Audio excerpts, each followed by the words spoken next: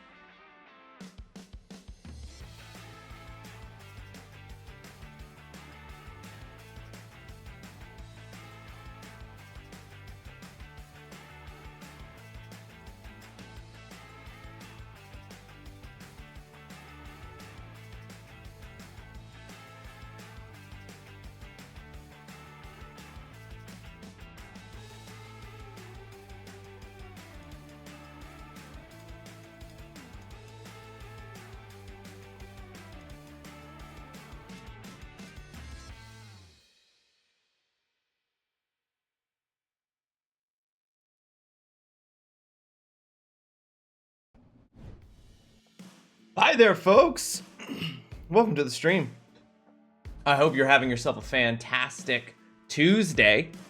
How y'all doing? Oolong, congratulations on first. Thank you for hitting me with my PEEVES before I was even live. Tay-Ray, welcome to the stream. I hope you're having yourself a fantastic morning. It does sound like Jubal. Listen, it sounds to me like Jubal was doing a healthy thing. You have to find, kids need to develop healthy ways to handle their emotions. And it's like Jubal took, sure, you could argue Jubal taking it out on the toilet paper is bad, but at least Jubal didn't take it out on Cal's face again, which has happened in the past. So, I think this is an improvement. Mama, welcome to the stream. I hope you're having yourself a fantastic Tuesday. TGC, welcome to the stream. Get that, you show that treadmill who's fucking boss. You take that treadmill and you say, good morning, treadmill, and then you stomp on it repeatedly. I think that's what running is, right? Running is just stomping a lot, is my understanding. Evil the Chaos Mama, welcome to the stream. I hope you're doing well. It's great to see you. My bestest to wishes. remind us all that is somebody's king. Stomping on a treadmill is somebody's kink? I mean, it's not. You're right. Honestly, treadmills like to get stepped on. You're damn fucking right, Dutson. Welcome to the stream. I hope you're having yourself a fantastic Tuesday. It's the treadmill. Yeah, it's the treadmills for sure. Like no one ever was. Welcome to the stream. I hope you're having yourself a fantastic Tuesday. Thank you so much for joining us. Oh, fuck. Hey, Dios míos. I'm getting ads in Spanish now. Why did you name this chest Dios mush míos. Like, that's truly the most upsetting thing you could have possibly named it. Like, what the fuck? Ollie, thank you for the mushcom. Welcome to the stream. I hope you're having yourself a fantastic Tuesday. Thank you so much for joining us. I'm doing the breathing thing.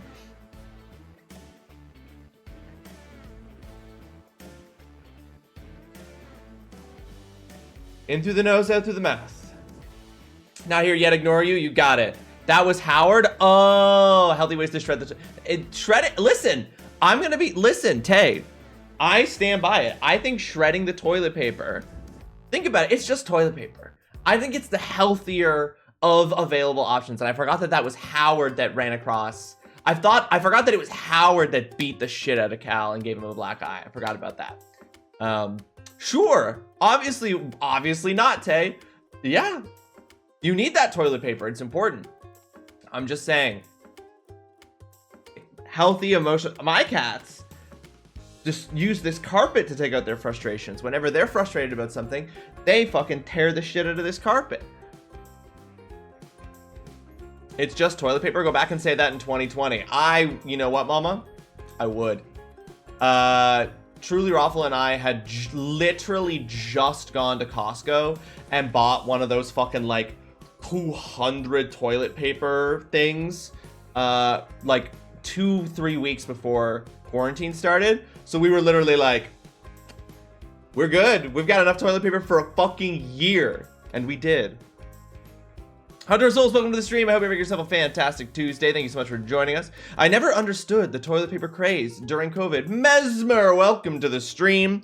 I hope you're having yourself a fantastic Tuesday. Thank you for destroying that door. You know what? They keep putting it back up. So like the people who own the building, they find out that you smash the door every time you show up here. And I'm like, leave it. We don't want that door. Fuck doors. Like Mez is doing a service to our country. And then they're like, no, the rules and laws do say we have to provide you with the door. And so they keep putting it back up. And then you have to knock it down again. The people who own the building suck. Yeah, they keep putting it back up. I don't know what their deal is, Mez. They won't listen to me. Bingo, welcome to the stream. I hope you're having yourself a fantastic Tuesday. Thank you so much for joining us. Hope you're having a good morning. Yeah, exactly. People buying way more than they need to. People panicking. I mean, we didn't know, right? Like, that's the thing, right? We also have to remember that, like, in hindsight, it looks funny. In hindsight, it looks strange. But people were acting with, like, no information. No, people didn't know what was going on. Sometimes you panic. TrulyRawesome and I did some stuff like early on in the pandemic where we were like, that was dumb that we did that, but we didn't know. That just means that the system in America doesn't work. Yeah, no shit. Yeah, no, it really doesn't. But how y'all doing? I hope you're all doing well. Welcome in. I am very happy to be here. I am very happy to be done with classes. I'm very happy to only have to grade. Woke up with a headache. Oh, Mez, I'm so sorry. Do you have anything for that? Do you have a ibuprofen? Do you have a... Is it a caffeine headache? Do you just need coffee? You need some paracetamol and some water. Hopefully, though, hopefully at least one of those is readily available. Ooh, Evil, you have pizza? Okay, well, your day's got at least one bright point in it, let me tell you. If you've got pizza, hell yeah. Oh, folks, everything's a mess in terms of scheduling, and April is a crazy month because TrulyRawesome is defending her dissertation in literally 7 days. 1 week from today, Tuesday, April 15th, TrulyRawesome will become a doctor. 1 week from today, TrulyRawesome will be a doctor. Very exciting. Very, very exciting stuff. Has to do her defense. She's going to pass. She's going to nail it. She's going to crush it. And she's going to get to become a doctor. And it's going to be fucking sick. Then, 11 days after TrulyRawesome becomes a doctor, she will become my wife and I will become her husband because we'll be getting married. So, this month's crazy. There's so many things happening.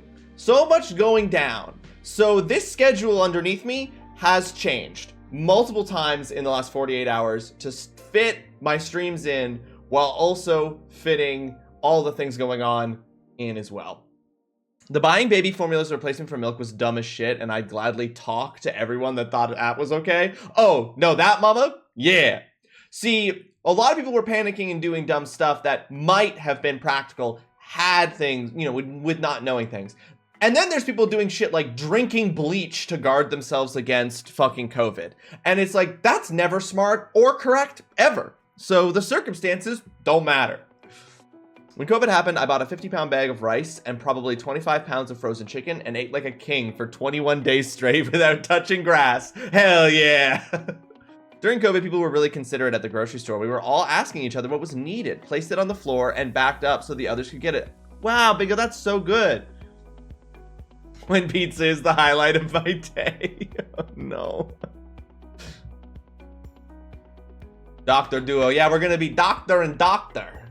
Doctor and doctor. Yeah, there's no fucking question that she's going to crush it. She did a presentation, which is why I wasn't streaming on Thursday last week. She did a presentation in our department. She did a little PhD roundtable presentation. And my former supervisor sent a message being like, it's brilliant, it's timely, it's so well researched, so insightful. You're getting praise. She's getting praise. So that's gonna be on Tuesday, 1 week from today, which is why I will be streaming on Monday, April 14th, instead of Tuesday, April 15th, because I'm gonna be at her defense. Supporting her. Ollie, welcome to the stream. I hope you're having yourself a fantastic Tuesday. Thank you so much for joining us. How you doing, Ollie? How are you? Hope you're doing well. It's lovely to see you. Thank you for the gigantified emo. Look at those eyes. Look at those curvy eyes. That's crazy. Is my fiance's dissertation on fuckboy classics? It is not, Noah. No. Well, it's not on fuckboy classics. Her research is on direct action and protest in and around in connection with hold on. Her dissertation is on radical forms of direct action and protest during the Vietnam War.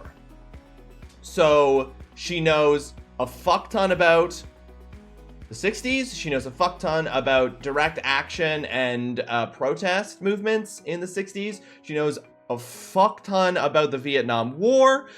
She knows more than every military bro we've ever met about the Vietnam War, but they don't want to accept that because being a military bro is their thing, and they can't accept that she knows more than them, and that by knowing more than them, she has a different perspective on it than them. So in a way, yes, her dissertation is on something that a very specific demographic of fuckboy loves to believe they know more than her about, and it is a true pleasure to watch my fiance just be able to be like, what you're saying is literally not true. I've been a little sicky, but today's the first day in a week. I feel even a little bit better, so that's progress. Damn. Oh, that sucks. I'm sorry you've been feeling like sickly. That sucks. A whole week of that. Damn. It's not you don't have COVID, do you? Was it COVID and it took you out? Or is it just like, because I've gotten sick, like, I got sick earlier and had to, this, a couple of months ago and had to like cancel classes, but it was like a 3-day thing. We know each other. Friends from work.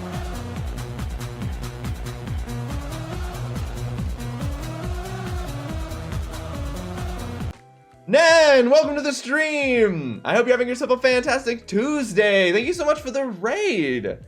Welcome in, folks. Join me, please.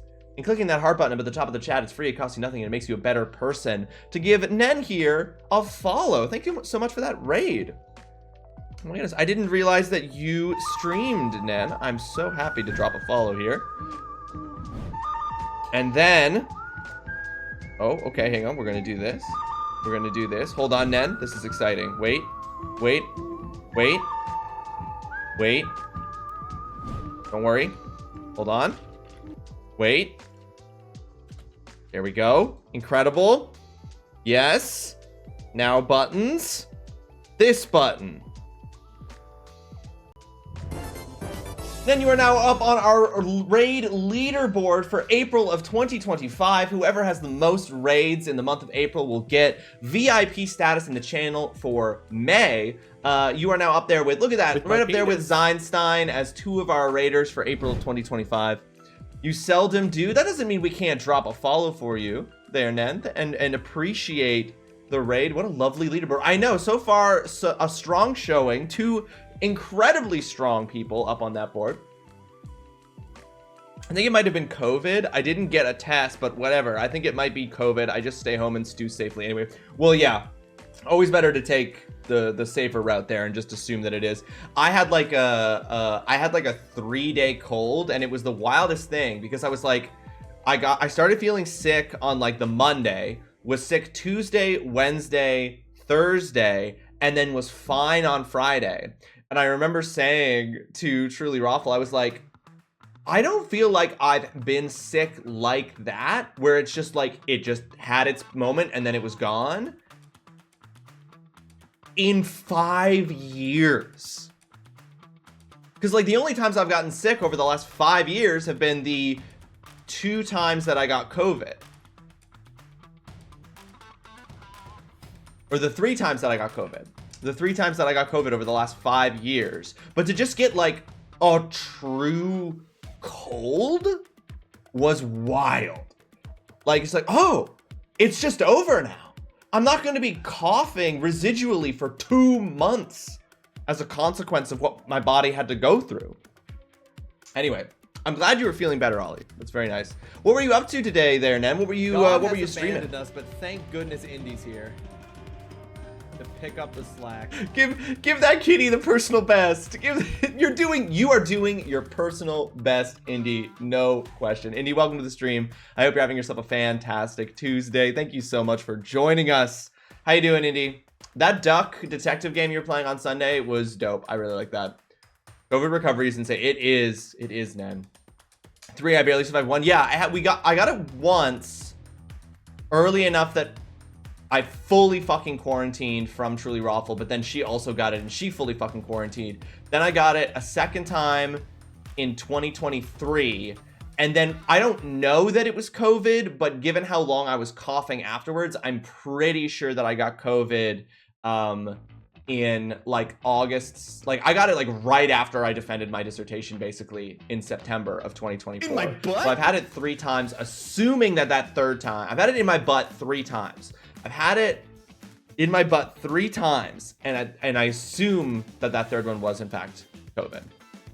I was out in Denver for work and felt like I'd been fully punched in the throat, but had 0 other symptoms and just thought it was like altitude climate change and not having my CPAP. But then once I got back to New York, all the other cold flu things kicked in, and that was my week. Yikes.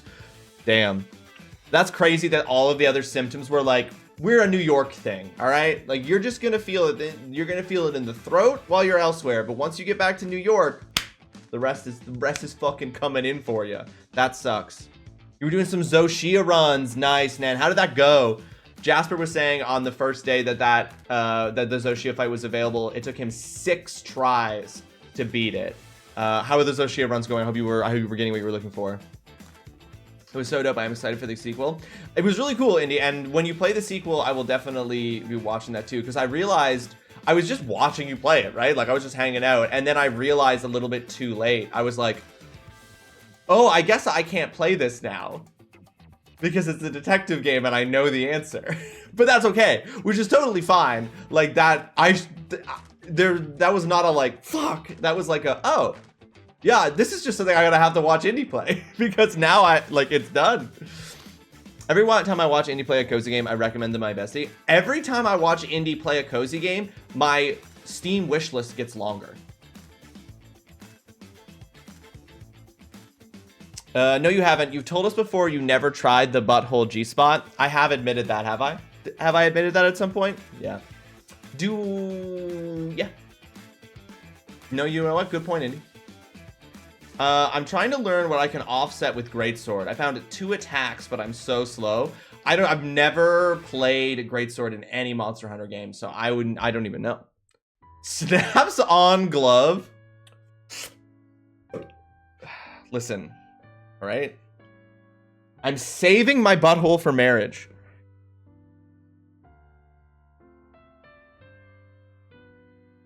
I tried to convince him, Ollie. He just won't do it. Listen, but now there's 2 of us. Now there's 2 of you coming from my butthole.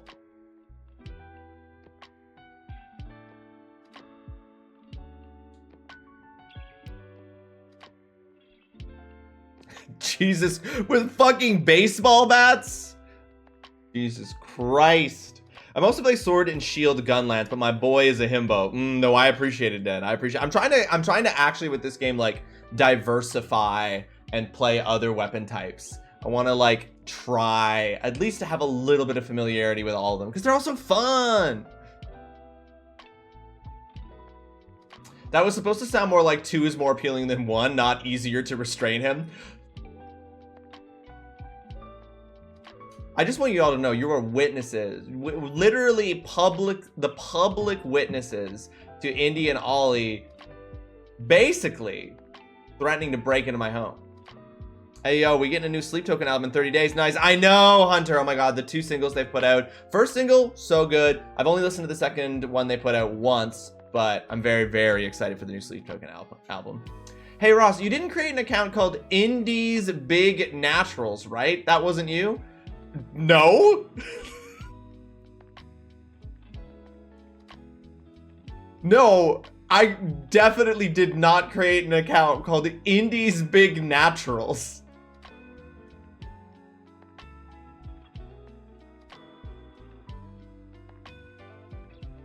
Greatsword? Yay, I'm being witnessed. You're being seen. You're being seen, Ollie.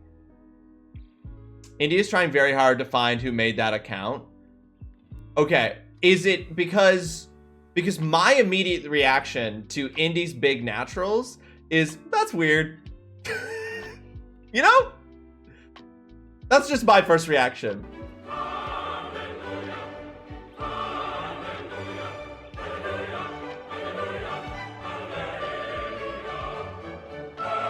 Cornelius Wintersnow, welcome to the stream. I hope you are having yourself a fantastic Tuesday. Thank you so much for joining us. I am witnessing you. How you doing, Cornelius? I hope you're well. Cornelius, I started playing Balatro last night. And I said to my fiance, I'll be coming to bed in 20 minutes. And then an hour and 15 minutes later, I went, what the fuck? Because I started playing Balatro. And so yeah.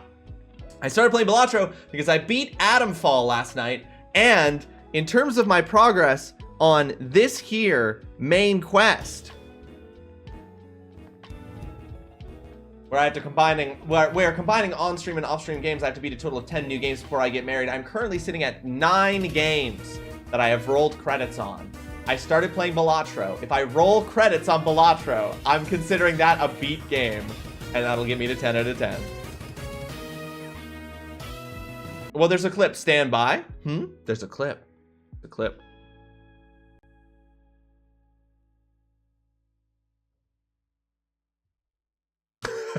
Thank you. I stand by that position. You think that's Indy's reaction too? Yeah, I get the impression, which is that's not something I don't think that's funny. I don't think that would be funny unless unless somehow that had come up in a context in which I had confirmation from Indy that it was funny. I would never, and even then I wouldn't make a fucking account. On Saturday, someone clipped an old VOD and labeled it SPH. Let me know if you need a definition. I do. And I was like, oh, who made this? And it's clipped by someone named Indy's Big Naturals. If it was a friend, that's hilarious. If it's not a friend, it's weird. Small penis humiliation. Ah, thank you. Wow, everyone really coming out of the woodwork to tell me what that one is. Okay, gotcha. Yes. No, I think I'm like, that's funny, but only if you think it's funny and that's confirmed. Like, on its own, not funny. And from a random person, not funny. So I hope you find out who it was, Indy, so you can know if it's weird or funny. Balatro is a time machine that makes me late to everything. Yes, I was on a run that I felt like I was unstoppable. I was like, I'm fucking unstoppable. I'm gonna fucking crush this. And then I did a boss blind that was like, you can only do one hand. And I was like, it fucked me. It absolutely fucked me. Well, fortunately, the way you roll credits in Balatro is by pressing the credits button in the menu. I see. But Fromaginator assured me that there is a beating Balatro. And then it does look confusing, and then you play it for like half an hour, and you're like, I understand everything.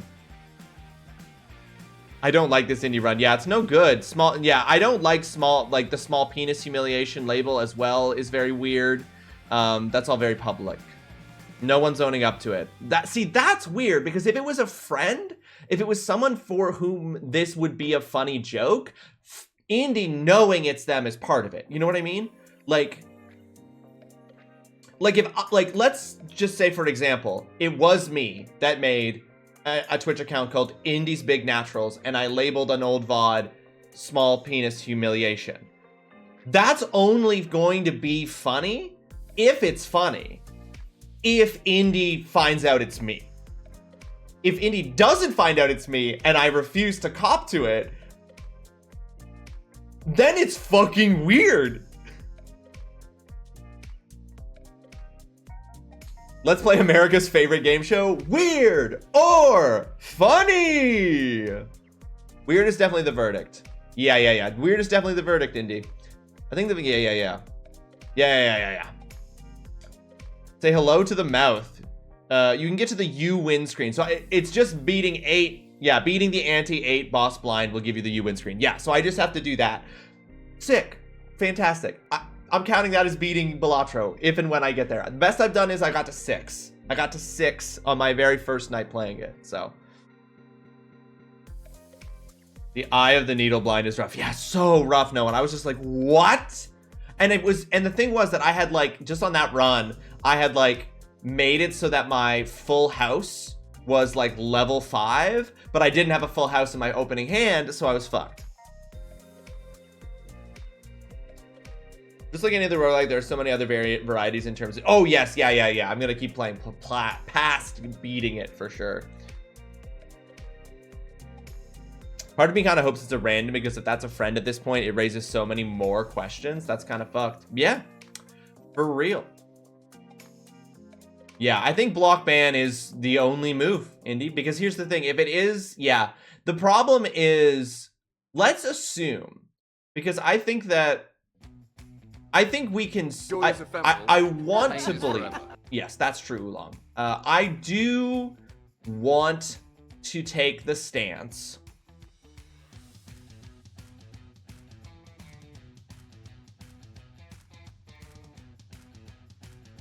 that I want to believe it's a random, right? I want to believe it's a random. Because if it's a random, you block ban them. Hopefully that's the end of it, right? Hopefully that's the end of it. If it's not a random,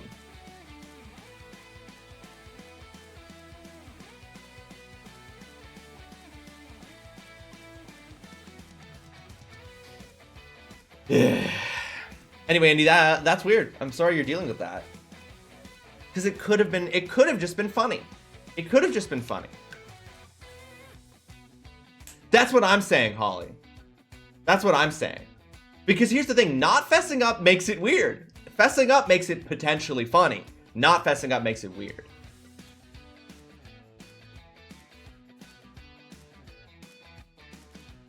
It's okay. It's still a little bit funny. Yes. I mean, sure. Yes. It is still a little bit funny. I mean, like when I make a fake account for, and like I've done it before. I made a fake account and followed Burgundy World once, and the fake account was something to do with feet. I don't even remember what it was. And I made a fake account and followed Cal once, I think. Both of those times it was 100% obvious in the moment that it was me that had done it. Because that's what makes it funny. I know it's just the default, but somehow we don't know much about them, but we're sure Indy's Big Naturals is great is a more chilling bio. Wait.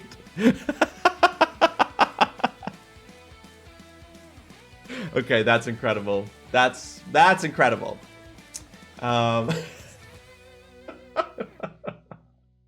That's fantastic. Amazing. Well, Indy, I'm sorry that a new mystery has arisen, but unlike a video game, you're not able to solve this mystery. I wanted to play detective and immediately regretted it. I mean, thank you, Ollie, for playing detective, because I was gonna say this is a mystery. I want to solve it. My instinct is to be like, can we solve it? Like, when was the account created? For real? When was the account created? What was Indy streaming at the time it was created? Can we surf that to find the moment when it might have come up contextually, you know? I DM'd them bruh on Sunday, no response yet. It was created April 3rd, and it has never had any other usernames. It was a fresh account, for sure, for sure. So April 3rd, okay, here we go, Ollie. Here we go, April 3rd, that's Thursday. Okay, hold on, no, we're gonna do a little bit of investigating. And I know that Indy said don't crack the case while we're in Agile, and I won't. I'm just getting into it. This is what we know. Folks, let's get the board up. Let's get the mystery board up. We can do this. Okay, so what we have to do is go to Indy's channel. We have to go to Indy's channel. By the way, I'll wait 30 seconds to say this, but a big congratulations to Indy on hitting 500 follows. Pulls lever, entire wall is covered in red string and Polaroids. I need that money. I don't know if I do need that money, but you know who does need that sub? Anonymous gifter. Whoever just anonymously gifted Indy a sub, thank you so much for that. That's very generous. Very, very generous. Thank you for doing so. Okay, let's take a look here. Okay, recent broadcasts. Was Indy live on the 3rd? Indy wasn't even live on April 3rd.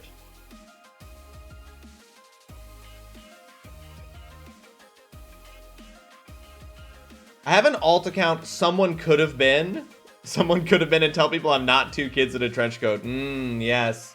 Don't you have an alt sub that you've subbed to Cal with? That's something like that. Like no one ever was. Like nobody could have been. There was something. But Indy, you weren't even live on April 3rd. So that tells us something. It tells us that the account wasn't generated as a result of a joke. that took place during your stream. You know what I mean? And the VOD that was clipped was over a month old.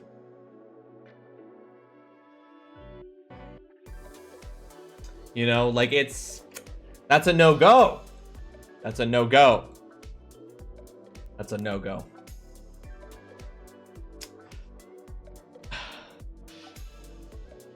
Did someone get high, go through Indy's VODs and think this is going to be great? So, Dutson, you think it was Zine? I think they might be an SBH fetishist that scans VODs for SBH. Yeah, no, that does sound likely. Jackson, welcome to the stream. I hope you're having yourself a fantastic Tuesday. Thanks so much for joining us. God planting mode. We're becoming gods through our corn harvest. I did not say Dine. Don't put those words in my mouth. Wow. Yeah, it's weird. It's weird across the board. It's weird across the board for sure. It's a little funny, but it's weird. It's weird, but it's a little funny. Speaking of weird, but a little funny.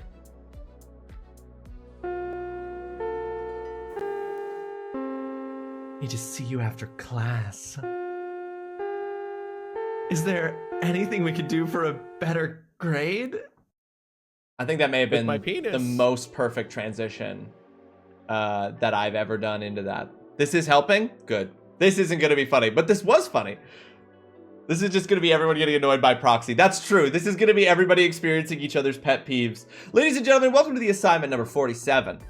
My pet peeve is Lady Ross. Indy, there's no way. How are you not? You want to talk about big naturals? Is it because it moves something in you? Maybe it does. Maybe it does. Folks, welcome to the assignment number 47. This is our 47th assignment. It's the only assignment that we're actually going to do in April because the next assignment, we won't be meeting to go over that assignment until after I'm back from my honeymoon, which is very exciting. But for the assignment number 47, the assignment was to submit your biggest pet peeve. So I define a pet peeve as a minor annoyance that an individual finds particularly irritating to a greater degree than the norm. And so I asked, what is something that gets under your skin and lives there like a splinter? What's something people do that drives you to anger, rational or otherwise? What gets your hackles up? For this assignment, I wanted to join you in your annoyance, so I asked you to submit a description of your biggest pet peeve and why it is your biggest pet peeve.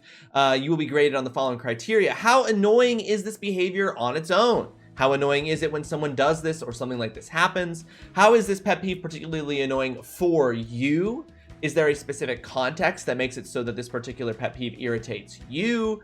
And there was a bonus criteria, which is not necessary for getting a poggers, but how much do I also share this pet peeve? And I'm going to tell you guys what my biggest pet peeve is, as well as part of all this. This is going to be delightful agony. There's some good ones in here. Yes, you're right. If anything is clear from this, it's that Indy does want to talk about big naturals more. Oh, Indy literally had a Kirby punch emoji ready to go, Ollie. Indy will absolutely punch Kirby in his cute little face. No holding back there.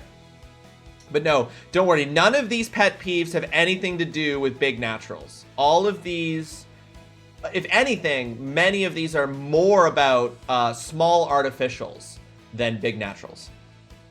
One day I'm going to read the assignment and follow directions, but that day is not today. No one, I don't think that you did that poorly with it, you know? But this Kirby, now here's the question. Will Indy also small punch that Kirby, or will Indy proportionally punch that Kirby? There's only one way to find out. Indy wants to talk about big naturals, just not Indy's big naturals, naturally. What was the name of that character you were suggesting I do for my sexy cosplay, Indy, that I owe for the American Heart Association charity? What was, because I feel like she did. Is this bit worth 30 bits? Listen, they are big and they are natural, so it is funny, but also you gotta come forward. I mean, how many people are coming backwards? you know? How many people are coming inwards? That's a medical issue.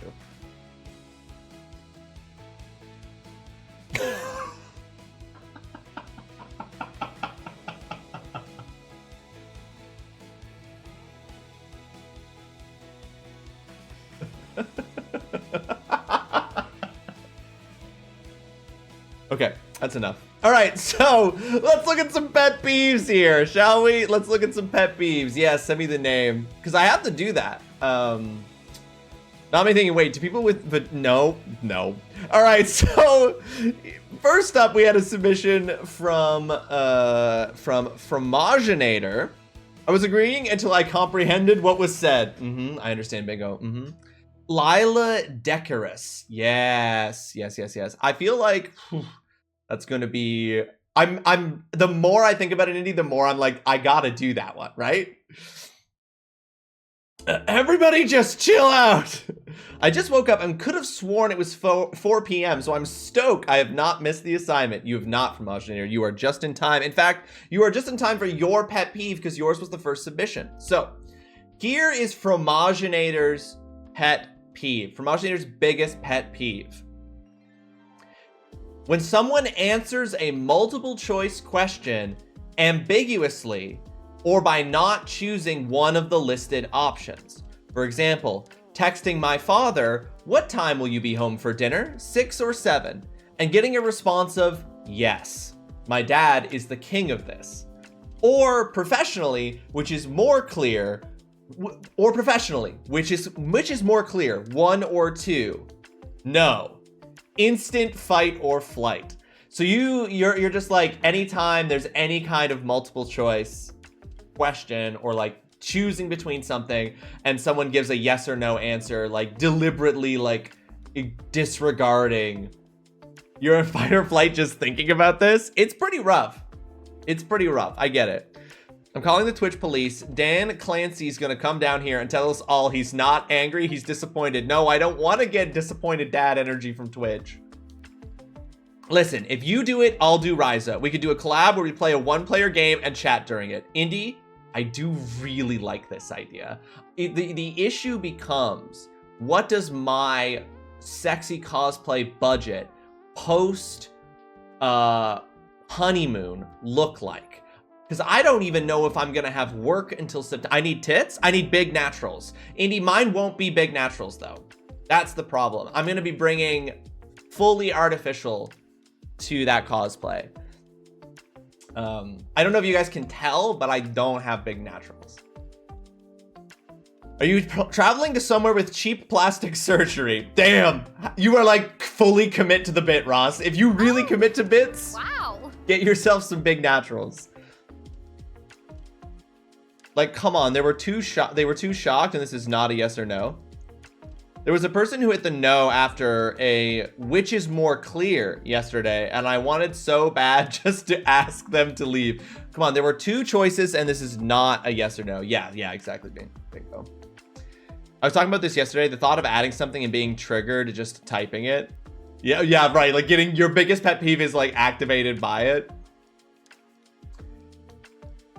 Literally a lemon and an orange in his shirt because he didn't have 2 of one. Listen, Holly, but yeah, because one's going to be slightly different size, right? I don't like this. I've just discovered, I just walked across a line I realize I have, and I'm just turning around and going back. Yeah, I fully, yink, like, whoop. Yeah, I'm gonna need to parachute my way back out of this one.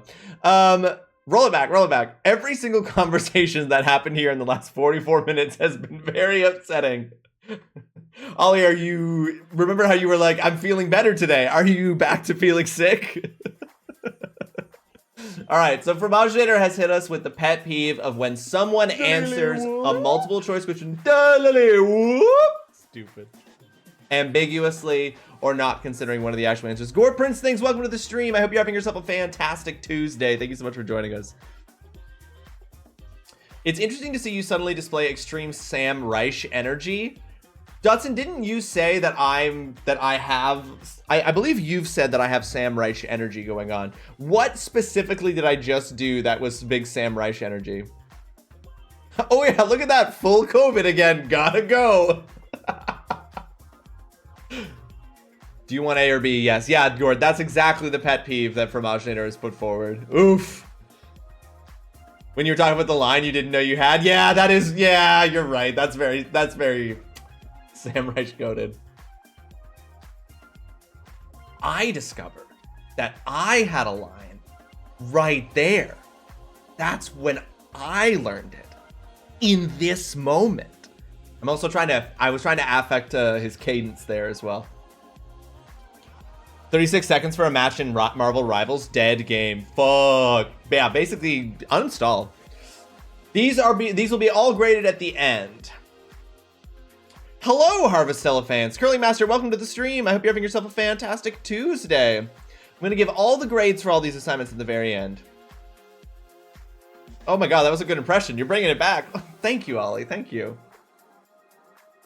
It would be very convincing if I didn't know you were poor. You're right.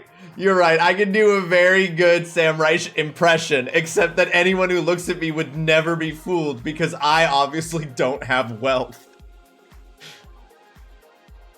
What if I want both things and I clearly sarcastically say yes to being asked a multiple choice question? I think that probably is still triggering the pet peeve, but Fromaginator, you can speak to this. I finished chapter 4 in Harvestella. Oh nice. Oh man, you've passed me. You are absolutely ahead of me again, Curly Master. Yes. 2 shreds, you say? I do have a Halloween. Oh, that would be a really good Halloween costume.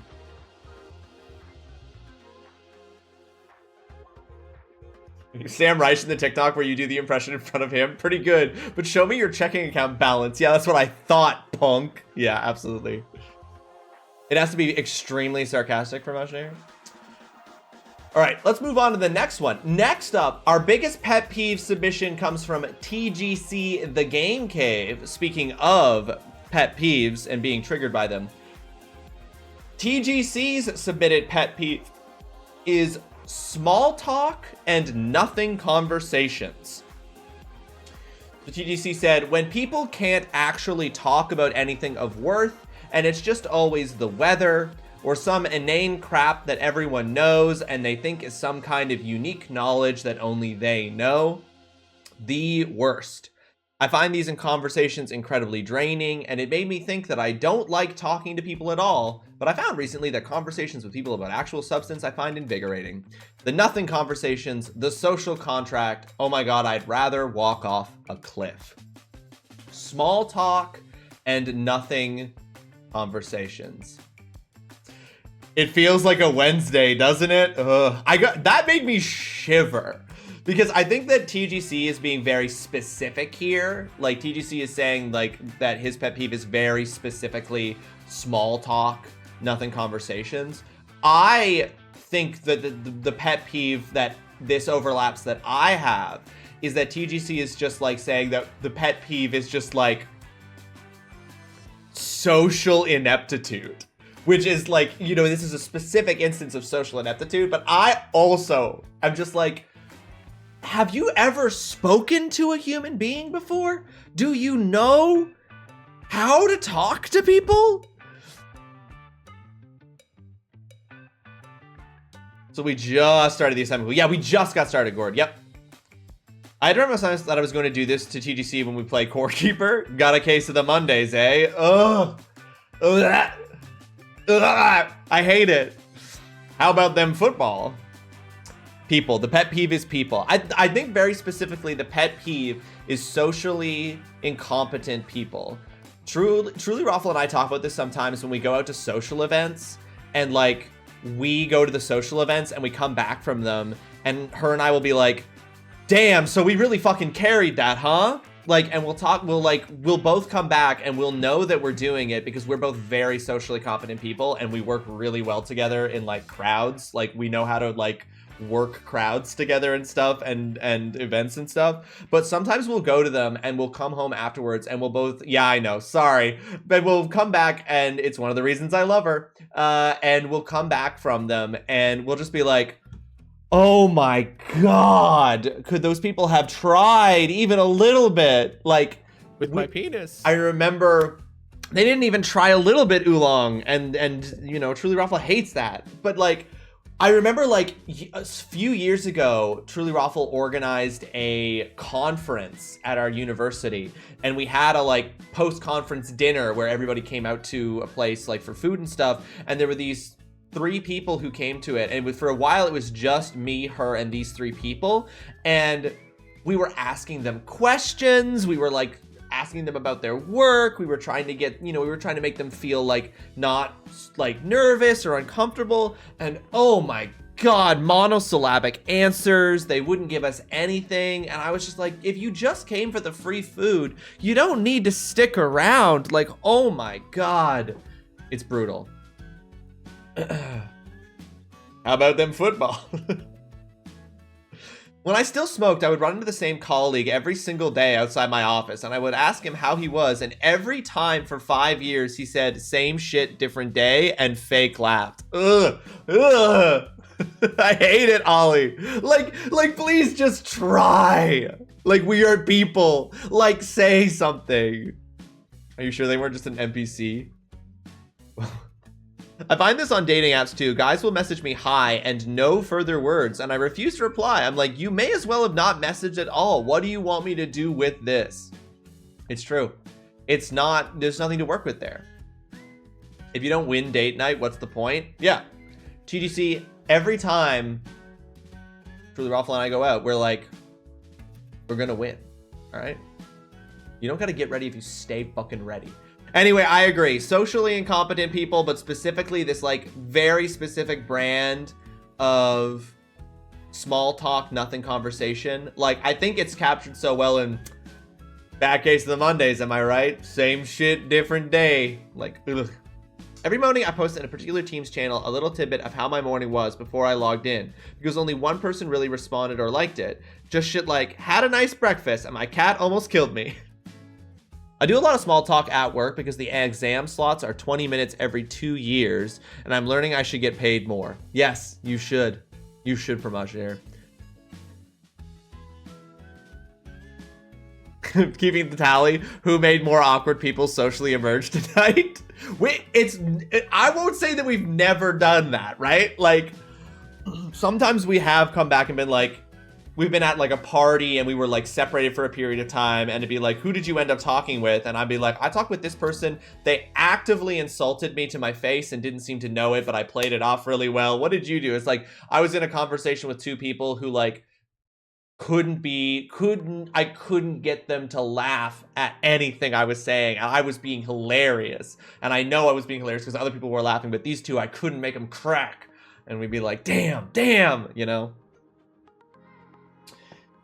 Ross and wife huddling up, giving themselves pep talks before teams. Go team, go team, go team! But I'll be like, had homemade bread and peach and cherry jam, and then it builds a combo like, where did you get the bread or the jam or something? Here you go, have a conversation. So what I'm gathering here is I'm the kind of person you all hate. Cool. No, mama, not at all. Mama, you ranting about shit that's going on is social competency, okay? You do not come in here and be like, the weather. You know, today it was sunny. Speaking of actually the weather though, it is legitimately snowing today so hard. The ground is fucking covered and it is snowing pretty heavily, and I'm annoyed about it. But that's not small talk, so don't be pet peeved. Hey, except when TrulyRawesome says it, TGC. What's poppin'? Don't mind me just watching. She's telling the truth. Gord, thank you so much for the lurk. Appreciate it. Seems mundane at first, but sometimes you just gotta nudge and someone will respond. This message alone has already excluded you from that category. Exactly, Ollie, exactly. I got my lavender lemon cookies. That's the whole message. Lavender lemon cookies sound delicious. Conversations here are different than face-to-face. Listen, mama, believe in yourself. It's funny you said that in light of the DM I sent you on Instagram. What did you send me on Instagram?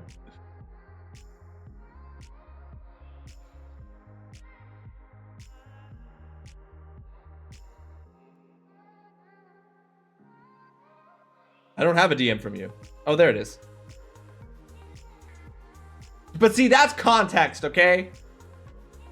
It makes I was like, it's another Monday. Yeah, I get a lot of it, Gord. I hate it. I find it annoying when some people don't take the hint that I don't want to talk to them. And see, that's fair. That's fair, Darren. That is a good pet peeve, actually. Just talking about the weather like an NPC. No, but that's different. Like, you can talk. This is the thing. Those can be topics that you do talk about in an interesting way. I think TGC is very specifically talking about, like, a very specific kind of nothing statement that, like, Ollie also captured really well. The, like, same shit, different day. Another case of the Monday. Wednesdays, am I right? Yeah. You know, sun's really out today. You know, like, I think that's what we're talking about here. Anyway, let's move on.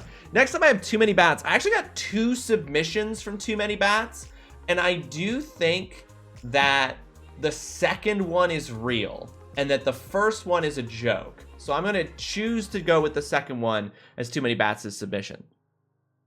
Too Many Bats said, there are 2 things that I hate. It's when a person doesn't like the answer to a question, so they rephrase it, or just straight up ask again. Or when you work on a team and they go around and ask until they find a weak link. Like, you're supposed to have my back. Now, last part, I think I'm a little confused by, and I feel like there's context to it, but the earlier parts I get. So Too Many Bats' pet peeve is when someone asks a question and then someone answers, and then because they didn't like the answer, they rephrase or they straight up ask again. I would add on to this when people do that, because TrulyRawesome and I see this all the fucking time, and I think it's a pet peeve of TrulyRawesome, where, like, someone will ask her a question or like say something to her, and she will be like, she'll answer it, or she'll be like, okay, I disagree, and then the person will be like, no, wait, let me ask again, and they'll like rephrase it, and she'll be like, yeah, no, my answer is still the same. And then they'll be like, I think you just don't understand what I'm trying to say. I'm not doing a good job of articulating it. And then Megan will be like, no, I understood what you were saying. It wasn't complicated. I just don't agree with you, or that my answer is this. So I feel like that's the energy that I'm getting from what Too Many Bats is talking about. Did you know that if you brush your teeth, you'll have cleaner teeth? My uncle told me that he brushes his teeth twice a day, which is crazy to me. I'm a once a day person. I'm upset by this, TGC. Oh, yes. Oh, yes. Oh my gosh. You know what, Mama? I'm so dumb. I didn't put that context in, but now that you've said it, I'm like, oh yeah, that's what was happening. I can't stand that shit. That's not what I'm trying to hear. Want to hear your feelings get hurt? Yes, Bingo, that's such a good way of putting it. Oh my god. Yes, that's not what I'm trying to hear. That's such a good way of putting it. It's similar to when the teacher or prof plays the guess what's in my head game and then asks questions for comprehension and not for actual critical thinking. For sure, Cornelius. Yeah, that is something that TrulyRawesome has had to literally say to her supervisor. She literally had to say to her, like, I get the impression sometimes that there is something you just want me to say, and I think you should just tell me what it is instead of trying to get me to guess it. Really? Do you have cavities? I just came in. Was it a joke? I don't know. I think TGC was using an example of the, like, kind of small talk thing that was TGC's pet peeve. I do brush my teeth twice a day, beginning of the day, end of the day, sort of thing. But Tay, I love Tay coming in here, immediately taking it seriously and being like, your teeth and gum health are important, TGC. Did you know that these are luxury bones? These are luxury bones. You don't need them, and the government will not help you with them. In this house, we're a twice a day fam. I agree, Ollie. Twice a day. Twice a day for sure. But anyway, so yeah, too many bats to put forward. The people who don't like the answer to a question, so they just repeat it or ask again. Or I guess in a work context, they ask something, they get an answer that isn't what they want to get, so they go around asking other people until they can be like, well, this person said I could do it. It's just like, right, but I told you that you couldn't do it. And finding someone who would let you do it doesn't change that. It just means that you went around me. I brush my teeth twice a day and still get cavities. I loathe out of jealousy the people who can brush once a day and not get cavities. Teeth are strange. Teeth are fucking weird, Tay. I actually, speaking of which, that you've just reminded me, I need to get a dentist appointment to go in for a cleaning before the end of April, before I lose my dental coverage from working, because I might not be working during the summer, and if I'm not working during the summer, I won't have dental coverage. You have soft enamel and sensitive teeth. Dang, that's rough. That's rough stuff. All right, next up for our pet peeves is Dutton's. So next up we have a Dutton's pet peeve. You also have the same thing, Darren? Soft enamel and sensitive teeth? That's rough, guys. My apologies. Yeah, they're directly connected. Yeah. I am to understand that means that your teeth naturally are less smooth, so there's more places for bacteria to gather and settle. Ugh, unfortunate. Here's Dutton's submission for biggest pet peeve. A lack of contextually aware volume control. People who talk way too fucking loud in a quiet setting, and people who decide that 2 decibels above a whisper is the right tone when at a concert. Real? We got into an ad break, so I'm actually going to pause on Dutton's pet peeve until after the ad break has ended, so that we may all revel in this. Plus, my dentist has just left the country and abandoned me. Oh, how dare they? Did they at least recommend to you a replacement dentist, Darren?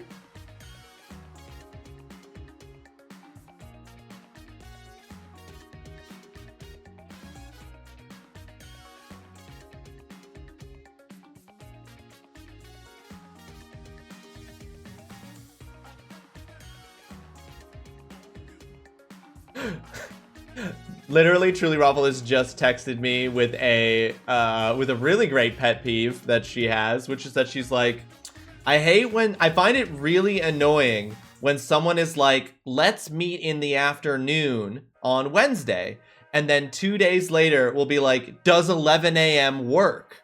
Like, no, because you said the afternoon, and it's the afternoon that I fucking kept free.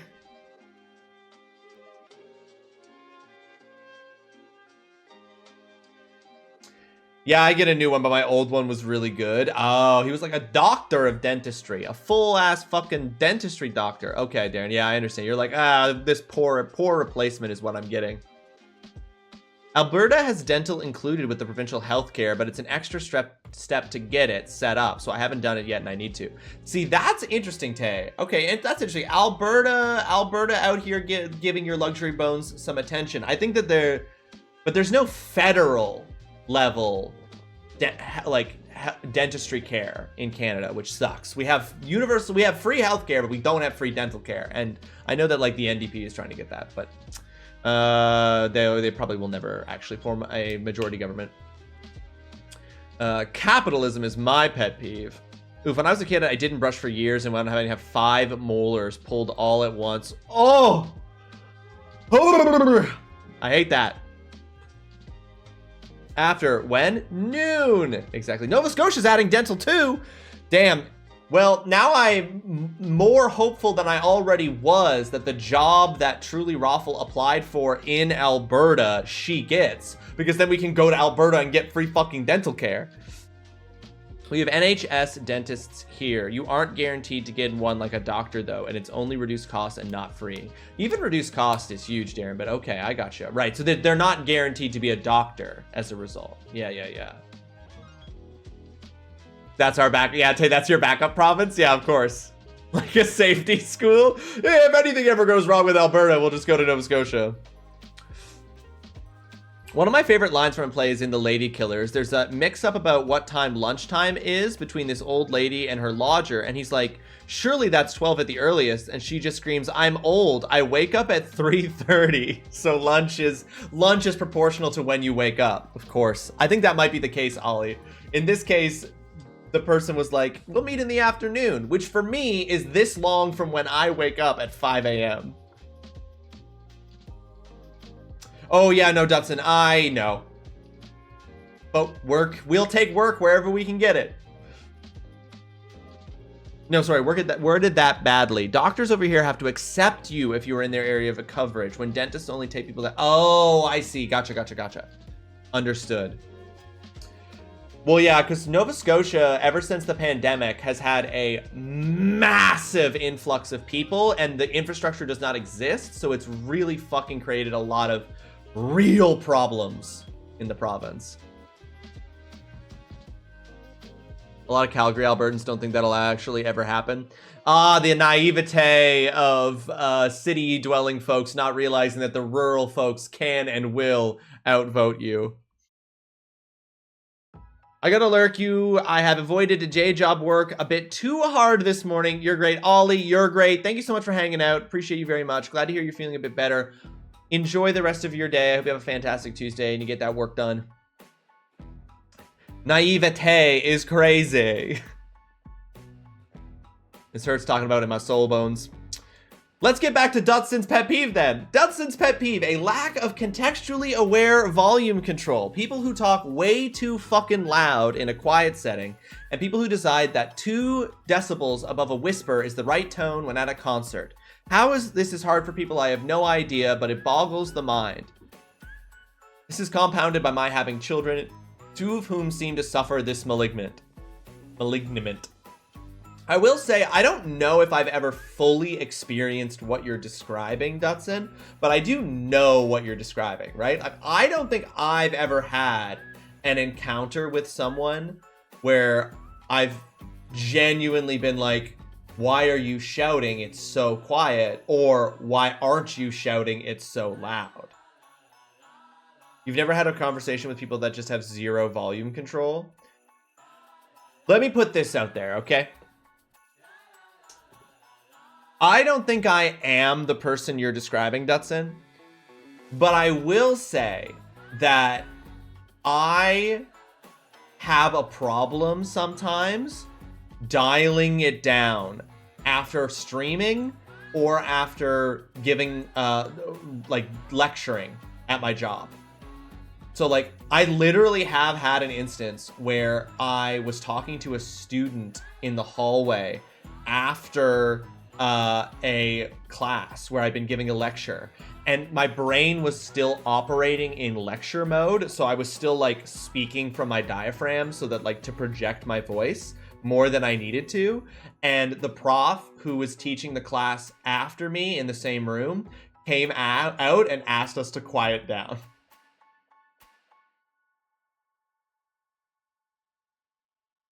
So, and like, TrulyRawesome has told me sometimes after stream when I'm talking to her that I'm still talking in stream voice and I have to remember to turn it off. So, again, I don't think I'm what you're describing, Dutson. I don't think I'm what you're describing.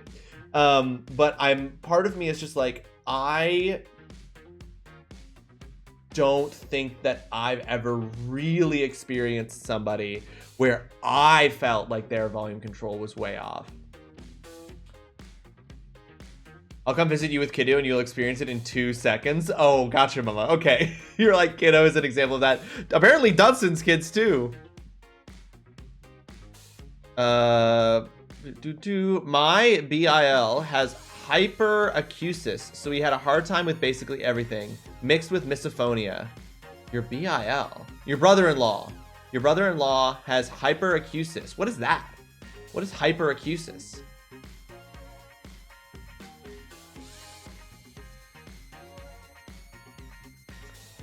How's family there? Trying isn't succeeding. Oh, damn. Oh, damn. My friend growing up had 0 volume control. He would talk so loud all the time when there was no need for it. Yeah, I don't think I've ever actually... I mean, like, unless I'm that friend.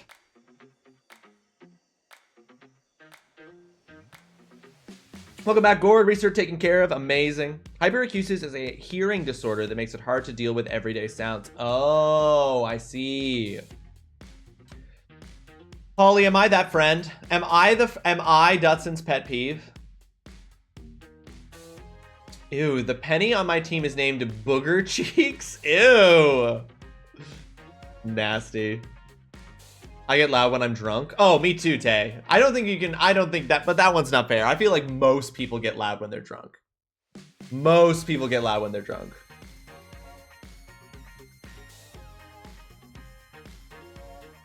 You super have that, Dutson? Yeah. In Kiddo's defense, he is deaf. He just doesn't always realize. And if he's excited or whatever, he turns everything up to 100. Totally makes sense. Yeah. The one with no volume control? I don't think so. When our specific friend... yes. The problem is when our specific friend group gets together, we all do... Like, we literally become the loudest people in whatever place we are. Like, all of us have some level of like theater training or background or participation or something, so we all know how to speak from our diaphragm in a very specific way, and so all of us know how to become louder without actually shouting, and then shout on top of that, you know? So I don't think I am your pet peeve, Dutson. I just don't think I've ever really experienced your pet peeve as you're describing it. Most people do get loud when drunk. It's something the liquor serving training says to watch out for. Yes, absolutely. That's true, then it's good for everyone. I've never been drunk. It's always the same. The mouth gang completely fucks up a library.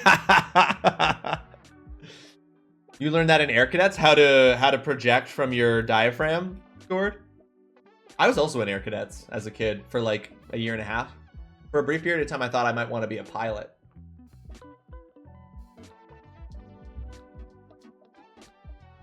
Incredible. But yes, I have never experienced this firsthand, Dutson, but I do get it. And I do get why that would be a pet peeve. I definitely do. I'm going to share one of my pet peeves at the end of this. I'm going to share my biggest pet peeve that I would have submitted for this. And I'll be curious to see if people share this pet peeve with me. Next up is Like No One Ever Was his biggest pet peeve. Like No One Ever Was submitted biggest pet peeve is when people utter the phrase, "It is what it is." Every time I hear that, it's like nails on a chalkboard because it is a defeatist attitude where they've given up completely and will do nothing to change the result.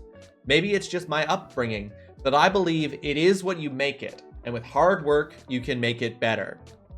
So I felt targeted by Like No One Ever Was when I saw this, because I saw that this was his submission like 40 minutes after I said to TrulyRawesome, "It is what it is," but not in the way that you are talking about, No One. I use the phrase "it is what it is" as a purely sarcastic and derisive tone when it's about something that is outside of my control, but that I fucking hate and know that there's a way to change it and that it doesn't actually have to be that way. So I don't think I've ever used "it is what it is."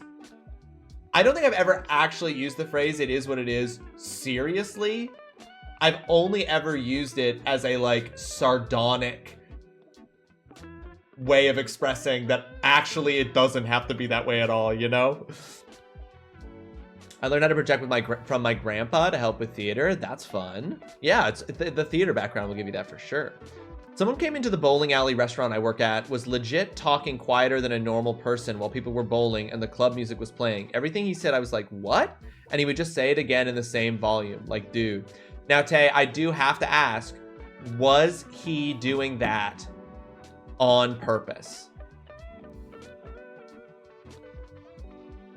I inherited my mother's pipes. Our neighbors used to time her coming home with closing all their windows and doors. Dang. I use it when there's actually nothing I can do about the situation and there's no point in getting bent out of shape about it. Yeah, like this, I think that Like No One Ever Was is specifically referring to it in the context of it being a defeatist attitude where someone is like, it is what it is, but they like could do something about it. They just aren't. So for me, it's like, I think if I'm parsing like no one ever was his biggest pet peeve here, it's about when people are using the phrase "it is what it is" as a indication of a particular kind of attitude about something, which I do agree with. Like, because like I said, I use "it is what it is" sardonically. I think sometimes things are outside of your control. That is true. There are lots of things that are in your control though, that are the way they are because of choices and like ways of dealing with things. Like for example, like this is not something I've ever necessarily heard, but for example, somebody's talking about how shitty their partner is, and you're like, well, it sounds like you don't like have a positive relationship. You should break up with them. And they're like, no, it just is what it is. It's like, no, it isn't just is what it is. You have a choice in this. Sardonically, we get it. You read books. TDC, I don't even read books anymore. You know the word sardonically can appear in a video game and in a television show. Yep, to piggyback off this, there's other phrases like above my pay grade or they don't pay me enough to X and Y. Right, so yeah. I mean, like, I'll admit, sometimes I am like minimum pay, minimum effort. Is definitely something that I am more inclined to agree with. Working badly as a form of protest against the poor conditions of your work, for example. But again, I do see where you're coming from, and yeah, I think that within that particular context, I see the pet peeve that you're focusing on. Some people also do just have a quieter voice. Like when I was at OT with Kiddo, the woman was asking him questions and she was very softly spoken. So he just wouldn't fully hear due to different reasons. And she moaned because I was inputting and it's like, I have to, he can't hear you. Yeah, totally. I had to, because you'll recall that I had to get a sound system from the classroom I was in this semester for a class because I had a student that was hard of hearing and they requested a mic system for when we did class discussions so that they would be able to hear what other students were saying. And that was very important that we did that because I had several students in my class who were so soft-spoken that I literally turned up the volume on the mic when they had it for them specifically because it was, they like, they spoke, this was like the loudest that they could speak. And like I remember one day like during lecture when I didn't have the mic system, they asked a question and I couldn't hear them because they didn't have the mic. They asked the question, it was like, could you say that a bit louder? And they did say it louder, but they still were like only speaking at like this was like loudest that they could talk. They were like, you could hear their voice straining as they were like trying to talk louder. And I was like, really? Really? That's the loudest you can talk. That's crazy. You need to be sagacious in your deployment of sardonically. There you go, Fromage. Exactly. No, that's true, Dutson. I don't actually have to because no one can question my doctorate anymore. It's when people can change things for the better but actually choose not to. Yeah. Yep. No, absolutely no one. Yeah. I agree. I was just thinking, not my circus, not my monkeys. Yeah. I'm not putting words in his mouth or anything. I'm specifically repeating your exact word. Yeah, exactly, Bubba. Yeah, exactly. Not my circus, not my monkeys. Yeah, exactly. Where sometimes it's just like someone else is responsible. But when you can do something and you don't because you're just like, why fucking bother? And like, it's not in these kind of caveat contexts that I think some of us are thinking of. Yeah, no, I definitely get that. I definitely get that being a pet peeve, for sure. All right, next up we have Gord Prince Thing's biggest pet peeve, which Gord submitted a tweet meme to sort of summarize their biggest pet peeve.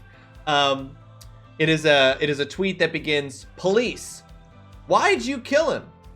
Me, he was making an sound after every sip of coffee and holding his cup close to his face with 2 hands. Police, okay, just try not to do any more murders. So that's your biggest pet peeve, Gord, is when people like are holding coffee, like doing the like Like that's your biggest pet peeve? Sorry to have just replicated it, I guess. I am not a particularly loud person, so often patients will be like, I didn't wear my hearing aid today. Can you talk louder? And I try, but I wish they'd help me out with their aids. Yeah. Mine is topical. Got stuck next to someone doing this at the car dealership while he was trying to talk politics with everyone in the waiting room at 7:30 a.m. and how a certain someone is the solution to all the problems of the current government. It is performative and unnecessary. Everything about the first part of everything about that guy, Gord, sounds like they're a bad person. 7:30 a.m. trying to have a conversation with a waiting room worth of people. I don't want to have a conversation with someone in the afternoon in a waiting room full of people. Right? Let me be in my space. I'm waiting. It is performative and unnecessary. It's true. It's to me, it's so interesting because it's like, to me, it's like that is a learned behavior from commercials, right? Like, that is not something that someone, like, that is a physical, like, tick that you develop through observation. Like, that's not, like coffee's not that good. You know? My roommate does that sigh thing after drinking anything ever. I hear it in the morning constantly. Anything? Like, so TGC, this is water. It's not so great that you're like, after every sip, mama. Come on. Come on. So, like, TGC, you're saying your roommate is like, this is water. So you're seeing your roommate will, like, drink water and be like,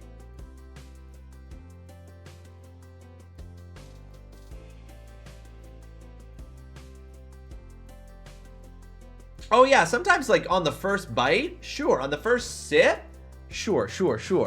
Every sip? I know people that gasp for air after they drink anything, but it is because they basically waterboard themselves while consuming liquids. Yeah, everyone knows you just drink and breathe at the same time like a normal person. Watch.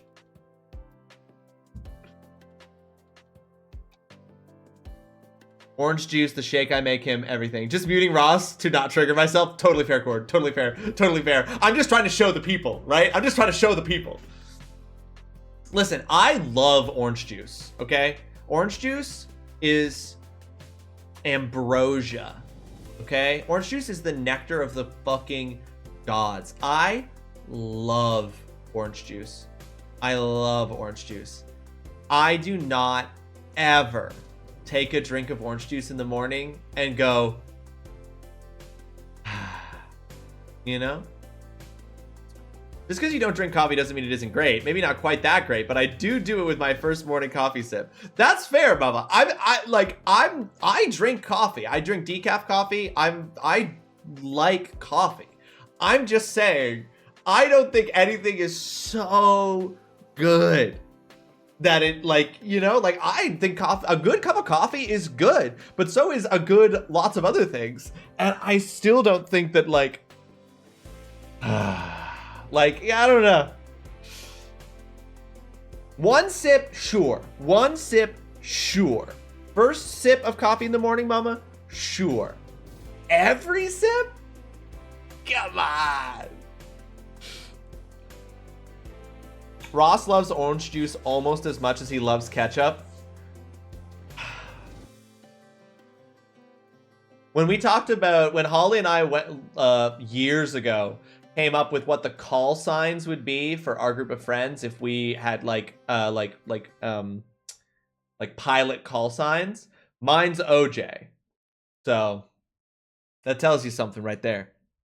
Listen, I'm not saying you can't love coffee, but come on.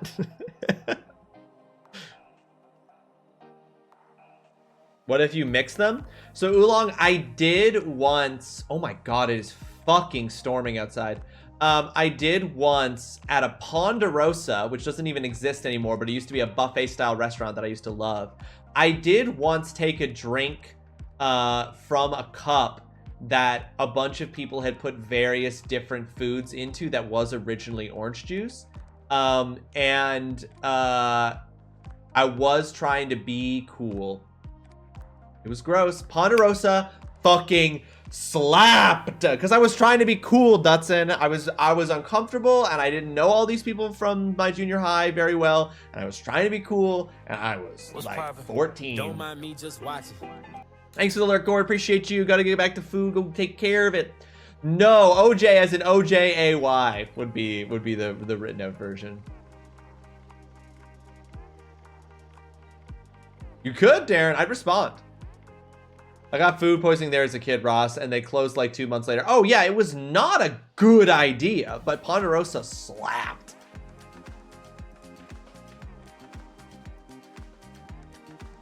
I thought you were saying the Ponderosa tree didn't exist. No, the restaurant, it doesn't exist anymore. How'd that work out for me? Yeah, it didn't taste like anything. It really didn't taste like anything. I didn't like down it. I just took like a little, and there was definitely orange juice and ketchup in there. Yeah, curling, no, I'm a trendsetter. I'm like the only person who ever did something dumb as a 14-year-old to try to impress my peers. I'm the OG, the first. Everyone who's done it since is a copycat. Remember the trend of mixing all the sodas? Right, because everyone else done it earlier when they were 8.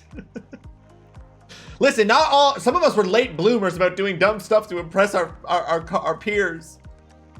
The OG and the OJ, that's what they say. But that's Gord's biggest pet peeve. Next up, we have Zeinstein's biggest pet peeve, which, by the way, Zein, you came in earlier during the ad break, and I didn't say hi. Zein, if you're still here, lurking, welcome to the stream. I hope you're having yourself a fantastic Tuesday. Thank you so much for joining us. That's my trick, Cap. I never had peers to impress. Zein's biggest pet peeve is when people don't use turn signals, especially if they have to come to a complete stop before turning. I've had too many close calls when driving because they'll slow to a stop and then turn with no indication that that is what they're going to do. Drives me insane. I'm sure that's not meant to be a pun there at the end, but it is. I fully agree, Zein. I have a lot of driving related pet peeves. I have a lot of pet peeves related to driving. And this is one of them. I will say out loud in the car when driving with TrulyRawesome, when people are doing stuff like this, where they'll like slow down or come to a stop with no indication that they're turning, and I'll be like, what are we doing? What are we doing? Because I'm just like, you're not communicating. You're not giving me any idea about what's going on. And like, you know, sometimes people will do that and it's like at a crossroads. So I'm like, okay, they're turning, but they're not indicating that. But like when they're like turning into like a parking lot or into a driveway or into something like that, where it's not obvious why they're coming to a complete stop. Just like it's like, it's not about fucking you. It's about letting other people know what's happening. So you're communicating. That's every BMW driver ever. I know, Oolong. Oh my god, they spent so much money to have a big expensive car, and they're like trying to get fucking rear-ended. So I guess the Switch 2 pre-orders are delayed in Canada now. Ooh, no, what do you mean? Where? Why? We're not imposing tariffs on them. But does it have to come into Canada through the US? Is that why? Oh yeah, TGC. We would be here for all stream if we talked about all driving related pet peeves. I think to prevent scalpers. Yeah, I suppose I was wondering about that, but then it just becomes an issue like, but it's to align. Oh, but it's to align with the US. Don't do that. Canada didn't do shit. Don't punish us for what they fucking did. Okay, well, that sucks. I don't really want to go try to fucking line up at a fucking Best Buy in the morning on my birthday to try to get a Switch 2 on launch day. So But it's just delayed, so that's fine. Whenever the pre-orders go live, I'll just get them when they go live or try to get them when they go live. It's fine. I'm not too worried about it. I'm not too worried about... I'm actually not that worried about getting a Switch 2. Yeah, my birthday is June 5th. The day that the Nintendo Switch 2 comes out is my birthday. Yeah. So yeah, if that's what happens, if it's just a situation where you can't pre-order them, like, and you got to go get them the day of, like, I'll go and try to get one, but I'm not gonna fucking spend my time. I managed to get here's the way I see it. I managed to get a PS5 on launch day, and that had a shortage. And reportedly, Nintendo is not facing nearly as much of a hardware shortage as the PlayStation did when it launched. And I got a PlayStation, so I'm not gonna worry about it. I'll pre-order it when it becomes available for pre-order. I'll get it when I get it. It's fine. But that is good to know. Thank you for sharing, Tay.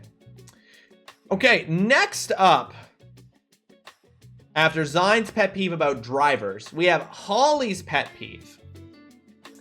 Holly's pet peeve is when people diminish your legitimate frustration, anger, or crankiness by saying something like, wow, someone needs to get laid. It is entirely unhelpful, incredibly immature, and any time anyone has said it to me, I've had the immediate desire to punch them in the face. That's a very good one. And I believe, did someone give a... Oh yeah, Holly's given the example of, wow, someone needs to get laid. And then TGC follows up with the, it's not that serious. Wow, it's not that serious. But yes, like anytime you're expressing real emotions of frustration, anger, crankiness, whatever, related to something, and then someone responds to it is with a complete lack of tact or empathy to simply dismiss your problem fully and outright. As in, like, wow, you've wasted my time by sharing how you felt about something. You're slowly filling your calendar with people's birthdays? Hell yeah, Tay. Just diminishing people's feelings at all makes me angry? Oh, for sure. Just being like, I'm too emotionally stunted as an individual, and I have the emotional intelligence of a brick. And so I'm not able to engage with the feelings that you have in any kind of compassionate or empathetic way. And instead, I'm annoyed by the fact that you're having feelings about something. And so I'm just going to try to be like, well, stop having those. I don't like them. My life is harder, though. Yeah. It's just like, it's not a fucking competition. I'm expressing frustration about something because I just want you to sort of like empathize. The last time someone said it to me, I got them demoted because, yes, it was a male coworker. Holly, that is so... For real? Fucking baller. That is so fucking baller.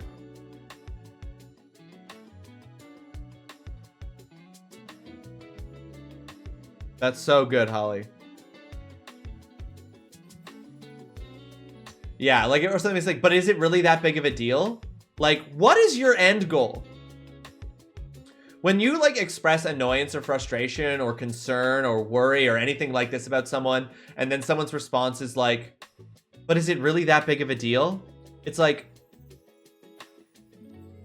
oh, no, you're right.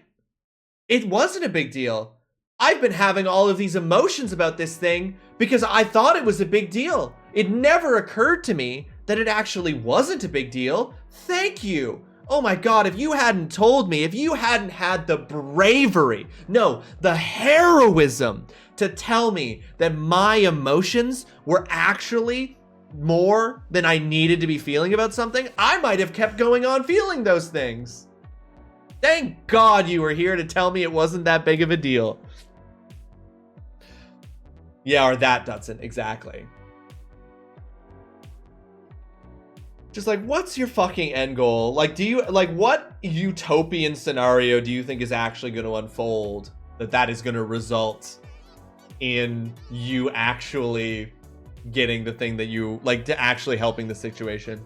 We worked on the same small team in a high-paced work environment. I was a bit flustered and frustrated with an escalated situation I had been dealing with for at least 2 or 3 days. The person kept calling back and asking for me specifically. Hate that. So I was expressing some of that to my team, and they said something like, I don't know what you're getting so twisted about. It's just a call. Maybe you just need to get laid. And then I asked them loudly, what the fuck is your problem? And then we were both pulled off the floor, and I reported them to HR. I mean, yeah, that's an incredibly unprofessional thing to say to a coworker, first of all. Oh, relax. Yeah.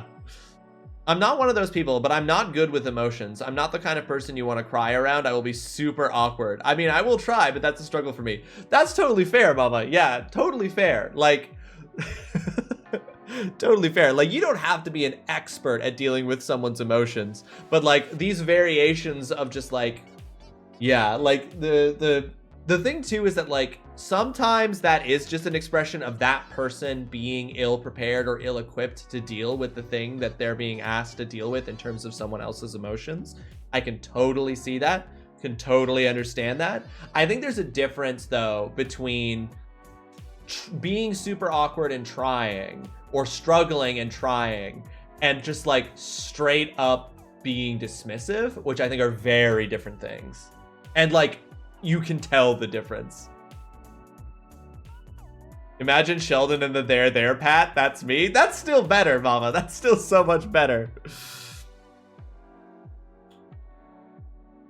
I'm one of those people that I can be like, not cranky specifically, but maybe exhibiting some cranky behavior. And if someone accuses me of being cranky, I immediately become cranky. You want cranky? Now I'm cranky. Now I'm cranky. Is this what you wanted? The only person who has ever been able to say it to me and get a warm response is my mother.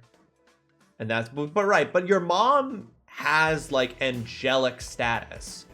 So like, because most of the time, let's be honest, most of the time, when someone is asking you if you're cranky, it's because they're annoyed about something about your behavior, and that comes across in the ask. You know? Most of the time, it's them actually just being annoyed with you. It's not a genuine question, because here's the thing. If you're genuinely concerned that your friend is bothered by something, or that someone you know is bothered by something, and that they are annoyed, cranky, whatever the case be, you don't ask them, are you crank? It's like, why are you so cranky? Are you cranky? You ask them, what's wrong? Cal just tries to get me to sleep so I don't get cranky like a sleeper hold. Tay, shh, Tay, you're getting cranky. You're getting cranky, Tay. If they genuinely declare that you are getting overly emotional, it comes across. Yeah, exactly. It should be illegal to tell someone else how they feel or how to feel. Yes, it should be.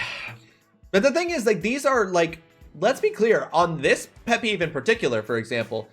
Some of these are skills, right? Like, people develop them, and like some people, like in the same way that other skills are sometimes harder for certain people to develop than others, like these are skills, and we should recognize that it's not, if it was innately possible to understand how to do these kinds of social interactions and emotional interactions, then there wouldn't be so many people who fuck them up, right?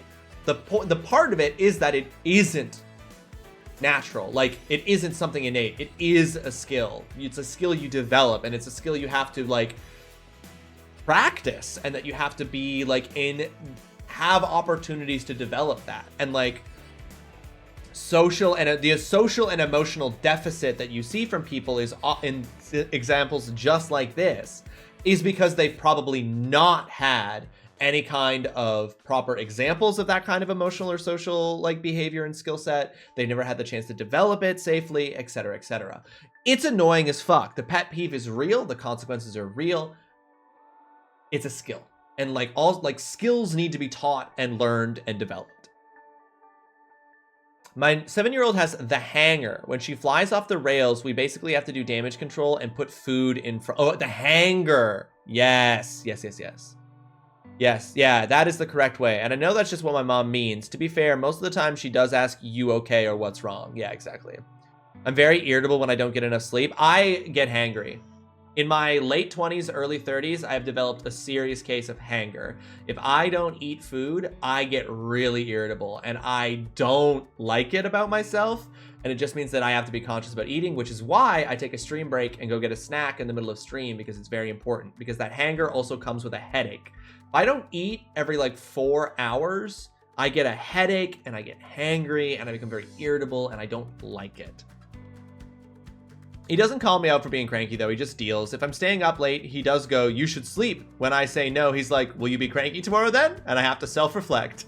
Look at that. Look at that emotional look at that healthy communication. It's also harder as a kid when you're learning the body cues. Yeah, exactly, Tay. You wouldn't like me when I'm hangry. Legit, I don't like me when I'm hangry. I don't like it. All right, next up, we have Riddy Crash's biggest pet peeve. Riddy Crash has submitted, "My biggest pet peeve is general car parking etiquette. To me, it speaks wonders about the type of person someone is, and it all revolves around people thinking they are more important than others, or," and this is me inserting myself here, "or just straight up not thinking about other people at all, which is a form of thinking that you're more important than other people.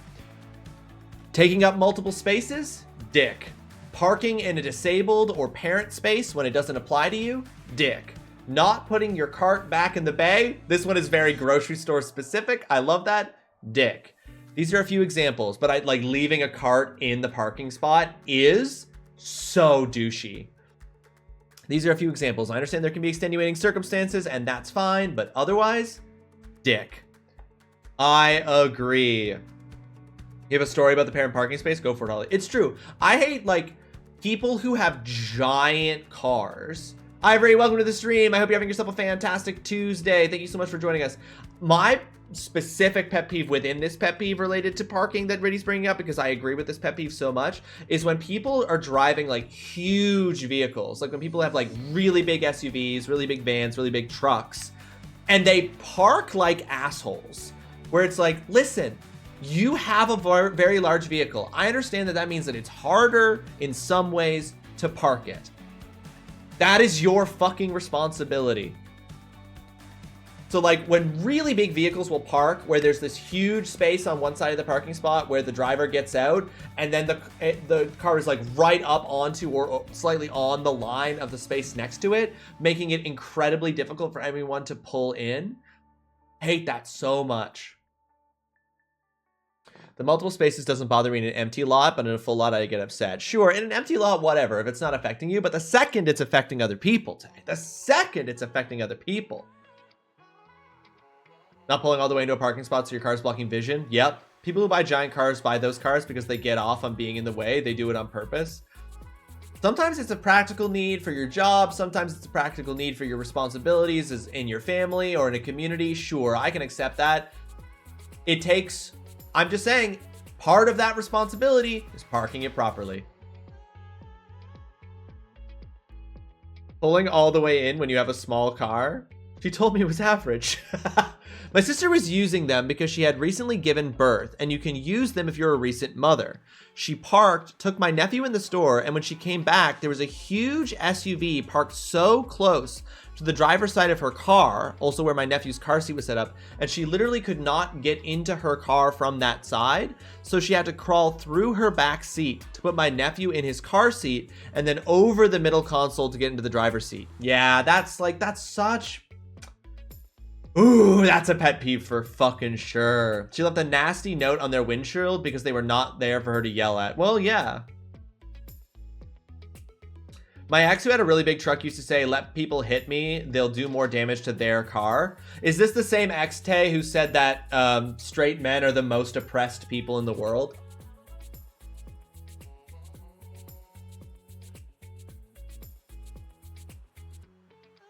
I thought so.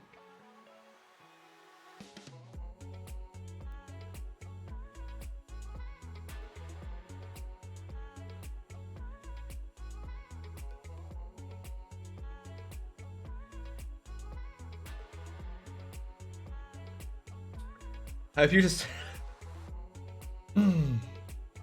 Anyway, I've had so many arguments, people parking in the family spaces. I assume that actually may be one of the reasons why he's an ex, yeah. Yes, plus many other things I was too dumb to see for 6 years. Listen, we've all dated people we were too dumb to see the flaws in. Don't hold that against you, Tay. Every emotion that you saw play off across my face after I asked if it was the same ex is just me being like, that person is a full human being with complexities, I'm sure. And all the things I'm feeling about the 2 facts I know about them.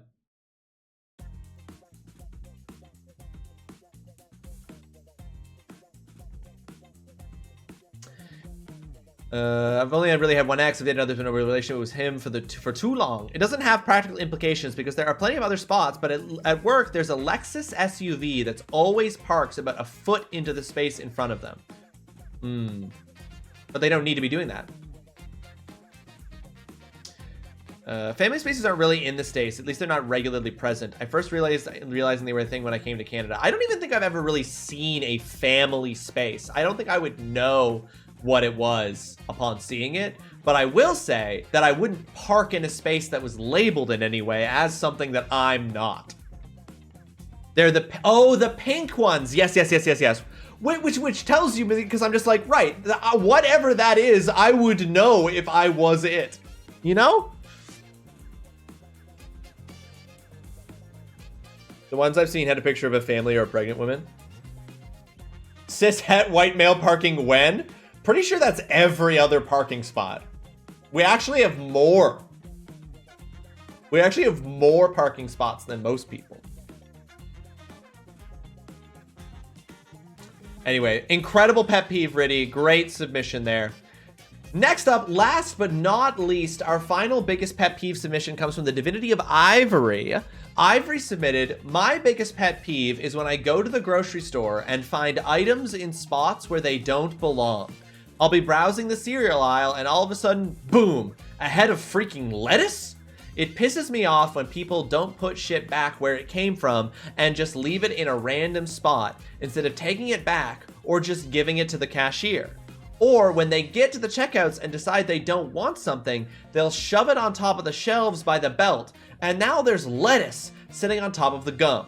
My mom is the worst defender for this. Now, see, I think this is really interesting. This one, Ivory's particular pet peeve, is also associated with a family member, which I think is funny.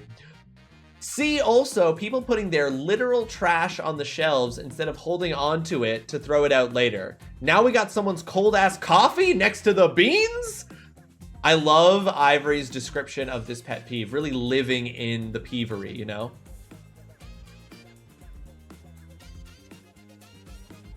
If someone parks like a jerk, I make it my mission to park as close to their driver door as possible to give them grief trying to get into their car. It's a baller move, no one. It's a baller move. Yeah, I've seen them with baby carriages, just like a sign. Yeah. Holy fuck, my sister is terrible with that. Tay, you've done that? Not often, but you've done it. I've done it, but never, like... I've definitely done it once or twice, but I do usually make a point of taking things back. I actually had a coworker ask me that, griping about other groups getting their own stuff, but not white guys. It's just, you know, it's a blessing, really. It's a blessing, really, that some people will make it really easy for you to understand how deep they are. How, like, deep they are. How deep their thinking goes, you know? And they're, like, their thinking and their knowledge, you know? That's actually, it's actually amazing. It's actually amazing that people can make it so easy. Lettuce gum is good shit. The trash bugs me. Living in the peevery is a crazy sentence. Living in the peevery should be a book or a movie. Curly Master, auction it. I'm available. This brings to mind that once someone put their chewed gum on the spin bike that I was cleaning. Ugh. I never put Prudos on a shelf though. Usually shelf stuff on a shelf. Yeah, I put shelf stuff on a shelf, but usually I try to go back because I worked in customer service for so many years that, like, I try to take it back because I know what customer service people have to do.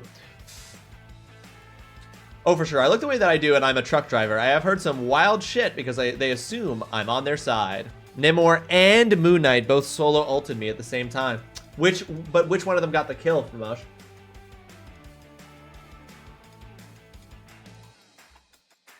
Which one of them actually got the kill, though? Anyway, I agree, Ivory. This is frustrating. I will admit to having done it, but only on like under. Well, I'm sure my excuses weren't actually that good. I've definitely done it, but never with produce. I've never just left like a fucking. The fact that you use cabbage and lettuce is like a very clear indication of it. I've never just left cabbage out. And in association with this one, Ivory, it makes me think of a pet peeve of mine, which is that I hate when people do something that is like inconvenient, disrespectful, making work for employees, particularly at customer service places or any kind of workplace like that. And then when you're like, hey, don't do that, they're like, it's their job.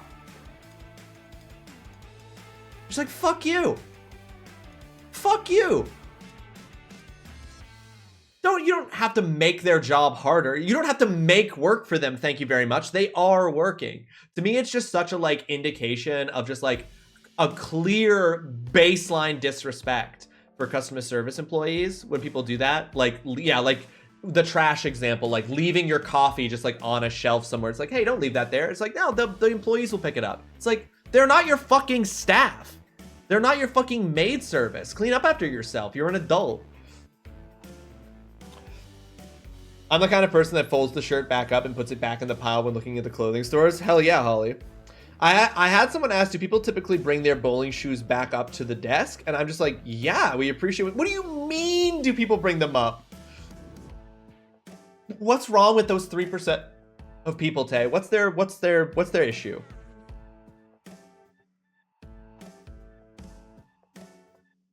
Start taking photos and make a book. Provide the photos and I will do the layout. Here we go. Here we go. I've seen so many heads of lettuce in weird spots. It's so funny. The lettuce in particular, Ivory. I sound like your mom. I sound like your mom, Curly? Listen, maybe your mom's right. Maybe your mom's right about this. I'm creating jobs that put a head of lettuce somewhere you wouldn't expect. Hi, Zine. Welcome back. I didn't properly welcome you. You got here earlier, but I hope you're having yourself a fantastic Tuesday. I think some of them honestly forget and others are just rude. It's the rude ones. It's the rude ones that get me.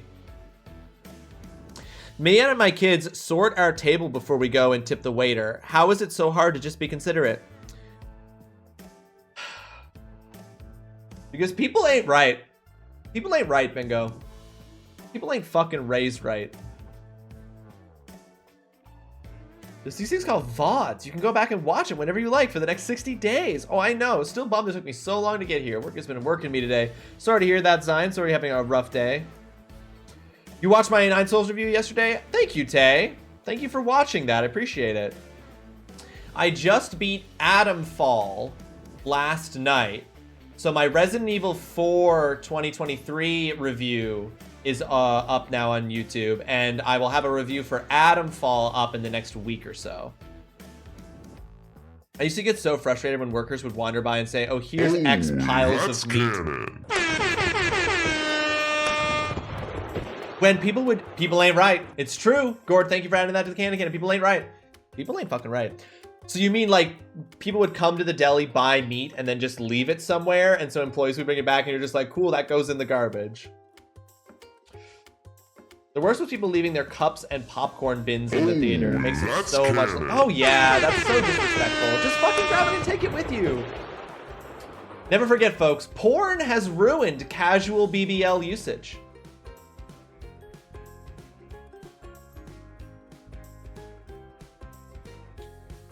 I was trying to be a smartass and you just accepted it. Hope you're doing okay. I've been better, honestly. Slowly crawling out of my glass case of emotions. Ugh, I'm so sorry, Zine. I'm so sorry. I told them during lockdowns we gained our masks. We did not lose our manners.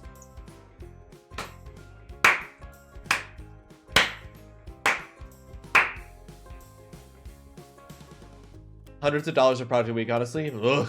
Why? That's crazy.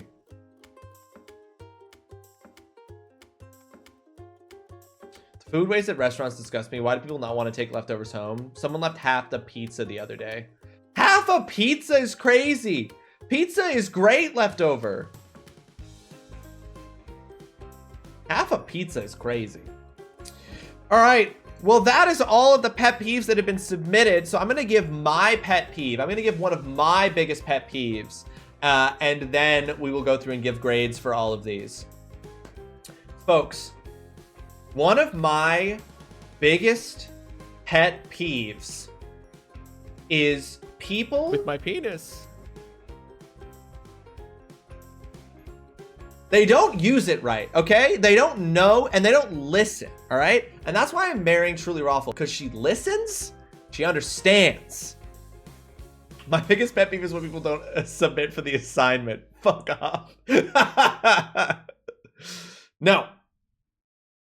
One of my biggest pet peeves is people who have no... Oh, that's canon.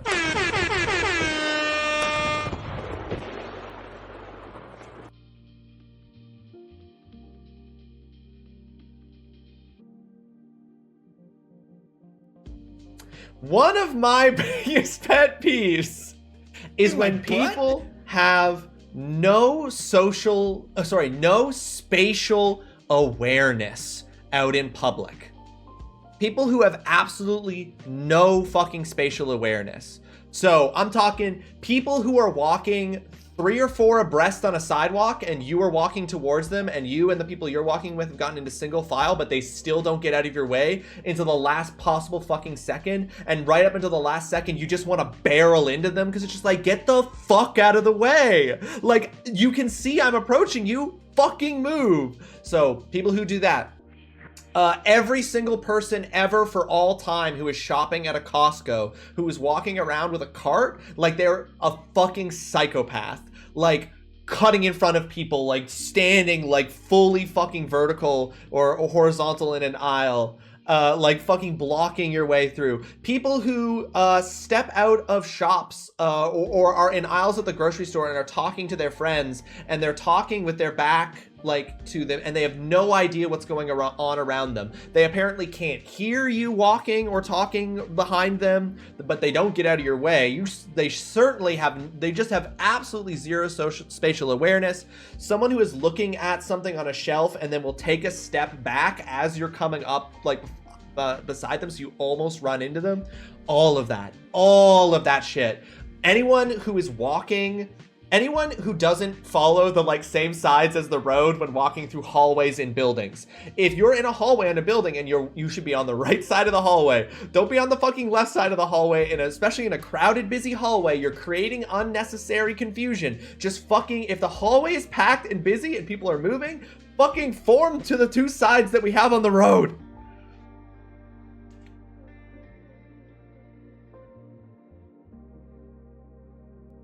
Thank you, Gord. Thank you for being 100% on side with me here. I think people already know some of mine without having to submit. I talk it up. Totally fair, mama. There was one woman I played pickleball with who would get in my face to talk to me. Oh, would get in your face. I saw a social experiment where men tend to not move out of the way when walking by someone. Yes, Tay. It is predominantly men, because men don't have to make space. Men get to have the space that they have. They can take whatever space they want, and women are taught to make space for men, and I fucking hate it. They're more often than not, they're guilty, but everyone's guilty of this. But it's the same as like the social experiment that if you put 50 men in a room and 50 women in a room, the men will always say there are more women than men. The women will always say it's equal. Not always. I shouldn't have said always. That's not what the study showed. But anyway, the majority, if you put 50-50 in a room, the majority of men report there being more women than men. It's the same thing. The not having to get out of the way, being like, I don't have to make space for other people, is something that men are taught. Not obviously in those words, but through various other things. Lack of spatial awareness is my biggest pet peeve, especially when navigating my wife around in her wheelchair. God, I can't imagine how much more frustrating that must be, Gord. Like, it's like people don't have eyes. And I know that my frustration around spatial awareness is particularly exaggerated because, as lots of studies have shown, people who play video games have more spatial awareness, tend to have more spatial awareness than people who don't. That people who play video games are used to understanding themselves, like to thinking about themselves as in virtual space, like in relation to other things, obstacles, environment, etc. So people who play video games tend to be more spatially aware, and I know that that exaggerates it, but fuck me, it's so fucking frustrating. So I'm not the only one who gets road rage while walking. Yeah, so I do. The experiment was done by a woman and she bumped into so many people. Hilarious. People who walk into a lobby and then stop abruptly because they don't know where they are going. Another great example. I would have died laughing and sighed heavily after that sip. I don't sigh after sipping, TGC. Once when I was in a grocery store shopping with my mom, an old lady in front of us was turning her cart around in the middle of the aisle, and she had the audacity to say, "Why do fat people take up so much space?" Like you were a second ago, bitch? No, that's ridiculous, okay? That's ridiculous. That's not what I'm talking about here. I'm talking about people who have like this idea, like they have no idea what's going on around them. They have no perception, and they walk around as if they've got like a full fucking 2 feet of just like protective barrier around them that no one could possibly be in. Like people who have no idea that people are trying to walk past them in an aisle. Shit. Oh my God, it's so annoying. She would just stand so close to me, I'd have to back up, but then she would come with me, so I'd have to turn a bit to get. That's crazy, Tay. Love it when people walk into the side of her wheelchair and then get all upset and see that disappear in 0.02 seconds when they realize they were not aware of their surroundings. Like, you have fucking peripheral vision. Like, truly, some people, this is how they see. Like, they have no fucking peripheral vision. It's crazy. You run into walls all the time. You walk into him sometimes. Come on, Tay, you're a gamer. Have more spatial awareness. I used to love shoulder checking people who would not get out of the way, but now I don't go outside, so I'm no longer a menace to society. I can't stand people that see trash on the ground and leave it. I'll throw away and just use sanitizer. You're a better person than me, Bingo. You're a better person. The irony of society telling people who play video games that they are less aware of reality, and the people who don't play games are actually the ones that are less aware. There were times when I was in high school where people would just standing in the middle of the goddamn hallway, blocking the way, so I wanted to just yell at them. Yeah, making yourself an obstacle and not blinking about it. What's poppin'? Don't mind me just watching. Department meeting, so many things calling you away, Gord. Have a good department meeting. We'll talk to you later. Yeah, it's truly crazy. So that's my biggest pet peeve. Is just a complete lack of spatial awareness. I find it so frustrating because I'm just like, I don't know. Like, I know that I have an advantage in that because I play lots of video games, so I have that advantage, but I also am just like, how in your own world, I'm in my own world when I go out. Like, I've got headphones on. I'm sometimes I'll sometimes go walk to the store, and on the walk to the store, I'll have headphones in, listening to music, and be playing like Marvel Snap on my phone as I'm walking, right? Like, I still manage to have the spatial awareness not to walk into people or block people or like that kind of stuff. So like, it baffles me to see people who's don't have anything obscuring their hearing that I'm aware of. To be fair, in some circumstances that might not be obvious, that there is something impacting their hearing, but like, don't have headphones in, eyes are fucking open, and just don't know what's going on around them. Like, they're the only person in the world and they can't see it. I will admit people will say I walk with blinkers, but it's more I don't want to be out, so I'm hyper focused on getting from A to B and back again. I can still tell my surroundings, but I won't be fully paying attention. No, blinkers. Not blinders, blinkers.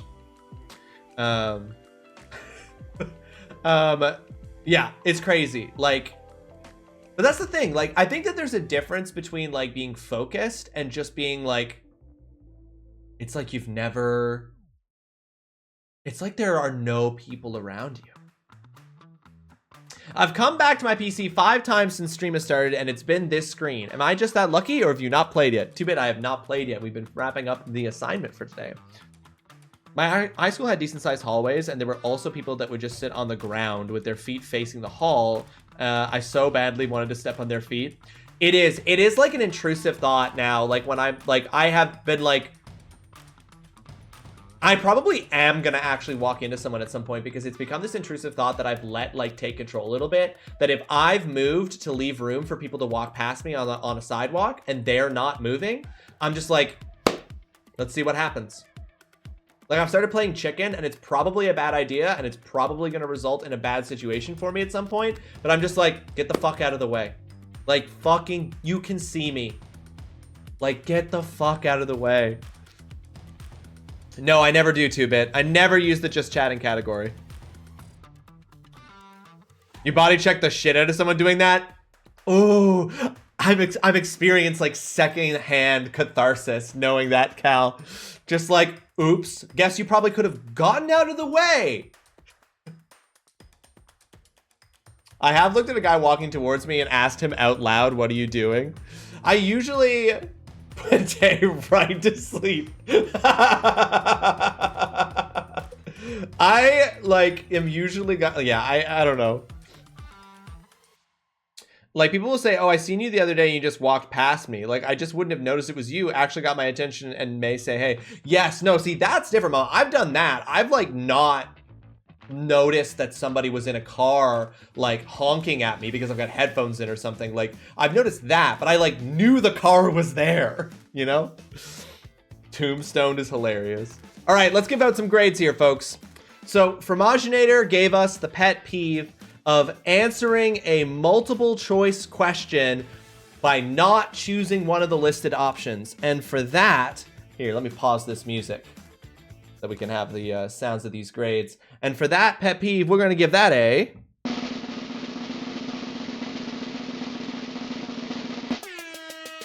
son.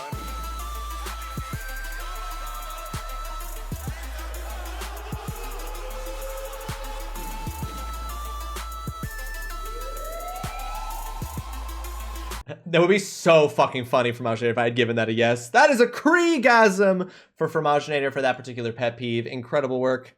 Next up, we have a TGC, the Game Cape's submission of small talk, nothing conversations, real case of the Mondays. What does that make us? Big damn hero, sir. Ain't we just? It's a big damn viewer, folks, and that big damn viewer for those awkward, socially inept moments with people who don't even try.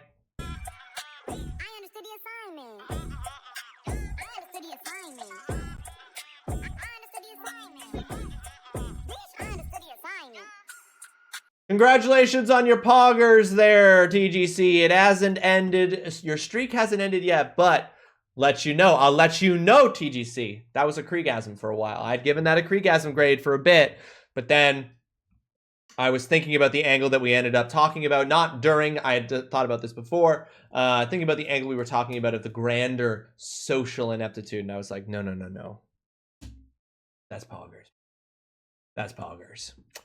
You better keep on your toes. Next up, we have Too Many Bats' submission of the pet peeve of people who didn't like the answer they heard in response to a question or something they've said, so they rephrase it or say it again, but they didn't need to because the answer remains the same. I am the hype. Tell me where the freak's at.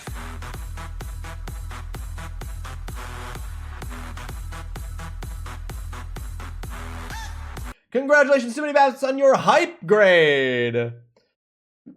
What I was saying makes more sense because I have cerebral palsy, so I need a walker to walk around with because of my balance. That does add some context, Hunter. And yes, fuck that. Exactly. Like, it's also just like about like making spaces. Like, you're not the only person in the fucking world using this hallway or this sidewalk or this road. Like ours. Spatial awareness would have been mine. Grocery store carts and consideration for others seems basic, but there are a lot of factors at play. Yes, Cal. Spatial fucking awareness. I'm glad you shared that pet peeve. Gets me. It makes me stutter. All right, next up we have Dutson's submission. Dutson's was a lack of contextually aware volume control, for which Dutson you shall receive. I am the hype. Tell me where the freak's at.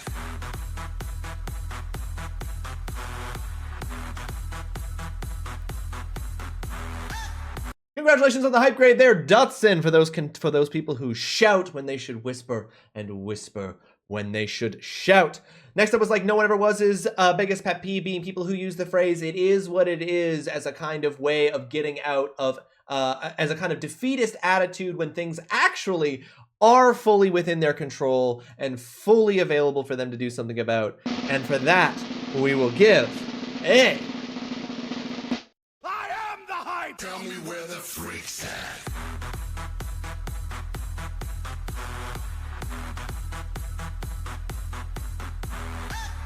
Congratulations on the hype grade like no one ever was. Congratulations. Pet peeves is a weird thing to grade. Like, your pet peeve isn't as valid as someone else's. Yeah. Not that it's not as valid, but I'm grading them based on just like my response to that particular pet peeve, right? Like it's just how I feel about that. How it ranks for me is part of it. Next up we had Gourd Prince things. Besides the grades at this, like the grades are just like to give people raffle entries, right? It's just to give people raffle entries. After 47 of these, not every single one of them is going to be an assessment in the same way. Yeah. Gourd Prince things was anytime someone makes an sound after every sip of coffee and holding the cup close to their face with two hands. It's a very specific one, and for that, Gourd, you shall receive... I am the hype! Tell me where the freak's at.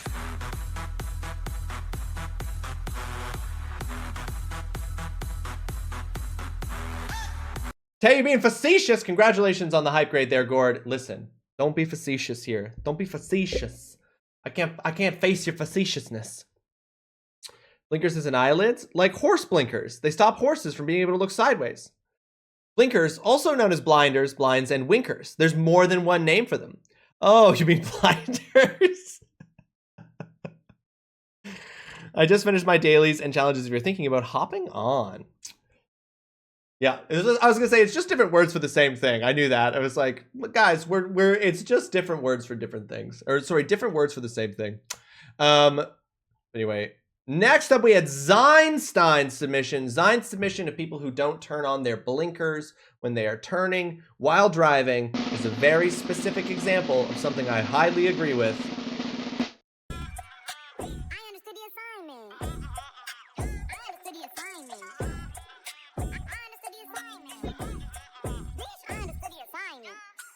Congratulations, Zine, on the Poggers grade for your submission of people who don't turn on their signals when they are turning, especially if they have to come to a complete stop. Next up, we had Holly's submission of people who diminish your legitimate frustration, anger, and crankiness by saying something like, wow, someone needs to get laid, or relax, or it's not really that big of a deal.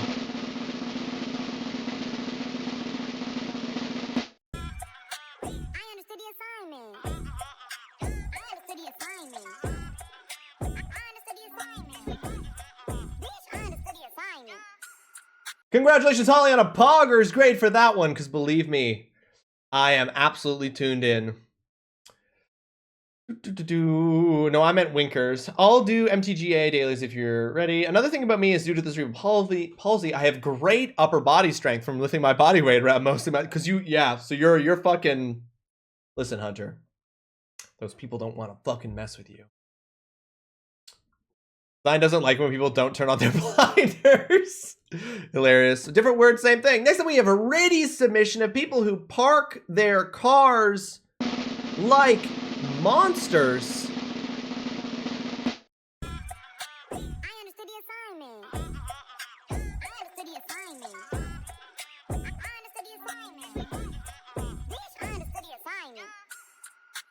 Oh my god, I just thought of one. Congratulations on the Poggers, ready. That is a great one. Car-related ones were like a shoe-in for a Poggers grade because they hit that like bonus criteria real good. I did want to say, I was just reminded of this. I did a couple of movie screenings for the films that I taught in one of my courses this semester. At the first screening that we did, there was a student who came to the screening, and I don't know if she was eating food. She was like in a row behind me and slightly off to the side, so I couldn't see her, and I didn't want to like turn and look and draw attention to it. I don't know if she was eating, but for the entire film, for the entire run of the movie that we were watching, the whole time I just heard.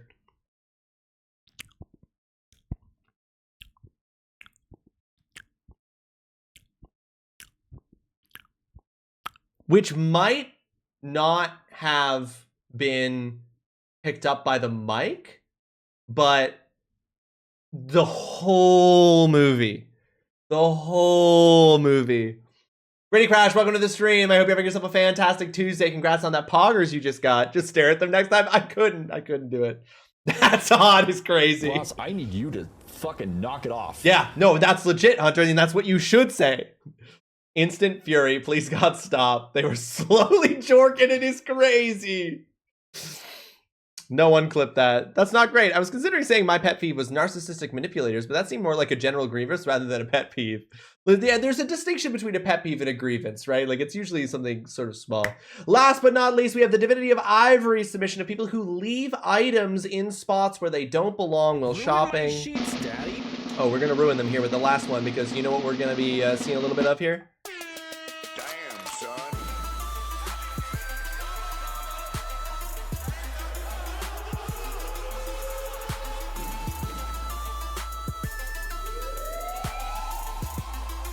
That is a Kriegasm grade going out to the Divinity of Ivory for that one. An excellent submission, y'all.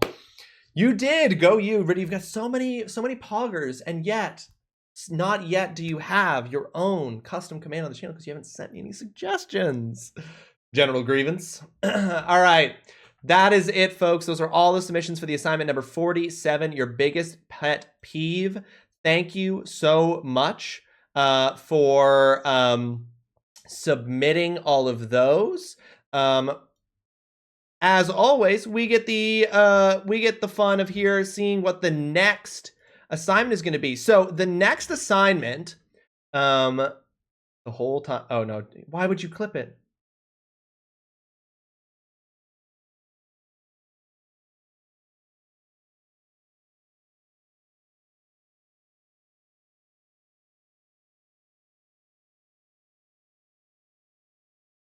Oh, I'm sorry. I thought that wouldn't be picked up as clearly as it was by my mic. Oh my god, I'm so sorry. But yes, you're gonna have a really big chunk of time on this one. So the assignment that I'm about to reveal here, hold on, let's bring the music back. Bring the music back. So because my last stream is on the 20th, and then it's my wedding, and then it is my honeymoon. I'm probably not gonna stream again until the second full week of May. So I'll probably be back like on, for example, May 13th. So basically everyone has over a month to do this one. It's not a complicated one. I didn't make it more complicated or longer or anything as a result of that, but it just is going to be a longer one. So folks, the thing that I want you to submit for the assignment number 48 is I would like you to submit the best cliffhanger ending to a TV show, movie, book, potentially video game. We don't often get cliffhanger endings in video games, but I truly mean I want the cliffhanger ending, the cliffhanger. If it's a movie or a TV show, I want a clip of like the credits hit, like the cliffhanger that we are left on. So best cliffhanger ending from a movie, TV show, or book. I also worked out in high school, mostly my arms, since I'm short to use the leg press. So the one thing I could do was work out my arms. Hell yeah. Well, that's dope, Hunter. You may have noticed I don't got much going on here. What do you mean you would clip it? I've saved it to my computer. No! Oh, but it did, sir. I suffered to make that. Well, Dutson, I appreciate your sacrifice. I'm adding that clip to my ASMR playlist. You're welcome. I've never ripped my headphones off faster. The streamer with the wettest maw would be a crazy assignment. Sloppiest word hole this side of the internet. Wait, you have a doctorate in video games? I have a doctorate. Technically, my doctorate, I have a doctorate in English, but my research focus and my study and like my expertise is in video games. And so, yeah, I market myself as someone who has a PhD in video game studies as my field of research. Yes. Yeah. Under like the umbrella of English. Oh, this should be a fun one. Yeah, no one. I'm looking forward to this. You already have yours, Dutson? What if it's a movie named Cliffhanger? The best I mean, listen, I don't want Indy to come yelling at me about things, so I'm not going to say I was looking for elements of Cliffhanger. If you would like to apply some Taskmaster parallel thinking to the completion of the assignment, I look forward to seeing what you come up with. We will not watch an entire movie on stream. If it's a book, how would that be shared? I guess I'll have to think about that exactly, Mama, but what I was thinking was like, depending on how the cliffhanger is done in the book, either sharing like the last page, or if it requires a little bit more context, providing some context, giving the last, describing what the ending is in some way. But I'm thinking of, I was thinking probably like the last page and I'll dramatically read it, you know? The cliffhanger with Sylvester Stallone. PhD in dab booty. It's similar to how it goes here as well. My friend is kind of similar, although I think sociology, studying representations of food culture in video games. Yeah, exactly, right? Like, video game studies is a degree that some universities offer, but it's not very widespread. And most people who actually work on video game studies don't actually have a degree in video game studies. They have a degree in something else, and that their like specific approach and focus is around video games. This is some Vic Michaelis task energy. I don't mind a little Vic Michaelis gremlin energy on the tasks, all right? But food culture in video games is so interesting, and there's so much to work with there, and that's a very cool subject. I'm sure they have it in these research piles, but they haven't. They should look at Venba. I can think of like 10 anime episodes that end with me shouting, "What the fuck, that's the end?" Those are exactly the submissions I'm looking for, TGC. So everybody needs to submit one cliffhanger moment from a TV show, movie, video game, book that they think is the best cliffhanger ending of a TV show, movie, book. Now, I will say this. This may or may not result in some spoilers. So please be, I guess I will say, please be mindful, and we will attempt to be mindful ourselves on the day of, when we look at these, of potential spoilers. For example, the thing that comes to my mind is one of the best cliffhanger endings from a TV show is the season 3, the last 5 minutes of the season 3 finale of Battlestar Galactica, and that has just so many colossal spoilers for the whole TV show. So I wouldn't be submitting that one because I don't want to ruin that experience. I know, Holly. That is like my benchmark for best cliffhanger endings. Holy fuck! Why did you do that to me? Stop. I have now forgot every piece of media I've consumed that I had a cliffhanger as soon as you were asked. Yeah, Mama, what's your question? Please ask. Assignment 48 posted. How graphic are we allowed to post in the Discord? How graphic? How do you mean? You have one in mind, Hunter? Amazing. Submissioned? Already submissioned. What are we classing as ending? So in the case of a TV show or movie, the cliffhanger ending being the thing we see before credits. Yes. So I would say the end of an episode of a TV show, even if it's like the 4th episode of a season of 10, the ending of that episode is a cliffhanger. I would absolutely count that. I would count a season ending that's not necessarily the ending of a final season. I would say the ending of a book, the ending of a movie, but not like, for example, in the middle of a movie, you are left with some uncertainty about a character that gets resolved like 15 minutes, 20 minutes later in the movie. That's a good question. Would I count chapters the same or the end? I'm gonna say that for books, it's the same as movies. So if the thing gets resolved before the end of the book, in the same way if something gets resolved before the end of the movie, I'm gonna say that's not what I'm looking for. I'm looking for something that you are truly left with the cliffhanger. If I vote Battlestar, I automatically get a poggers. Like no one ever was. I'm not saying that that's not what'll happen. But the difference is, TGC, with individual episodes of television is that the episode ends, you get credits, and then you have to go to the next episode.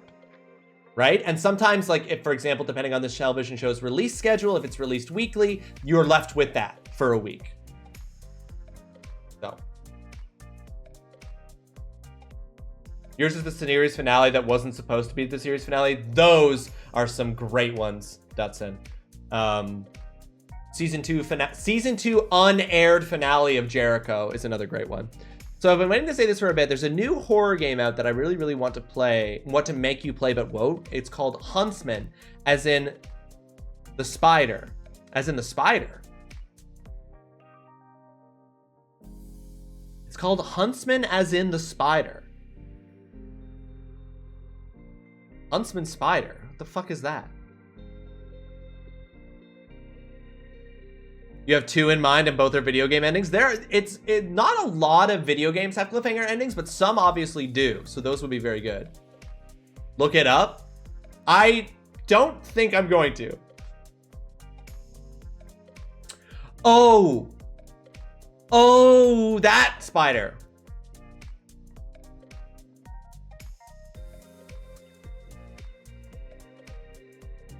So the main reason I could and probably would never ever go to Australia is because of things like that. I fucking can't. One of us only truth, the other only lies. God damn it. But anyway, that's going to be the next assignment, folks. I'm very much looking forward to seeing everybody's submissions for best cliffhanger ending. Yes, ends of episodes of television show, ends of movies, ends of books, ends of video games is what we're going to classify as cliffhangers in this context. Something where the cliffhanger happens and then you roll credits, or in the case of a book, you roll Dusk Jacket. Oh, should I retell the story I told last night about the incident with my smoke alarm? No, don't. Ends of episodes count, Ted. Yeah, I'm saying that an end of an episode can count. Because, for example, like mid-season finale cliffhangers would count. And that's not the end of the season. But I would just say the end of any episode. The cliffhanger at the end of any episode will count.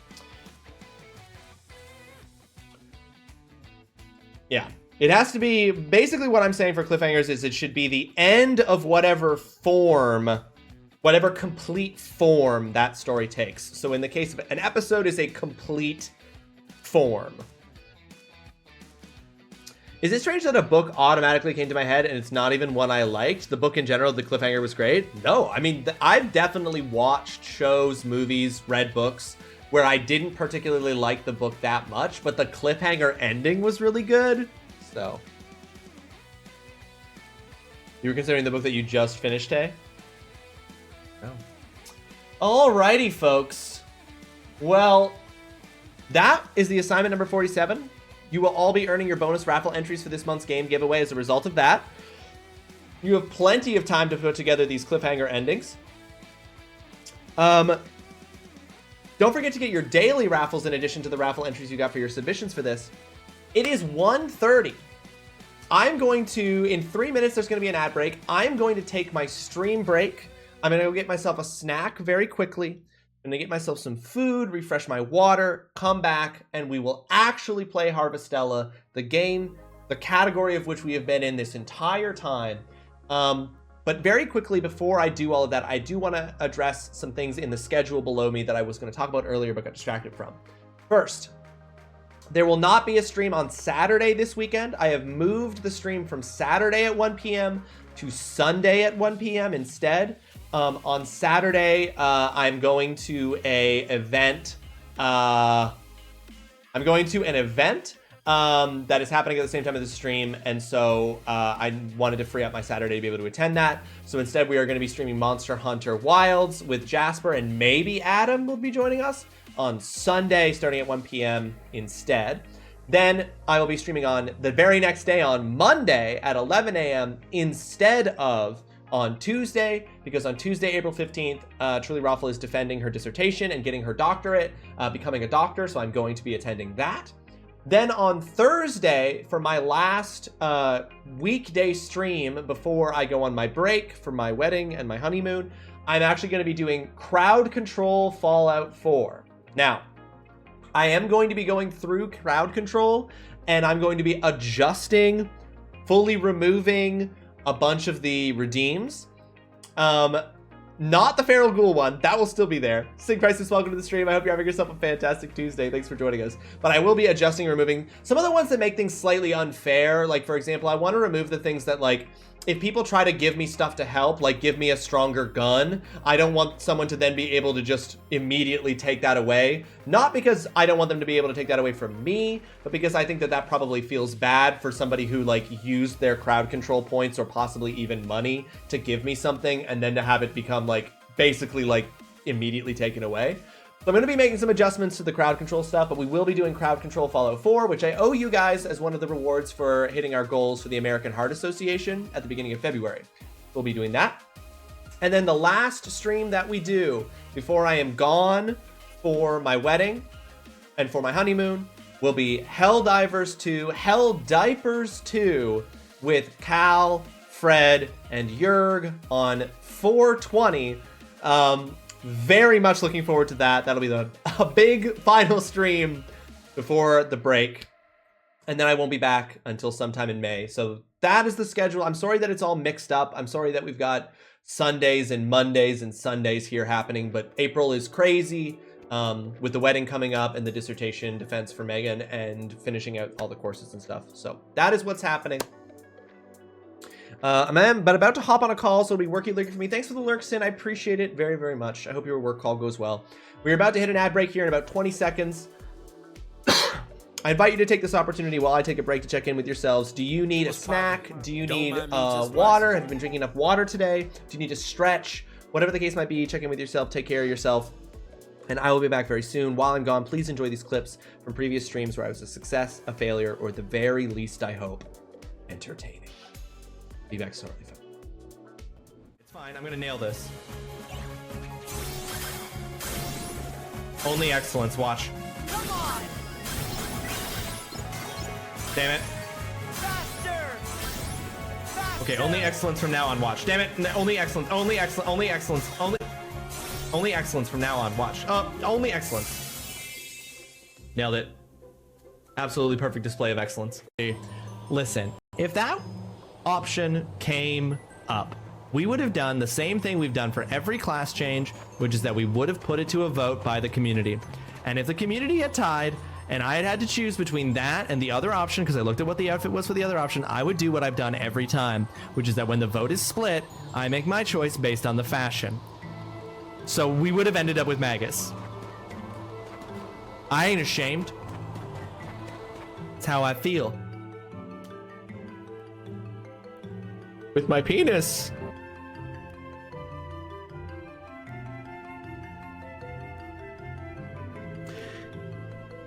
All right. Well, it's been a great stream, guys. I think I'm just gonna head out now. If you don't mind, I'm just gonna take off now. I'll see you guys soon. Thanks so much for hanging out. Bye bye.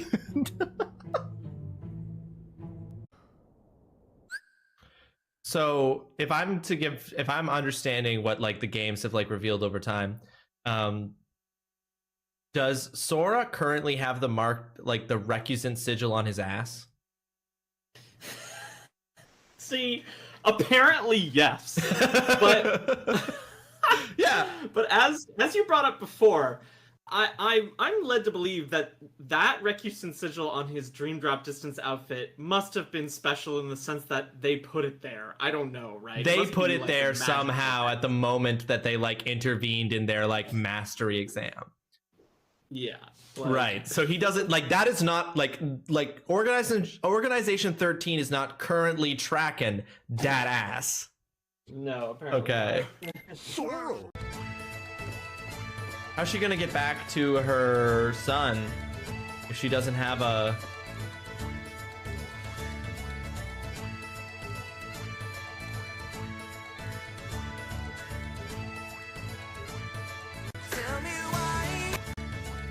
So she's just gonna... Okay. Sora, What? you know better than anyone. It only takes a moment to connect with your mates. With your hearties. Shrink up me. No! There's always enough time, You take that one back! and I'm going to find them. No! And then we'll do this. He's a Zonai. You're right, he is all animals, Adam. He is all animals at all times in all forms. He is your furry dream, waiting to fall on your one good day. Alright, Cal, you don't like... Oh, that's a new dude. You didn't like those other dudes? I don't like these dudes who are just the eyeball with the two hands and the little fire, like the little purple Charmander tail. I don't care for them. Especially because you can just hear, like, just listen. You can hear their little feet. It makes me want to target them for an attack more because of the sound they're making.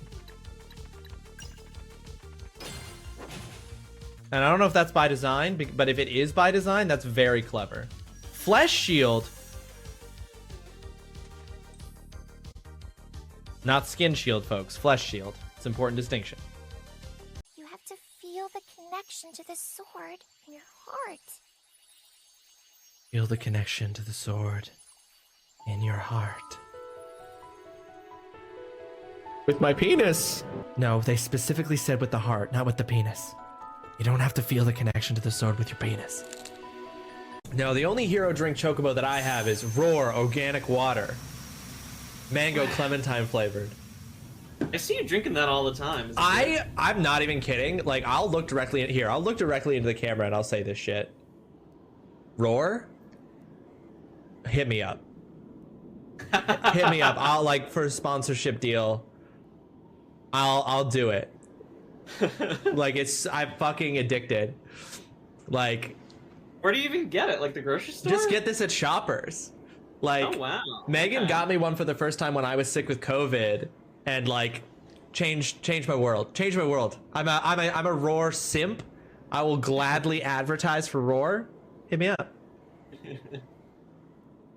I'll sell my soul for that good flavored vitamin water. Streaming is about creating a fully dynamic experience across all elements of the platform. Audio, visual, smell. I try to make my Twitch streams smell the best that they can. All mouth. Yeah, Sean actually zooms in 100% to the webcam and then keeps zooming in and just watches my mouth. Jesus Christ. I was just trying to move to a different part of the arena so I could reposition and keep going here. Gotta be honest, this fight is a joke in combat. I think they might... Fuck. That's gonna be so far away to get those runes. Hey, it looks like you're having trouble with this part. You ever think about lowering the difficulty?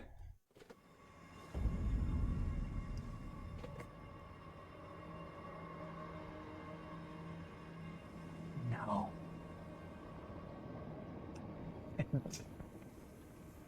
I've never thought about it. Not even once.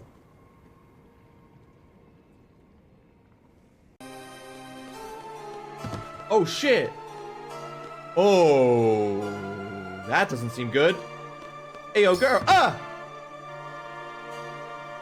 Tifa, what's happened to you? Oh shit, fuck my back. Tifa! Oh, god damn it. No, shit. Oh, my dick. Oh, god. Girl, let me help. Oh, fuck me. Let me help you, girl. Oh, shit. Tifa.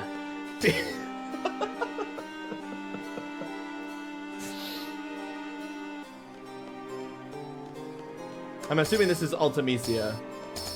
Oh, come on, girl. Let me into your heart. Maybe Tifa wants to play Triple Triad? I'll try. Hey, Tifa. Tifa, can I interest you in a game of cards? Link's King's Flare. Race around the field while pressing X Faraga Roar to stun nearby enemies and circle Faraga Leap to send them flying.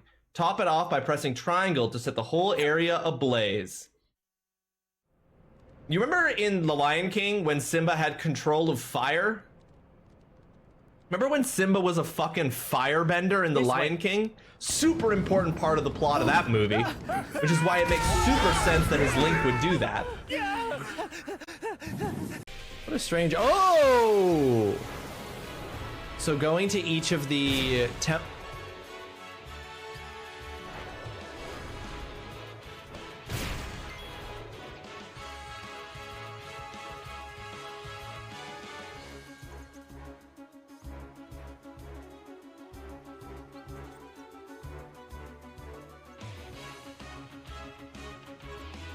It was at this moment that he knew he fucked up.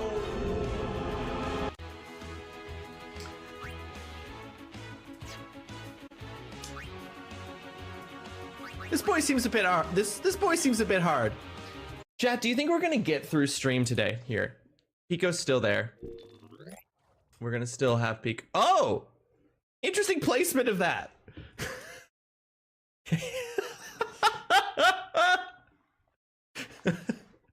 Interesting placement of that.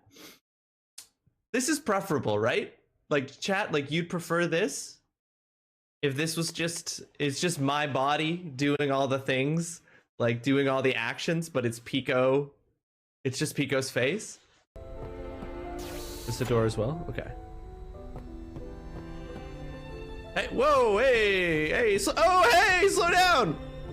Whoa, hey, girl, slow down! Whoa, girl, hey, whoa, girl, whoa! Slow down, baby! Let's talk, whoa, chat with me, girl. Hold on, she's running a pattern. Yeah. The location where such divisions in the time-space continua occur are called Angelus Errare. Angelus Errare. Error. Some pronunciation of that Latin word, where angels lose their way. It is said that there, the borders of two dimensions fluctuate in such a way as to make the passage between the parallel realities a possibility. Let's just look at what we got here. So we need 1, 2, 3, 4, 5. In my butt? We need 5 at least to give everything, including the main one, 1. And we have 8. So let's ignore our base one. But I think it also speaks to like the reason the games were like, there was a design philosophy behind that back then. There was a reason why you walked so slowly through things. Some of it was probably hardware limitations. Some of it was probably like memory and processing limitations. And then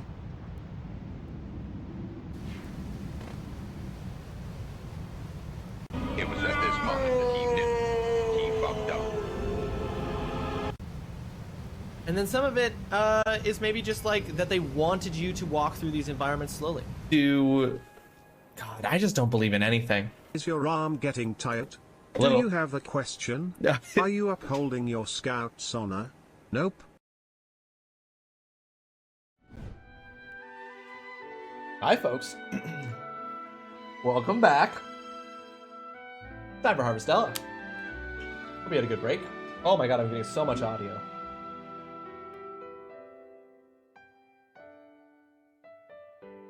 Hope you had a good break. Like no one ever was. I saw what your submission is, and I now understand your question about how graphic. I might have to look a little bit into what we're allowed to show, like in terms of like. I might get DMCA'd for showing some TV content, so I'll have to double check. But in terms of the graphics, I think we're fine. Only time will tell, but I think we're okay. Rest break. I made food. Hell yeah! Enjoy that food, mama. Simba was a firebender. Was they?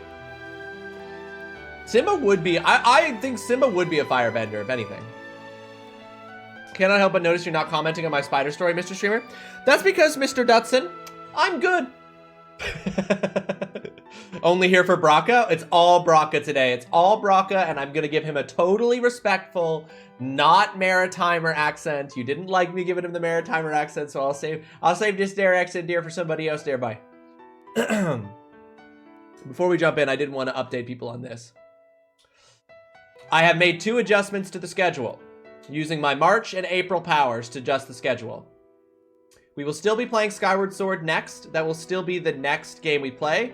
But after Skyward Sword and before Chrono Trigger, we will now be playing Stellar Blade, because Mama suggested that game and bought it for me, and I want to fucking play that. So I'm going to be playing Stellar Blade after Skyward Sword.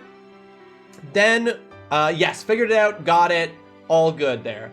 I should actually be able to pull the money. I bought it, and then I'll be able to get the money from what you gave in a couple of days. Then we will be playing Chrono Trigger, then Alien Isolation, which was Tay-Ray's suggestion, and then because it came out and I really want to play it, but Darren has made it one of my schedules, I will be doing South of Midnight after I beat Alien Isolation. Then Digital Devil Saga, Cocoon, Digital Devil Saga 2, Metal Gear Solid 2. Yes, I'm very happy, Mama. It is ready to go, and will be what we play next. So I wanted to say that. I'm also going to throw this up for a minute just to go. Yeah, just have some stuff there. Scroll for a bit. Barack Obama? That's dang right. Simba would be an earthbender, surely. I think Scar is actually... Scar is literally Zuko, right? Like, I think he's the firebender. And I actually, you know what, Dutson, I agree. I think now that you've put it forward, and I think that Nala is Katara and is the waterbender. Obviously, Timon and Pumbaa are Sokka, and so they're not benders. Still upset we need to go through SS first, but I get it. It is what it is. Not to trigger like no one ever was, but it is what it is. Where's the full schedule again? like the full schedule is on the syllabus in the Discord under the syllabus channel. If you want the list of all games that have been suggested up until this point, that's ! Suggest.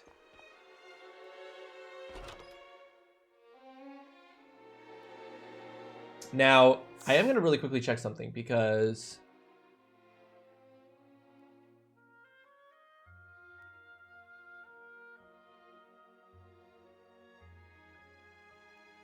Yeah, like this is supposed to work. Hold on, I'm just going to test something.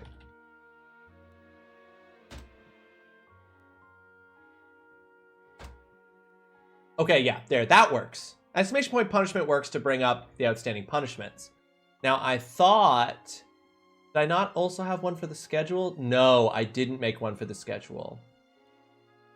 But I could. No, I couldn't because it's... I can't make StreamerBot do that because it would have to interact with overlays.uno, which it doesn't have the ability to do. So that's why there's no command to bring up the schedule like I brought it. Okay, folks, what we were doing is we were doing Chapter 3C, Cruel Automata. Rawesome meets Shrika, who resides in the town of Argene and decides to travel there to investigate the bizarre goings-on. I have to speak with Braca once preparations are complete for getting us access to the Seas Light. It is 9:50 p.m. It is much too late. It is much too late. I need to go home and sleep. Is that the time already? Time to get out of here. I would have tried to walk towards Braca and been kicked out because of the time of day. That's hilarious. Okay, so that's probably why I was standing over here by this. Is because we gotta go.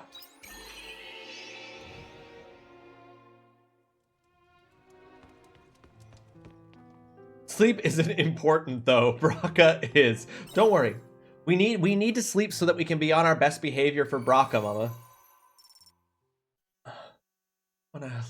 Gotta make sure I look good for him.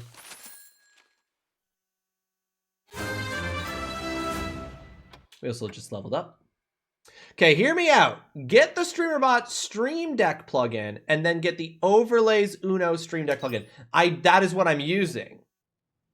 That is what I'm using. I do have the plugin on mine because I don't use Stream Deck.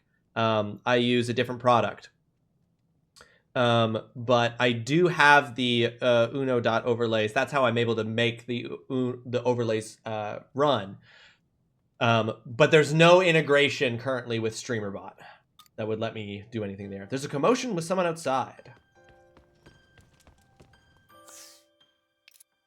Oop, there is something there. Sadly, it does not have hotkey support, unfortunately. The overlay Uno integration does not have hotkey support, which would make it possible. Yes. So is the summer seas light safe? More or less the sirens. Damn, look at those frames I don't have. Good morning. This is. What's all this noise so early in the morning? Oh, good. There are more of you. Well, you know what? No, I'm going to give her the maritime accent since I can't give that to Braca. Is that tone really necessary? We are the great fairies. You should be delighted to see us. Woo, I'm so happy. I am the fairy of the summer seas light. It's a pleasure. Alright, nice to meet you. Anyway, Rawesome, I'll leave the rest to you. It's like she doesn't care about us at all. That's because you lied to us. Oh, I'm sorry I did that. Well, what do you need? You're gonna help with the farm, obviously. You don't work, you don't eat. Right, Rawesome? That's the least we can do. I'd like you to help with the farm. The farm? I suppose I could water the crops or something. Very well. I look forward to working with you, Hotmouth. Oh my god, yes. This is gonna be tough. Oh my fuck. Okay, what did we agree? Because I feel like you guys talked me down off a ledge. Because of course, I want it to be Wetmouth. Because it's the water fairy. Right? I want it to be Wetmouth. Cord. Birdie, welcome to the stream. Hope you're having yourself a fantastic Tuesday. Thank you so much for joining us. Hope you're doing well. Wet is fine. Mama is okaying wet. All right, unless someone objects very strongly with that accent, it seems appropriate. No, I get it. I see it. Unless I get a really strong objection to Wetmouth.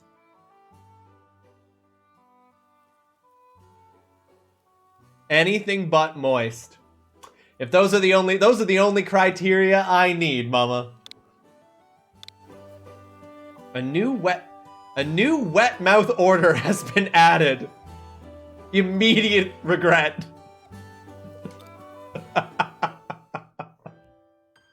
Yeah, fuck, incredible. Castle Lewis Times, the clearing of the Bula. Greetings, citizens! The summer Bula has floated in the coastal waters of Shatola have been cleared. This is all thanks to the Intelligence Division's long-running investigation into the matter. We, the Lewis Kingdom Brigade, continue to work hard to ensure citizens' safety. While investigations are ongoing, please avoid the waters surrounding the Summer Seas Light until permission is given. The area poses no immediate threat to life, unless close contact is made. The Castle Lewis Intelligence Division. Meep beep. Meep beep beep beep beep beep. Meep meep meep. Meep meep meep.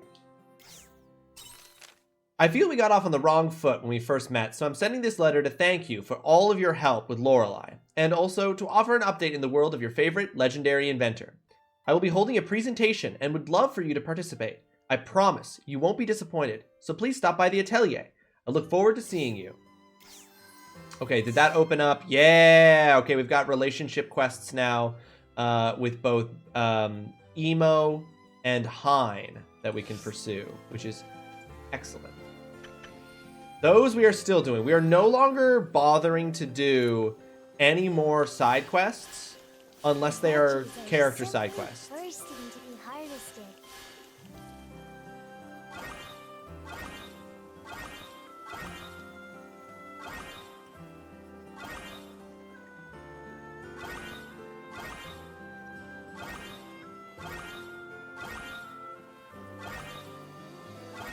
I can probably use something here.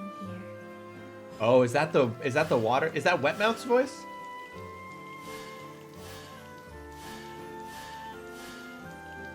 Farm work is pretty good wing exercise.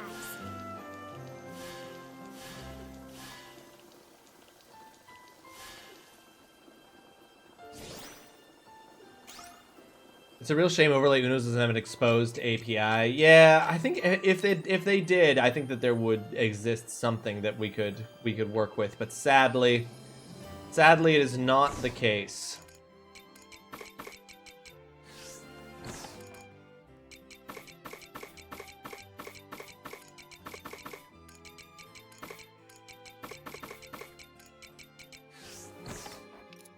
Oops. Oops. Oops.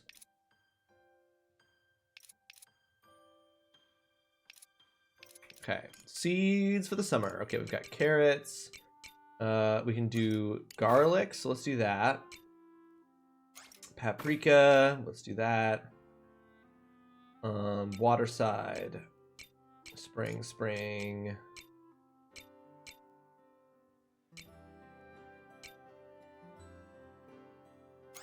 This, and then I think we've only really got room for one more, so I'll do more grass. Might actually have more seeds than I can plant. Nope, I took out exactly the right amount. Hell yeah.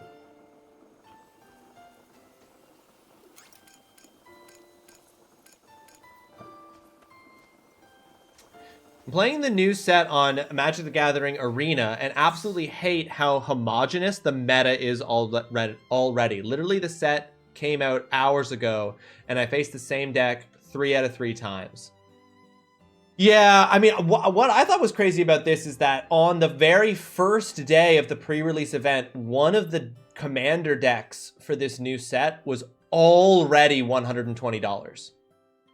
Like, it didn't even last a full business day at the baseline $59.99 price. It was already $120. Which tells you how good it is, probably, I guess, but it sucked. The integration's potential. That's because the decks were theory crafted weeks ago when the spoilers landed. It always is. I missed a time before the machine when you got a little bit of time where people were figuring it out. Well, that's what happened when I got back into Magic with Duskmourn. That's what happened with Duskmourn. I ended up buying 2 Duskmourn sets, one of which ended up becoming the best Duskmourn set, but they were just base $60 when I bought them. And then now one of the 2 decks I bought is $130. So it's like, there was a window, and that was just in September. But for some reason, I mean, I guess as soon as you got dragons in the set, they're like, you know what, I was gonna come here to go do companion quests, but then I was like, I'm just being cruel. Mama wants to see more Braca, so let's go get more Braca. Let's not delay that. I forget where to go. Oh, right, it's this way.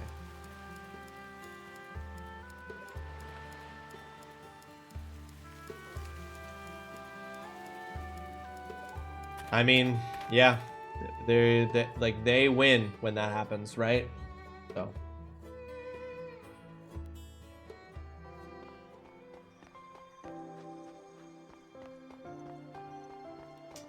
Yep. Well, I'm sure that mandate's coming down from fucking Hasbro, so.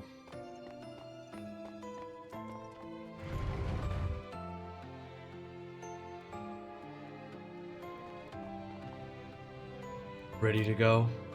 Ready! Okay, let's move.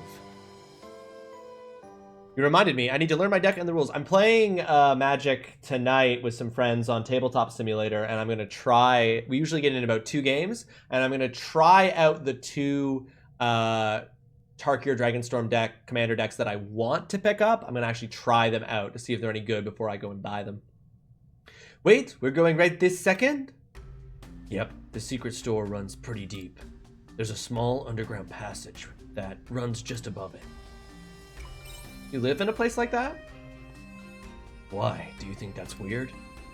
Besides, we can't hope to get anywhere facing a little danger. Better, thank you. You're welcome, Mama. You're welcome. I'm taking Braca seriously. Wait, just a second. There's no way the Order wouldn't find that tunnel right away. No, don't worry. Nobody in the Order knows about this route. I think it was made by people planning to rebel against the Order. Talk like that is now long dead, though. And no one would use it now anyway. The whole place looks like it could collapse at any moment. Even if they did suspect someone of sneaking in here, I think they'd be too scared to follow them and find out. Did you say collapse at any moment? I'm sure that's just a deterrent. Braca said he uses this route all the time, so I'm sure it's safe enough. The girl's got a point there. Let's go. It's really good. Yeah, there are some mods. The mod that we use is great. No one. The mod that we use is really good.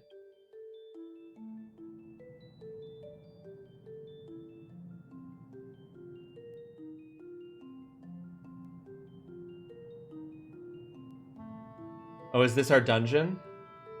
Our dungeon is the underground, the dangerous underground. Ah, the divine Seaslight Cave.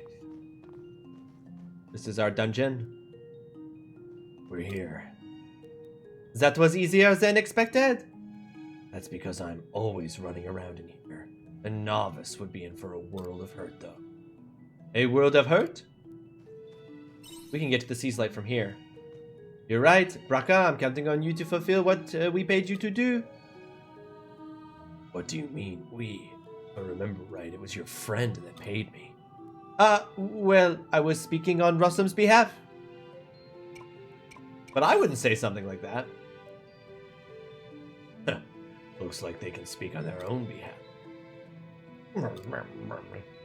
Don't you worry. You're getting your money's worth. Either way, I've also got my own business with the Winter Seas Light. Don't slow me down. Spot on French-Canadian accent. Thank you, Wiseport. Mr. Wiseport, welcome to the stream. I hope you're having yourself a fantastic Tuesday. Thank you so much for joining us. How you doing? The one thing that has actually almost pulled me back to a TCG is that Magic has dinosaur cards. And Holly, I haven't made it yet, but I have a dino deck already built for you. For real? Yeah, for real.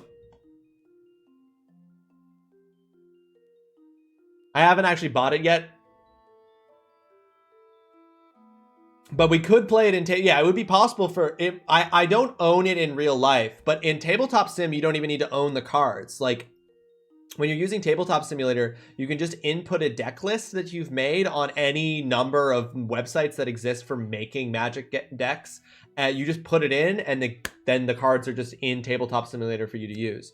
So I have it in Tabletop Simulator, and then I could have it physically, and I plan on making that dinosaur deck for myself. But part of why I wanted to make a dinosaur deck was for you. Just say the word. Just say the fucking word. But yeah, my brother built and plays a dragon deck. So I'll be curious to know what new cards from this new dragon themed set he's going to potentially be looking to get, because he's probably going to want to add some of them to his deck.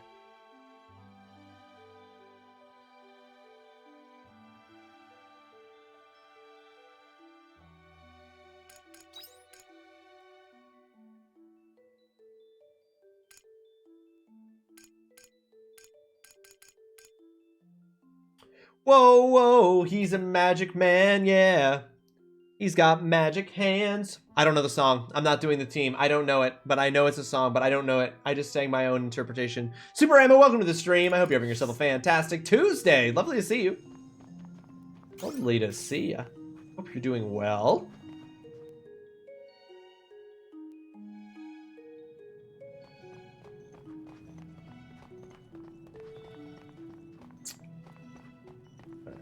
It was close enough. Whew.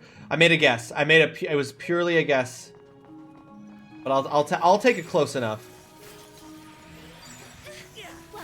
My whole life, some might argue, has been building success off of close enough.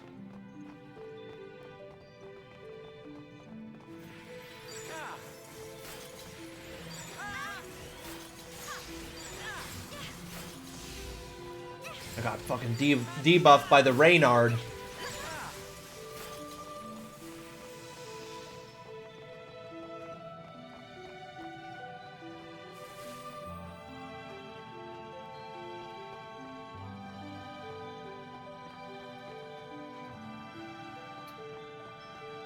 Okay. I'm gonna try not to... Oh, okay, so that slides down. That's a one-way slide, it looks like. I'm gonna try not to be... I'm gonna actually use my return bell. I'm gonna go... Because usually what ends up happening is I always stop just short of making it to the next monolith. This time, this playthrough, this dungeon. I'm gonna keep going until I hit the monolith or until I've absolutely run out of time and need to use my return bell. I found out that there's a website where people just like post their decks and the cards that are in them, ArcheDecks. Yeah, there's tons of websites like that, Holly. The one that I use is called Moxfield. I really like Moxfield's like interface and setup, the best of all the ones that I've seen. But that's where I've built the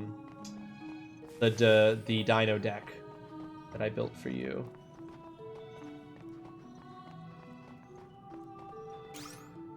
Oh, it's pronounced architect. Oh no, I didn't bring... Oh shit. Forgot to make new repair kits. I didn't realize that. I forgot that I was out of them. My buddy was telling me about a Deadpool card. Yes, they haven't released it yet, but they just revealed it because they're doing a Marvel Magic crossover set. I think the end of this year, beginning of next year. I can't remember. I don't think it has an official release date yet. But yes, they did just reveal a Deadpool card. And the potential that it has to be built into certain kinds of combos that will be the worst, most frustrating thing in Magic is there, but on its own, it just has a very funny ability. Basically, the Deadpool card is when you play it, it replaces its text with that of another card in play and gives its text to another card in play, which means that you steal the ability of someone's card and they get in return a 3 life loss every turn as long as their card is in play.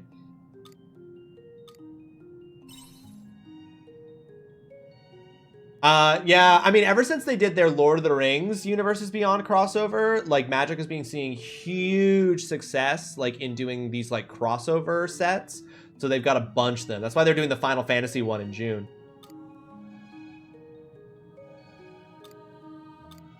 You break through the ice, but a shard flew into your leg. Jesus, fuck!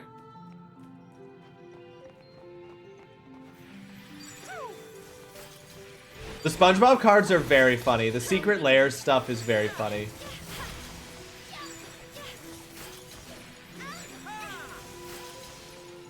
Yeah, they also did Ghostbusters Secret Lair back when they launched the Duskmorn set, which was cool. But those are very limited. Those are like 6 or 10 cards at most. It's only like, yeah, they're not full sets. They're only like a few cards, but they're just like special printings.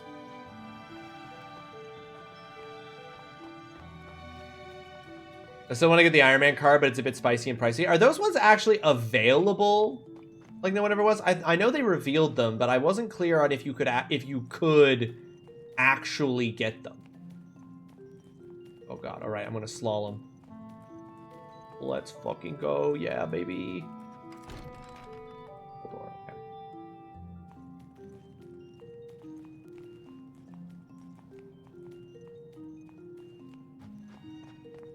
Okay. Because I know one of the decks that they confirmed will be released when the full set is released is a Spider-Man deck, and it might be the first deck in all of Magic the Gathering ever that I pre-order. Because you know your boy's getting himself his Spider-Man deck. Your boy's getting his Spidey deck. I saw you can buy graded Iron Man cards, so they should be out. I think, were those ones that were just, like, available, though, at, like, special release events? Because I know, for example, I've seen on a YouTube channel I watch, people who play Magic, I've seen them play a game using, a deck built around the Wolverine Magic card. But they were using, like, a really big version of the card that was, that they got at an event. Lunch is over. Kick some ass for me. Will do, Ammo. Have yourself a fantastic rest of your Tuesday. Thanks for hanging out with us. It's great to see you. I wish the Vampirella cards were real, but I know those would be... Oh, they'd be so expensive. Thing, right. The card economy in Magic is one of the things that I'm just like... I have every single sliver card that has ever been printed in Magic the Gathering, except for 5 or 6. 2 of them because they're just not available at any of my local game stores, but they're not that expensive. And then the other 3 because they are hundreds of dollars. Let's get this over with.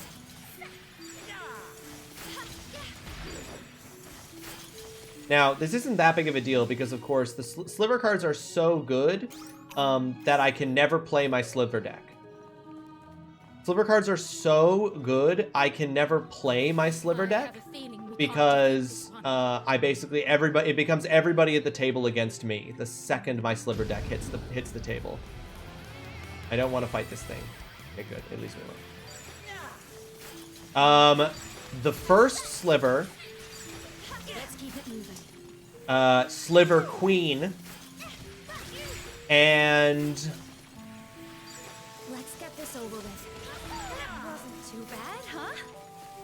they're the first sliver, the Sliver Queen, and there's one other. No, I got the sliver. No, I got the Sliver Grave Mother because it actually came down in price out of the 100, so I bought it. So it's only, there's only 2 expensive ones that I don't have. The first sliver and the Sliver Queen are the only 2 sliver cards I don't have.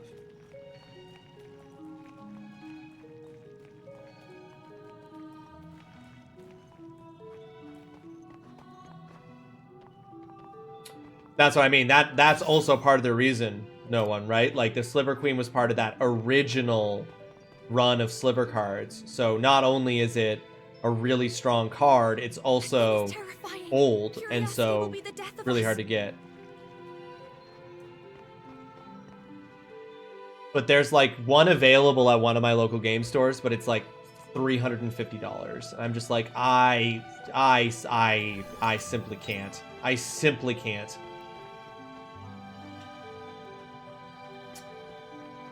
Oh, we're gonna trigger something here. Tay's hopping on to play some Rivals. Wait. What is it? Now I want to be paid to go comic hunting? Oh, if only, Bingo. I sent some big ones. And they're not friendly. What is that? Some kind of mercenary instinct? You could say that. We'll need to defeat whatever they are if we want to go any further. Verzik Vitur, welcome to the stream. I hope you're having yourself a fantastic Tuesday. Thank you so much for joining us. Hope you're having yourself a splendid day. Freezing! Okay, sick. They're weak to ice? Ha ha! Why would you come to a cold region, you dips?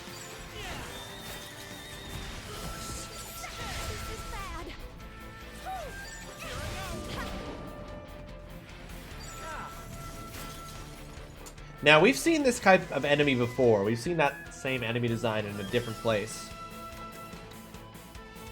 I wonder what I'm to make of that. We did it? No, we haven't yet. Oh my god. Picked up some Action Comics with Superman at a garage sale. Still need to see if they're worth anything. Ooh, some OG Action Comics. This isn't good. I need to save like 1K for 2 comics I've had my heart set on. Ooh, what comics, Bingo? I used to collect comics when I was a kid. My parents probably don't still have all of those comics in a box somewhere. My mom in particular is very sentimental, so it's possible that she does have those comics somewhere. But I used to collect comics when I was a kid. But oh my god, and Bingo, please don't hate me. When I was a kid, I didn't understand. Like, I wasn't thinking of it as like a long-term thing. I wasn't thinking about the value. I wasn't thinking about the investment. I had no fucking idea. When I was like a really young kid, like 7 or 8, I would rip the covers off of the comic books, like 6, 7, 8. I would rip the covers off of the comics because I didn't like the feel of holding the covers while I was reading the comics.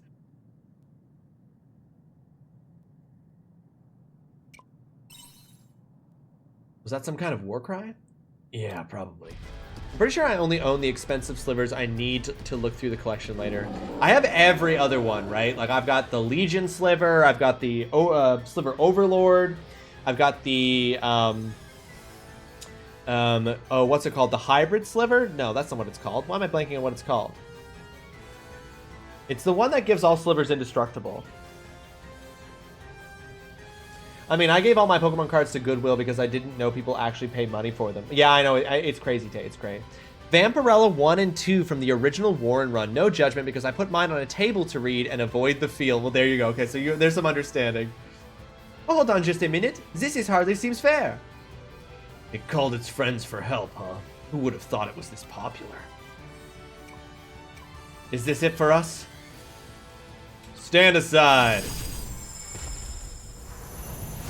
Hive Sliver. Yes, thank you for mentioning the Hive Sliver. Sliver Grave Mother. Yeah, Hive Sliver. Thank you. That's what the one I was thinking of. Who's there? You should work on your manners.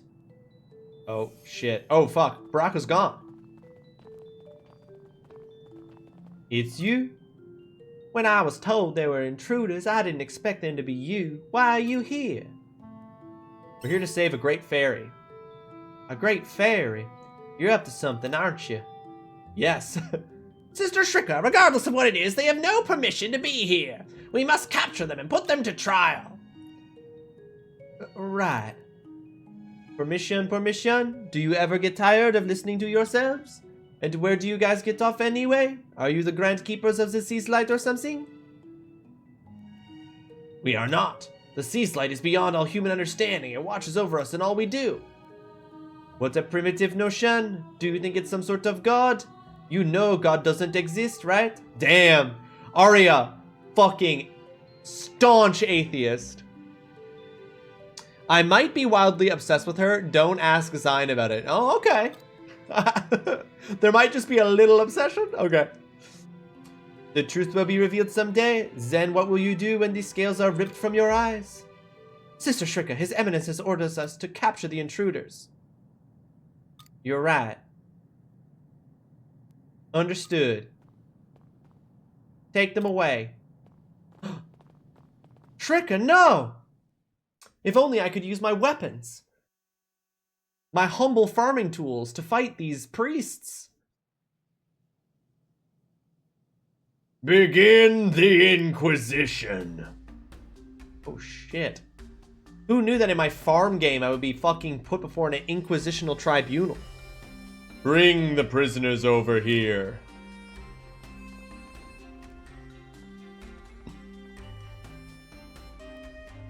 Did we really treat prisoners this badly way back then? At least we're being tried together. Is that supposed to make me feel better?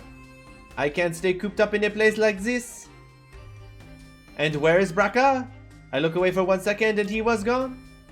His most revered excellency, Ziegfeld, Patriarch of Argene. So that's the Patriarch. He's the reason we're in this mess. Isn't that Shrika beside him? I wonder what she's thinking. Silence! Oh, blessed stone of seasons. In your grace, we judge these lost souls as the sea life does desire it.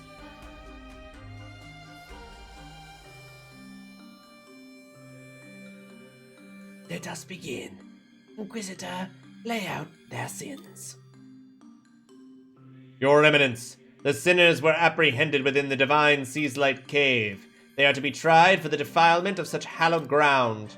Footprints indicate their intention was to reach the center of the cave, the seat of the Stone of Seasons. These are no ordinary villains. It is believed their intentions were indeed evil in nature. I see. Question to the accused. What were you hoping to achieve at the center of the divine Seaslight Cave? Well, Rawesome, we'll have to be careful about how we choose to answer. To investigate the Seaslight, to rescue a great fairy, we can't say. I'm a sinner and court. I'm a sinner in court. Save yourselves. I know I'm guilty of something. Brew. To rescue a great fairy. You mean to suggest there is a creature that has lived alongside the Stone of Seasons that we do not know about? Perhaps we are being fed the delusions of a megalomaniac. That in itself is another great sin. Their guilt seems evident. Let us call upon witnesses who can testify the weight of the defendant's sins. This is fucked! We call forth the first witness. I saw it all. They're whispering and scheming in the shadows. I saw them pay a man who was concealed in the darkness. Make no mistake, they were making some evil, devilish deal. That's everything I saw. This is a sham trial. Next witness to the stand. Oh yeah, you've got no bias. I was guarding the Divine Seaslight Cave. They were present when the insurgent broke in, but...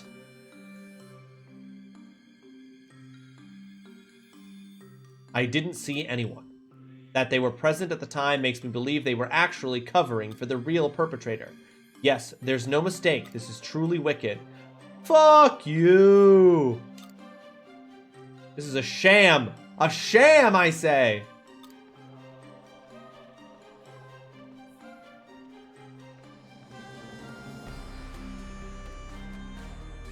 Forgive me, for I have sinned. It was when I dropped my floss indulgentia that I witnessed the sinners.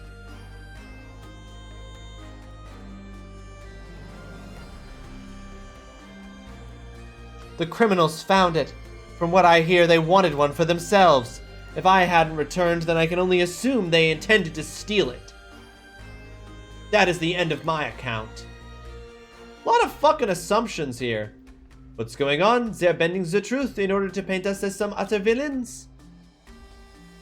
It has become clear the depths of their sins are far worse than we could have possibly imagined. Your Eminence. Yes, my child. Should we not allow the sinners a chance to defend themselves against these accusations? We mustn't simply assume everything the witnesses have said is true.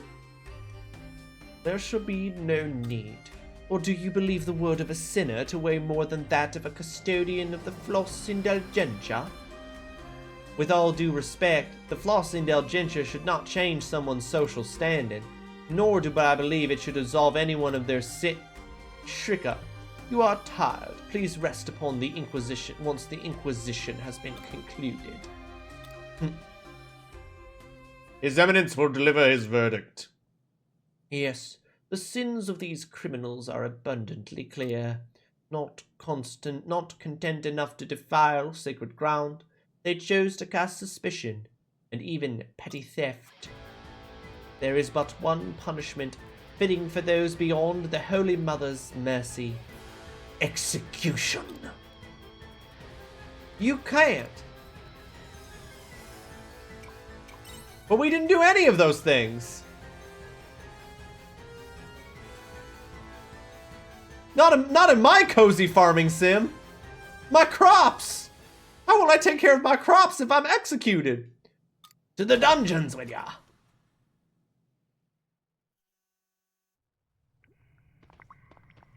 Well.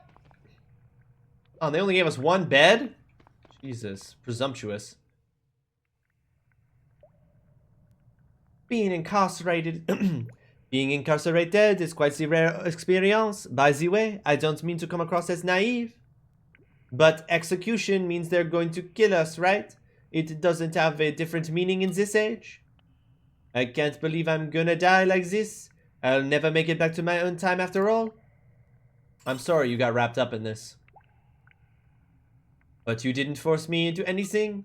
I was the one who insisted we investigate Zessie's light so I could return to my own time.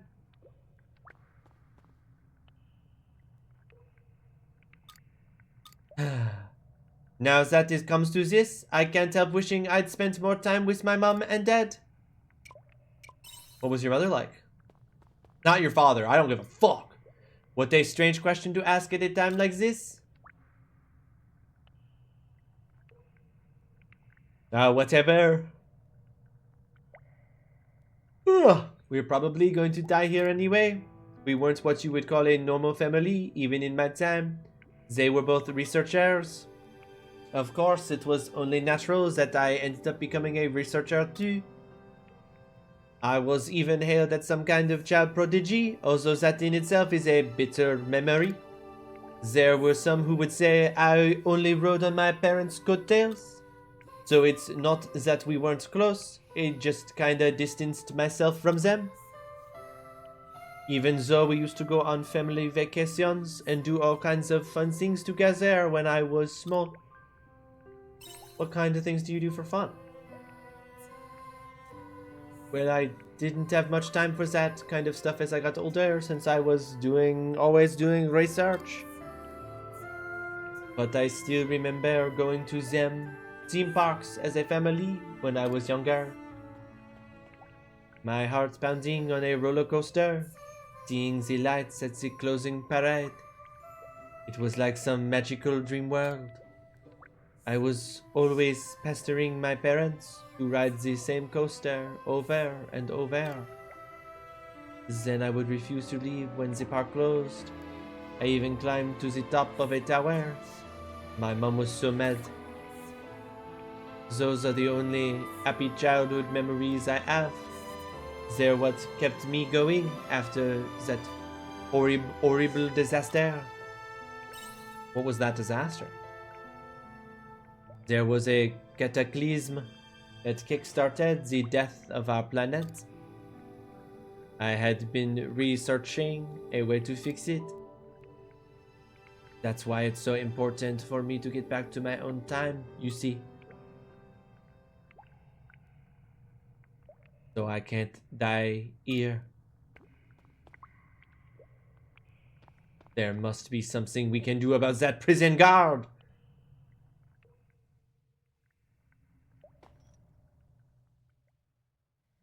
With my penis.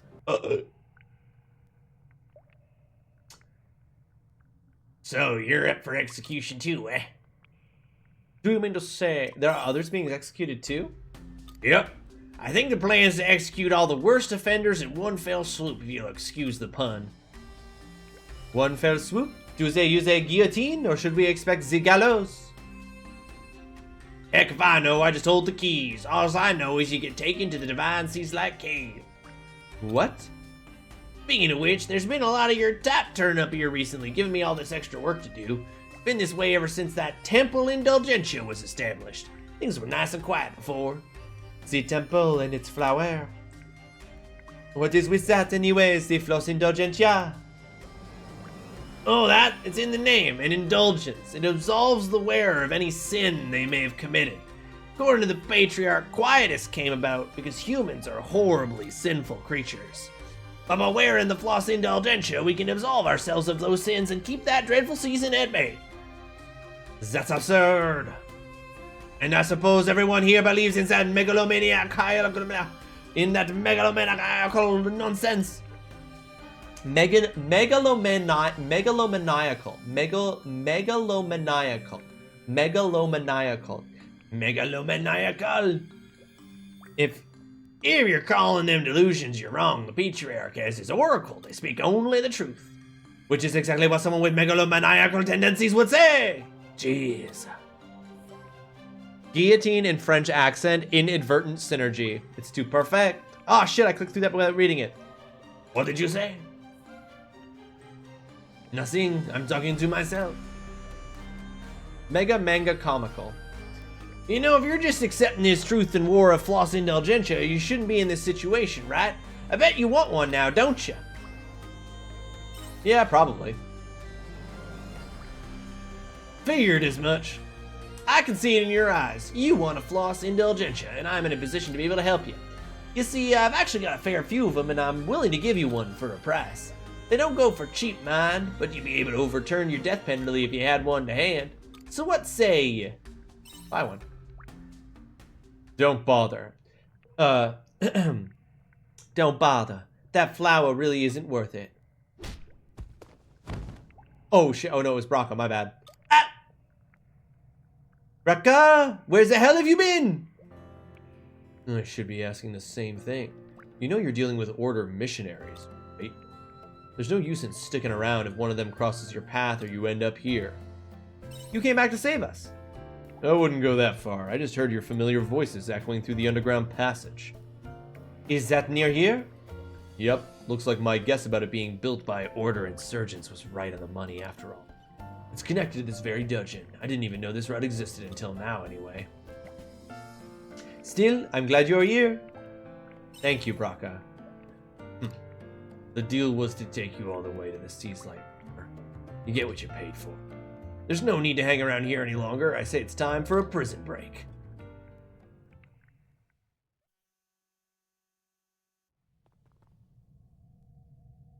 We're clear of the dungeon. What now? Huh? Whoa, whoa! Is this it? Is the passage finally collapsing? I don't want to be buried alive! Neither do I! We're fine. That rumble came from somewhere near the surface. Something's probably happening at the Holy Capital. Let's go take a look.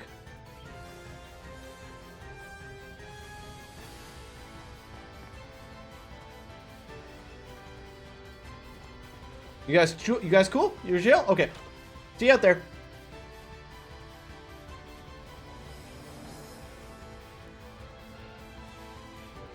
Oh, excuse me, sorry. I was up too late last night playing Balatro! Oh my, isn't Doc's over that way? You're absolutely right. I've never seen an avalanche like that. It's just as the Oracle foretold. A great calamity would befall Doxa. The Oracle saved us. Looks like the Oracle's prediction about a great calamity came true.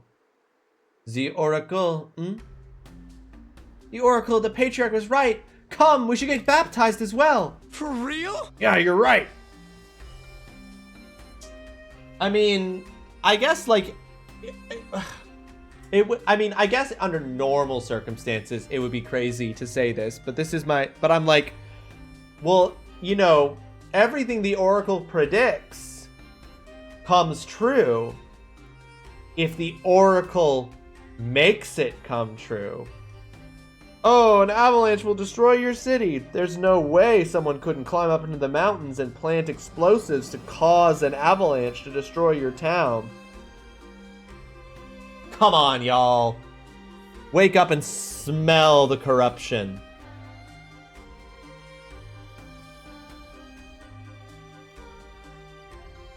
It is wild to see that this farming sim go very hard on being like church bad. Going very hard on the anti-church.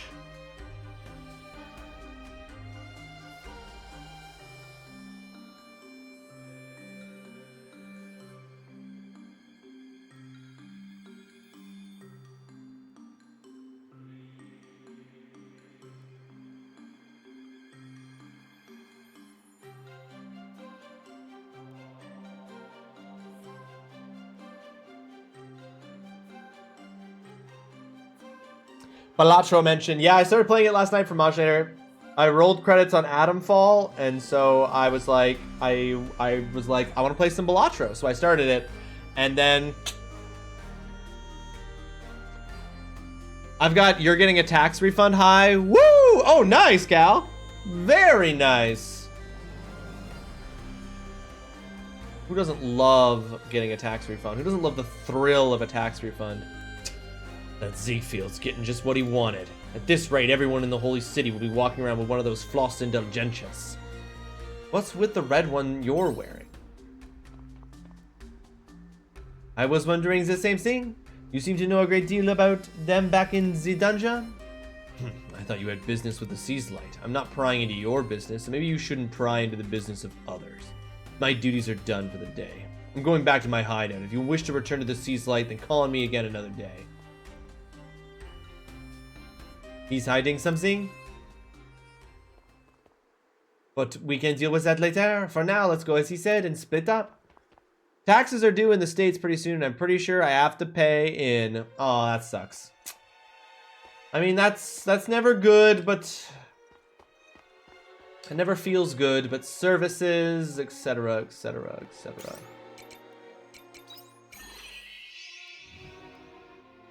Dang, that really ate up the rest of my day, y'all. Okay, I need to buy repair kits. Ooh, I gotta be careful here though. It's 20 minutes to make them. So 9:30, 9:50, 10:20.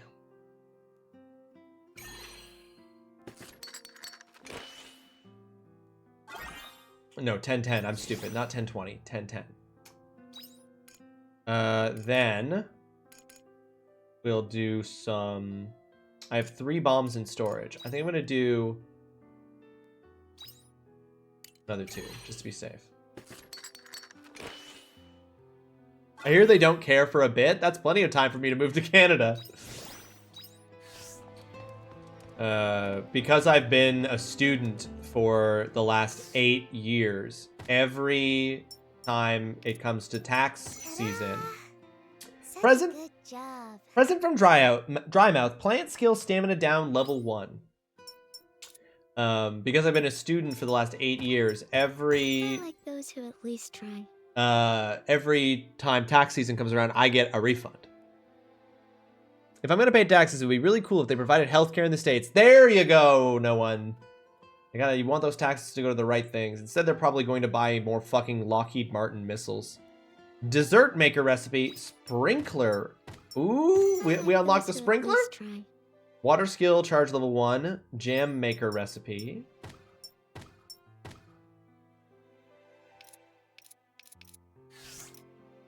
Hold Y when holding the watering can to water a wider area in one shot. Fuck yeah. Are you taking good care of your flying bug friend?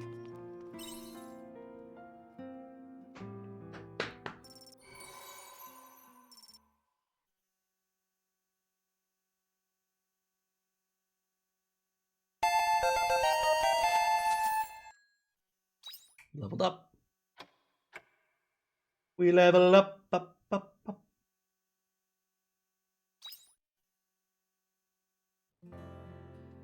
Oh, cutscene.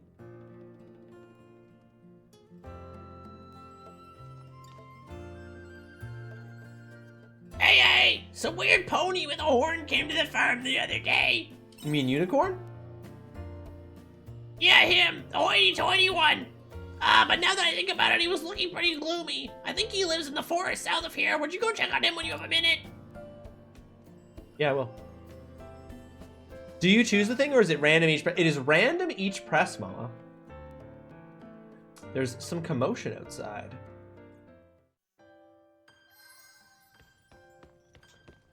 Check the letter from Estina. Ooh, Estina wants to see us, girl!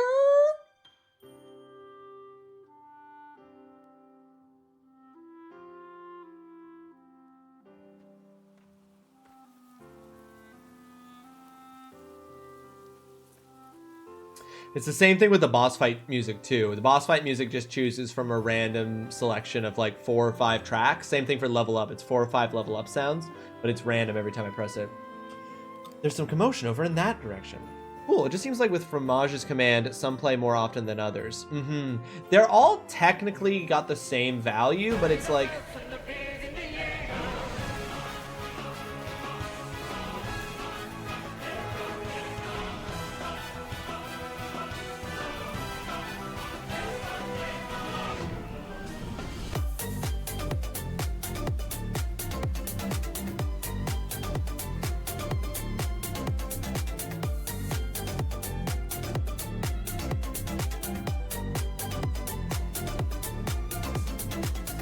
Yes, Queen, slay, slay. Slay your enemies! Raise up your army! Take your rightful place upon the throne! It just seems to be the ones I like don't want to play. Oh no. Yeah, that's true, because we never get the Steingate one. Has that always been there?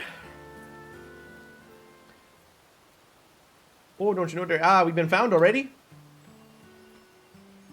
That was fast. Well, what do you think of this there waterside biome we made? Biome? Yep, biome. Think of a biome as kind of like a new farm. Some of our cute little veggie friends prefer to live in water, so you can grow them here on this waterside biome. It's a good thing, you know? Yeah, you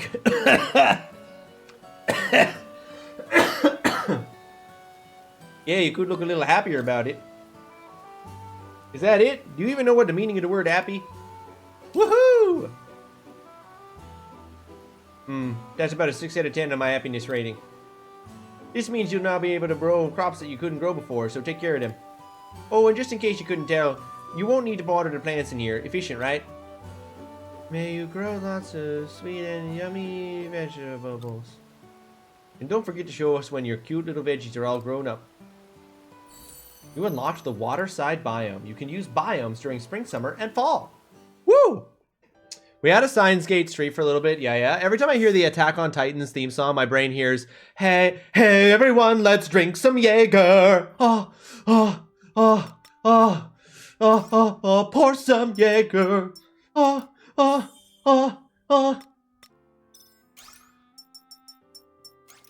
It's so spicy.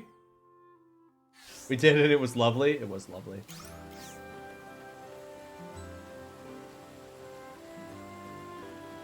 Oh. Whoa. Okay, can I just plant anywhere? Or like, do I still gotta... How do I... Oh, I guess I can just plant the seeds. Okay, cool. Like, I gotta go get them.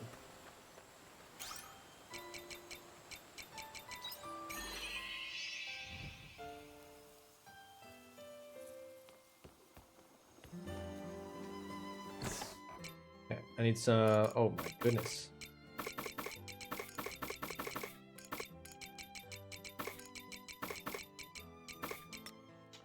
Okay, what goes in the waterside crop? Okay, waterside crops grows in spring, summer, fall, can be reharvested, ready in 4 days, can be repeatedly... Nectar cane seeds. Let's take all 8 of these.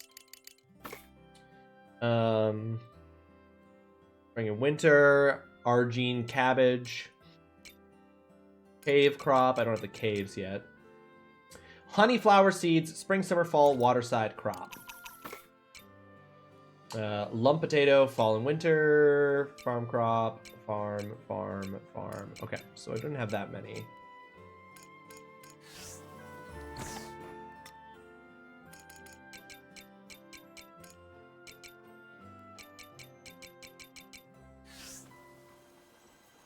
Oh my goodness.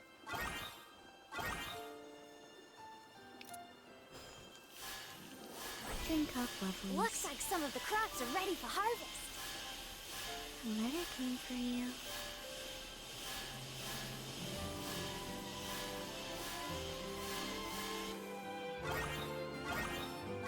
The key is to have fun with everything.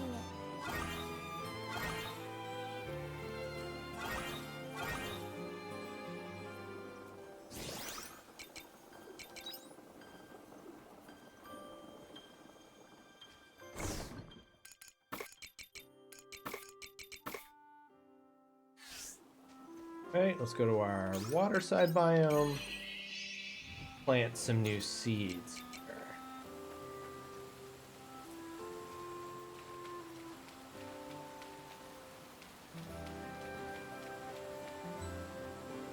What is, okay, this is the, okay.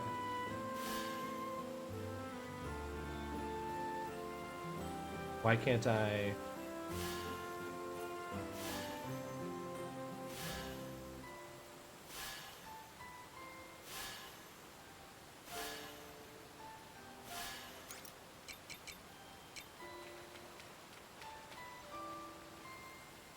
Why won't it let me, interesting, why won't it let me put one in that? There we go. There we go, that's all of them, right? Yep. Cool.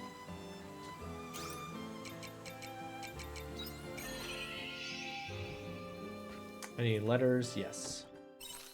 Apparently there's been another incident in ARGENE. It's a good opportunity for us to get a clue on who our attacker could be. Let's head over there right away. I'll wait for you in ARGENE from Estina.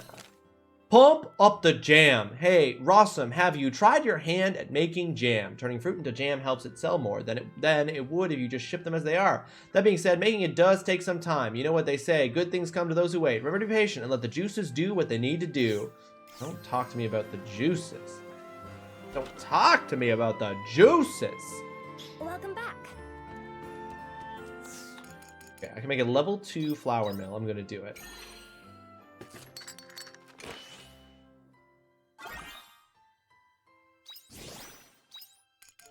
And I'm gonna make a level 2 fermenting barrel.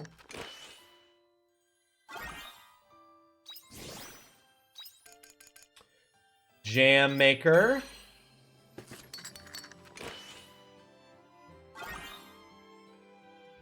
I don't know if to make jam. Dessert maker.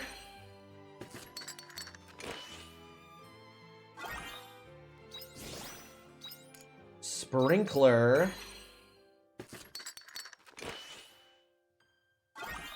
The Great Water Fairy's pride and joy sprinkles water over one block in all directions when installed on the farm. Classic. Simple brown fence, arch green fence. Okay. Now, question becomes... Are you taking good... I like those who at least try. What? Water skill, stamina down level 1, water side biome level 2. Care of your flying bug friend. See you later. Talking a bunch of farming shit here. Okay, so what I would like to do... I don't like that you can only place these, like you have to give up slots on your farm. Oh god, I want to smash these rocks so badly. Okay, well I'll have them for when I can install them, I guess. That's irritating. As for the sprinkler, put that in the middle or something once we're able to do so.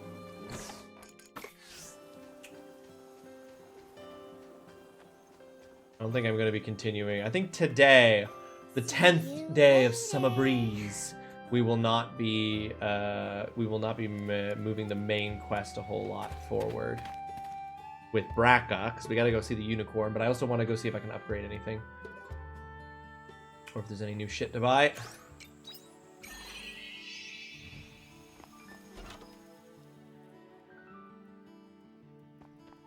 Sorry, Mama, we'll try. We'll try.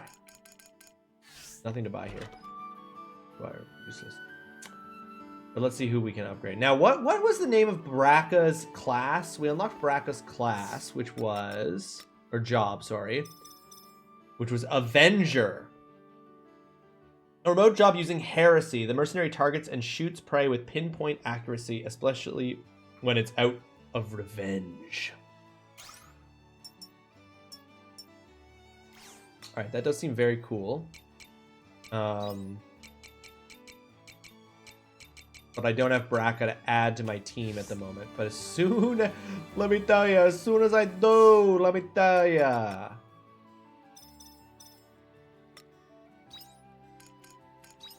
Forget that. Let's do Avenger. Mage, Avenger, and Shadow Walker.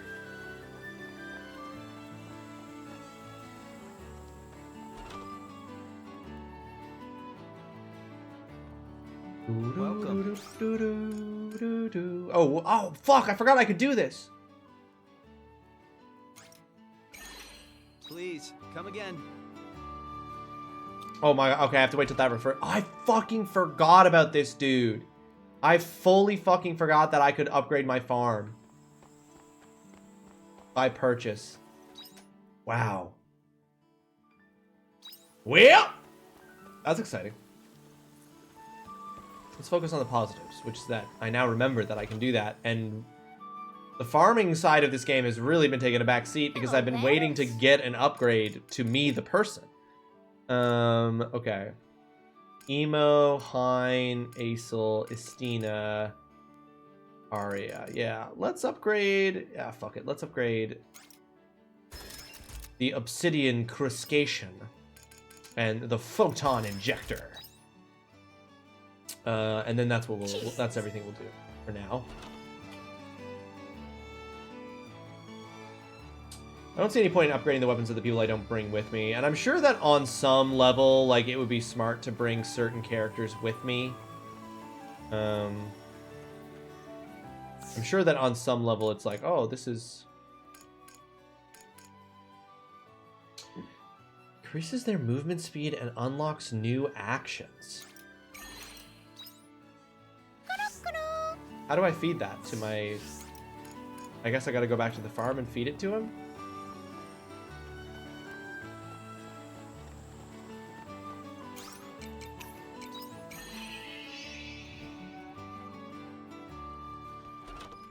Give it to my Totokado!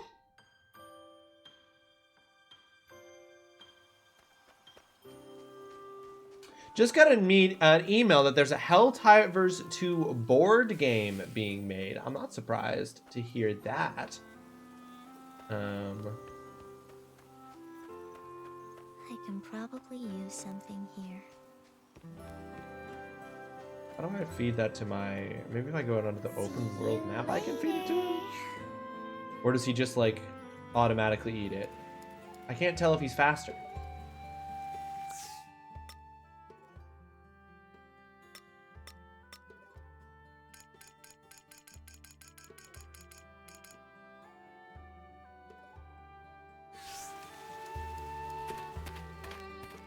Can you hellbomb your friends? Arming the hellbomb! Exclamation point armed!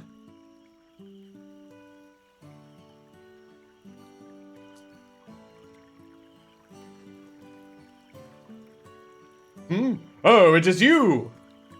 Hotmouth sent me. The winged bug creature did. You must remember all about my search for the princess, isn't that right? Well, I have searched this area high and low, and have finally arrived at something of a stalemate. I wish to travel further, stretching these legs and gallop into the unknown, but I'm not able to do so alone. What are you getting at? The most exciting part. I require a servant, and word has it your unreasonably short human legs have carried you quite the distance. So what say you? Will you travel at my side as my faithful retainer? Does it pay well? Stingy lout! Is joining me on my glorious crusade not compensation enough? Oh, it is? Very good. Rawesome, I hereby grant you the honor of serving as minion on my journey. Although I worry whether you alone will be a reasonable enough job. That's kind of rude. How dare you! Accusing me of ill manners only proves your own discourteousness. I will not tolerate impertinence from a steward. My concern is regarding your being struck by amnesia. No, if we're to search for my princess, then we'll need an additional member with knowledge of the locale. Well, hireling, does anyone come to mind? We can go to Nemea to see Estina. We can go to Shatola to see Hein. Well, I'm obviously going to go see Estina. Fine work! I get the feeling you will make a grand seneschal. With that settled, why don't you escort me to where we might find them?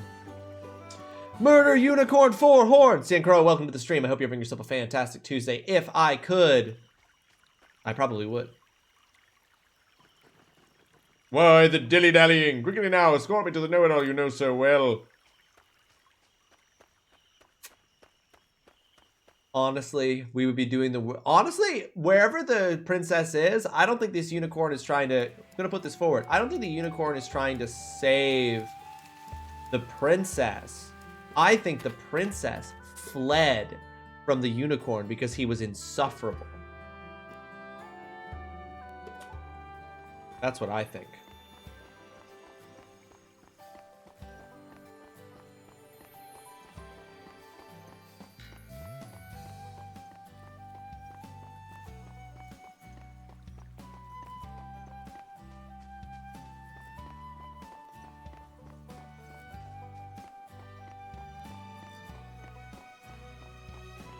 Istina!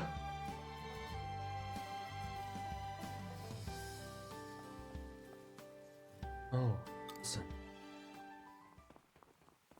Who's your friend?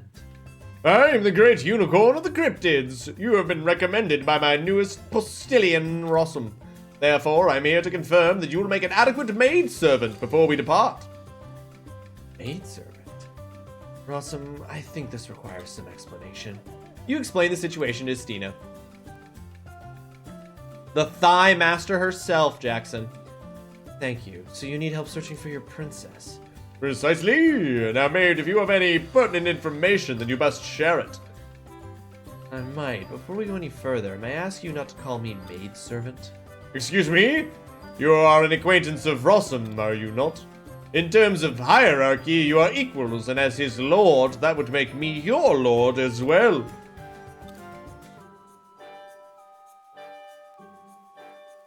I suppose it isn't that. So about your princess. This wouldn't be the same princess of Castle Lewis by chance. They're one and the same. It may save us some time if we just go straight there. There's a castle east of Shatola. That is Castle Lewis.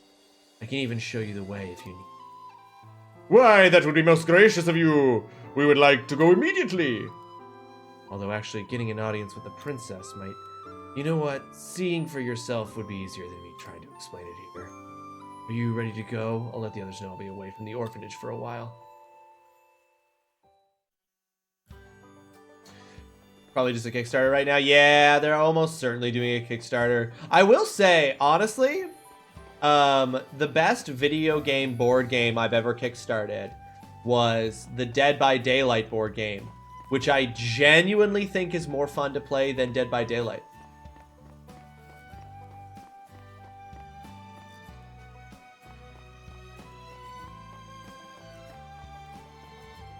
You have that board game too, Jackson? It's sick.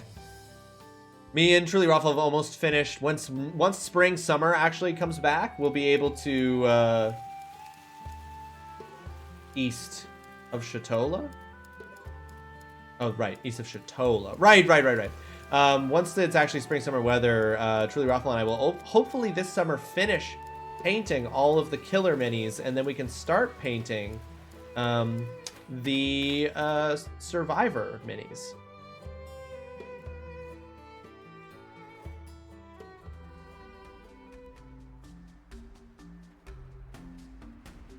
That is such a specific castle design that you see in JRPGs. Does anybody know, does this design for fantasy castles that you see all the time in JRPGs, I feel like, can anyone tell me, is this based on a real architectural structure of some kind? Like a real castle?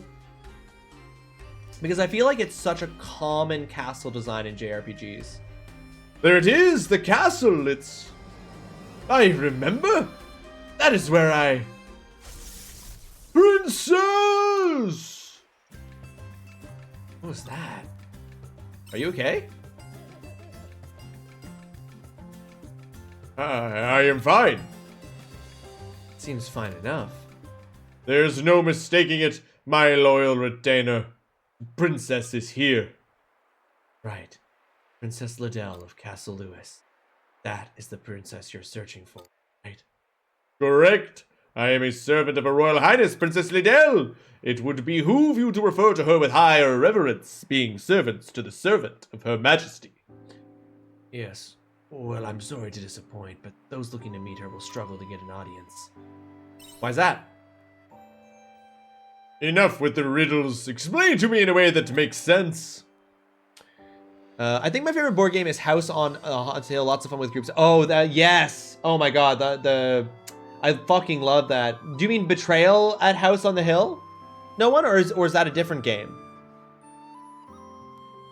Because Betrayal on at House on the Hill is an incredible board game.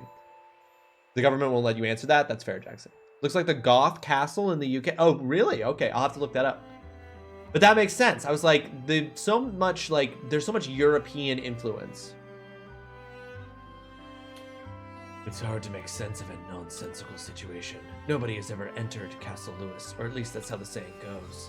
How could that be? The gates to Castle Lewis have never opened. It is said that a noble bloodline watches over the people high in the castle, but nobody has been able to enter and ascertain if that is true or not. Nor has anyone seen a hint of people inside from the side of the drawbridge. That is all we know for certain. No one said. Who said superior? Who said superior? I really like Binding of Isaac's, Four Souls, and 1313 Dead End Drive. Are those examples of? Oh, those are examples of other board games. Oh yeah, I think you're right. It's Betrayal. They did a spin-off called Betrayal at Baldur's Gate recently, but I haven't played it yet. I have played Betrayal at Baldur's Gate. There are slight gameplay changes that they make for Betrayal at Baldur's Gate that I actually really like. And they just last year released a 3rd edition of Betrayal at House on the Hill with updated scenarios and stuff that at some point when I have the kind of disposable income I can use on board games again, I will use to get. Because it's like a whole new collection of scenarios, all new tiles, but the same game. Wait, it's an actual gate? SMH, I know. It's all black from age. I wish I had more info. About what kind of castle you're referring to. In other words, Princess Liddell has never granted anyone an audience, so there's no way for us to confirm whether anyone is alive, inside is alive or dead. Nobody has so much as seen them. If they did happen to still be alive, they must be terribly lazy royals, just watching ordinary folk live their lives, never offering any assistance to them in times of need. Preposterous! Why, I myself have spoken to Princess Liddell countless times, and I have vivid memories of the castle interior stored in the recesses of my magnificent brain. Even now I can see her. Princess! I don't think my heart can keep up with outbursts like that. It's all pretty mysterious. That it is. Anyway, you asked for an explanation. It'll be extremely difficult getting an audience. I will not acquiesce. Not about to stop you. But there's no way in if we can't get past this drawbridge. There must be a way. If there is, it would be nice to meet King Louis and Princess Liddell at least once. The Cologne Cathedral? Oh, Cologne? For real? For real? What a perfect time for me to Google Cologne Cathedral.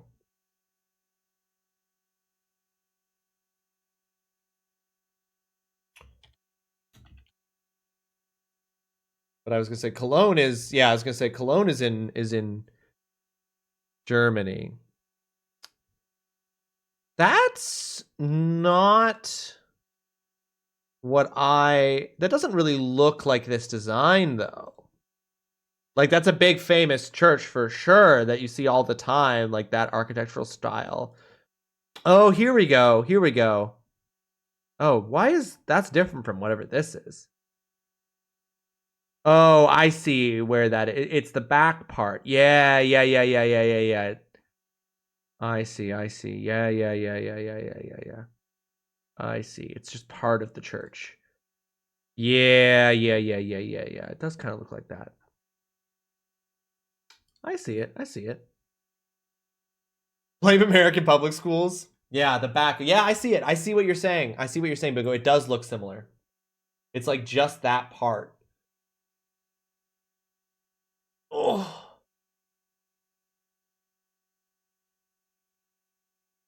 Oh. Oh, why? I was up too late playing Milagro. That is interesting. How did my mic and captions pick up Milagro when I said Balatro? Is it because I said it with the name? Balatro. I should have said it with more of an American accent. Yeah, Dad, I was up last night there playing Balatro. Balatro. Balatro. Okay. So there's a castle, and we're like, we want to get into the castle. Okay.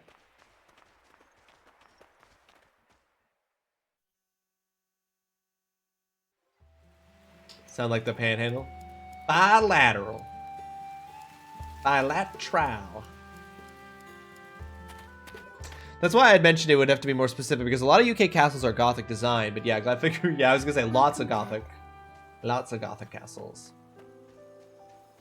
Someday I'd love to be able to go see like a old style European castle.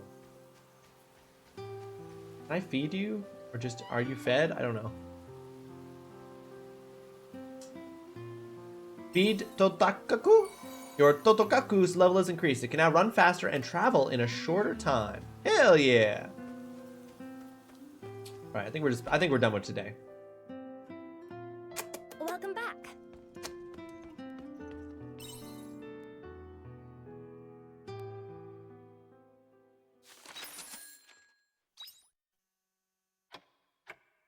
I need that money. I need that money. I don't know if I do need that money. Curling Master! Wait, where did this come from? Where did this come from? Curling Master, thank you so much for subscribing at tier 1.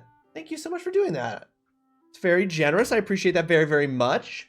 Now you don't have to worry about any more ads preventing you from seeing the Harvestella experience. I should take pictures of the San Fernando Cathedral for y'all. It's not as big, but I think it's pretty. So many cathedrals are so like, fuck. It's like, hey, is architecture art? Just look at this cathedral. And it's just like, yep, architecture is art. And then you look at like the fucking designs for like modern buildings and you're like, what happened? I have another request, but I don't have much time, so I'll keep this short. Please bring me 2 red leaves from the Silent Cave. Thanks again for your help. I can't believe this could happen after everything we talked about. I fear they must be connected. Wait, what? What's happened? Greetings, citizens. The Princess of Lewis's coming-of-age ceremony was recently held. Having come of age, we now expect she will be taking a more active administrative role alongside the king. Look out for enhanced operations for our most noble Lewis royal family. Castle Lewis Intelligence. Oh, that's right. We have been getting all these messages from the Castle Lewis Intelligence. It goes from art to looking unrendered from Roblox. Yeah, exactly. Exactly. God, it's why I love when you go to a university campus, for example, and you see all the buildings that were clearly built like before a certain era, and the architecture is so cool, and then you walk through the campus and you see a building that they built in like the 80s with like brutalist architecture, so it looks like a fucking prison, and then everything after that is glass, and it's just like, ugh. How are you doing, Rawesome? It looks like you've carried out some remodeling work on your farm recently. Come to think of it, the farm hasn't undergone any maintenance since the last person moved out. I apologize for leaving you on your own to manage that, but I hope you will take it in your stride. That doesn't mean I won't help, however. I have included some crop seeds in this letter. Try planting them on your new and expanded farm. Cress lettuce and Nemean seeds.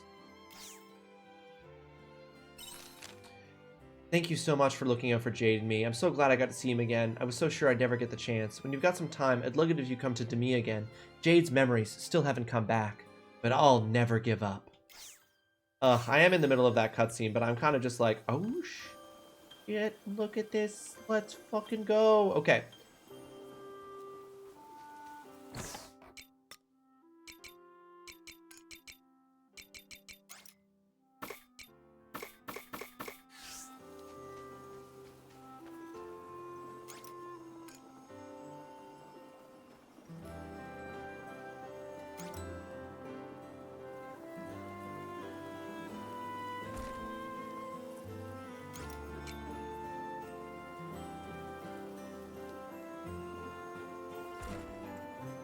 Looks like some crops are ready for harvest. Looks like some crops are ready.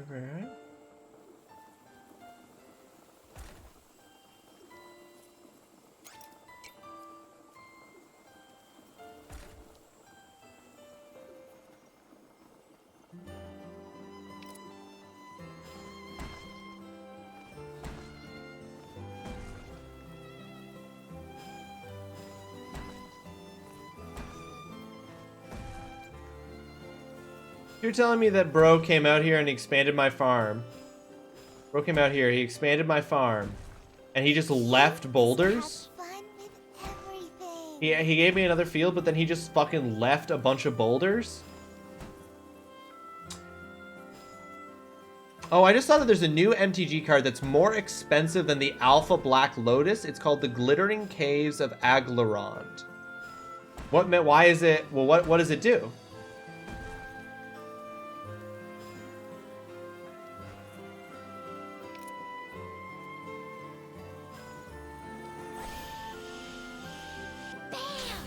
Bam!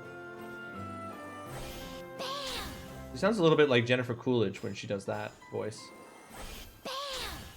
Bam!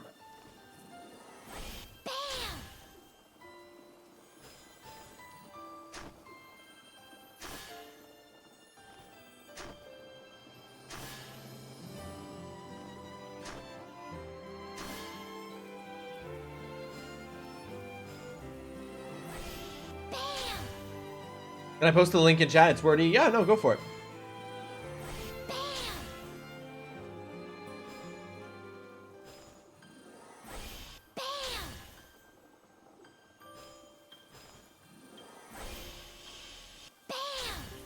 All right, I'm clicking this link. If Glittering Caves of Aglarond is in your opening hand and you're not the starting player, you may begin the game with Glittering Caves of Aglarond on the battlefield with a luck counter on it. If you do, exile a card from your hand. Tap for 1 colorless mana. If Glittering Caves of Aglarond has a luck counter on it, instead add 1 mana of any color. Okay, I see. Yeah, okay, I see why. I see why. $200,000.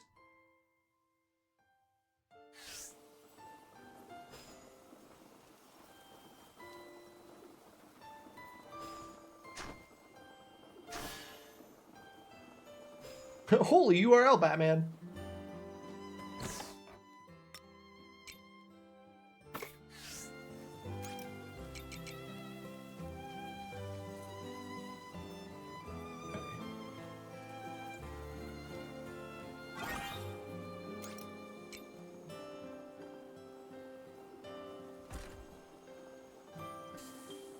No. Is it working? Farm work is pretty good wing exercise. I can't tell if it's working.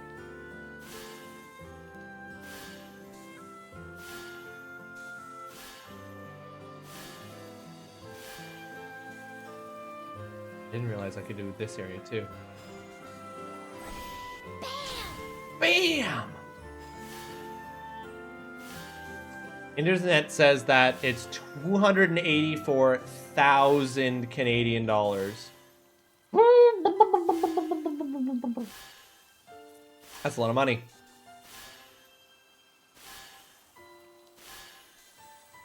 Is that link also to the card there, Promotionaire?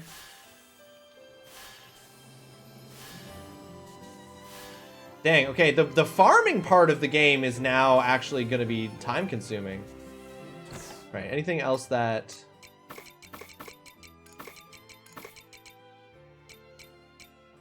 Those all grow in the spring and summer.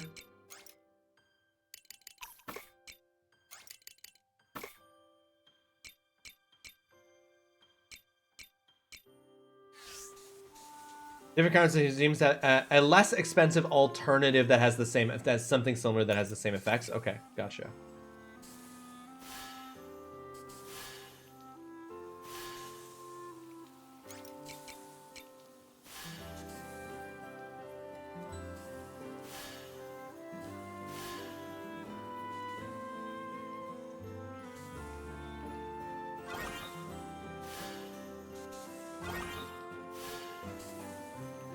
So I've installed this sprinkler, but looking at it, it doesn't look like it's watering the ground.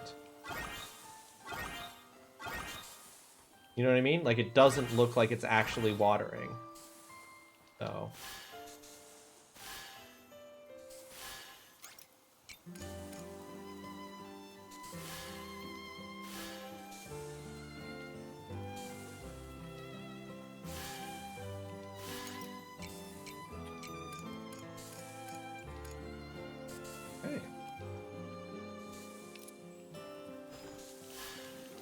Drink up, lovelies.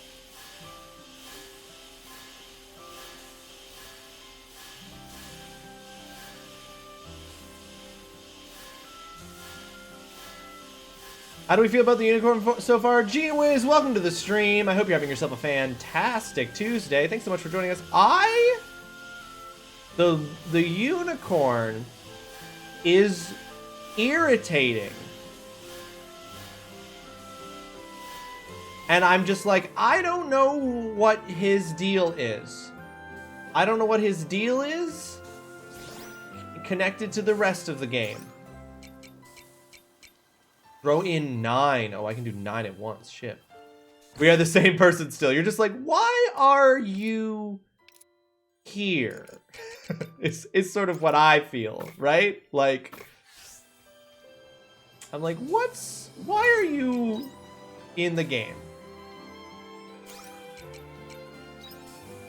So what is the difference in the cards that justifies the price difference or whatever in any way? Usually, Mama, it's so hard to know, I find, like, why a Magic card is so expensive, because it's not just about its rarity or its age or its printing or the art, which all factor into it, but it's also, like, how that card works with other cards. So, like, you can have a card that's super expensive because it's one card in a combo that's lets you create some kind of fucking infinite thing. So how do we feel about the voice lines you get when you leave the farm? Wiz, they upset me. Every single time I leave the farm, I'm upset.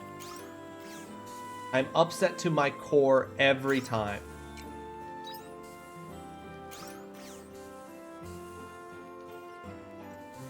Yeah, it's playability. That's one thing that is kind of nice about Magic cards, at least, is that you're like, part of the value is utility. My pet peeve is the whispers, that they give. Wiz, it's so upsetting. It's disturbing. It's bye-bye. I'm just like, what are you doing? Don't speak to me like that. You know? It's wrong. It gets inside my bones. It does. Oh my god, it does. See you later. I'm like, you're a horror. You're a child in a horror film.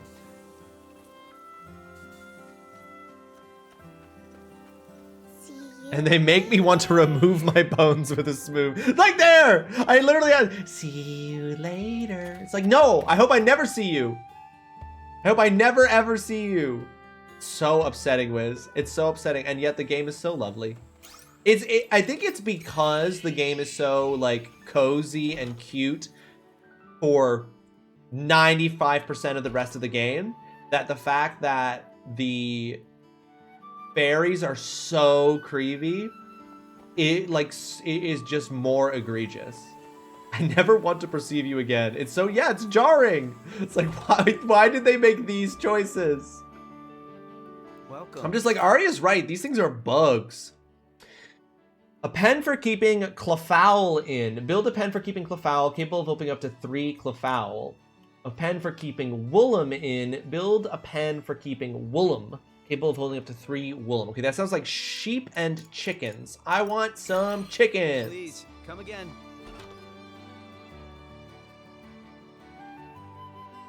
Arya becomes more relatable with every voice line. Mm-hmm.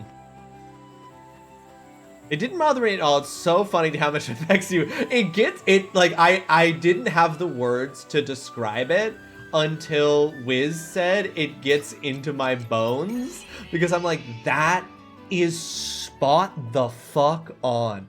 That is exactly what it is that like gets me about it. Yeah, it gets into my bones. And I don't like it.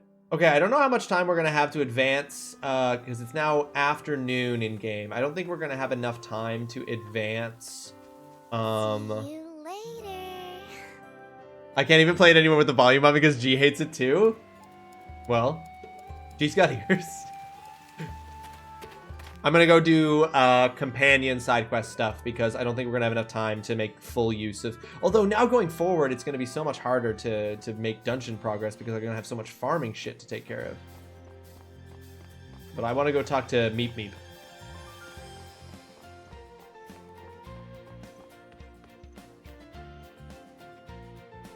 I'm gonna go talk to Meep Meep Meep. Oh my God, Wiz. Complete side note on the note of cards. I need to post this in your Discord because I'm hoping like you or your community will be able to help with this. I am missing like 5 cards from the Genetic Apex set in Pokemon TCG Pocket. I'm like 5 cards from having the whole set. And they're not even hard cards. It's like Vaporeon. I'm gonna, if it's okay, I'm gonna probably post in your Discord later a list of the cards that I'm looking for, and hopefully some people are available to trade to fill out the set. Oh, Rawesome, meep meep meep meep meep. Not enough pack. No, because I'm not opening a Genetic Apex sets anymore, right? Like I'm opening packs from the new set, so I'm not getting any more pack points. Okay, I will, Wiz. Yeah. I'm hoping some folks there will be able to help me out in filling that out. I came to hear you sing. Meep. Meep. Meep meep. Meep meep meep. Meep. Meep meep meep.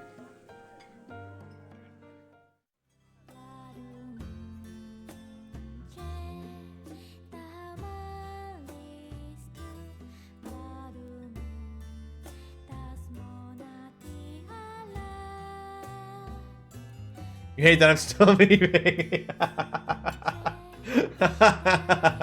It makes me giggle. I think it's so funny. Emo was singing. Her voice is beautiful. Meep meep meep. Emo, that was so good. Did you ever figure out Acel's side quest in the Dragon Den dungeon? Meep Meep is your favorite character so far. Did I ever figure it out? I've advanced his quest to the point that we've met the like backup version of Tiella, but I haven't figured out, and I haven't had to figure anything out yet, so I don't know what you mean. You might be ahead, you might be further along the quest than me. Good doesn't cut it. Emo's voice is simply the best.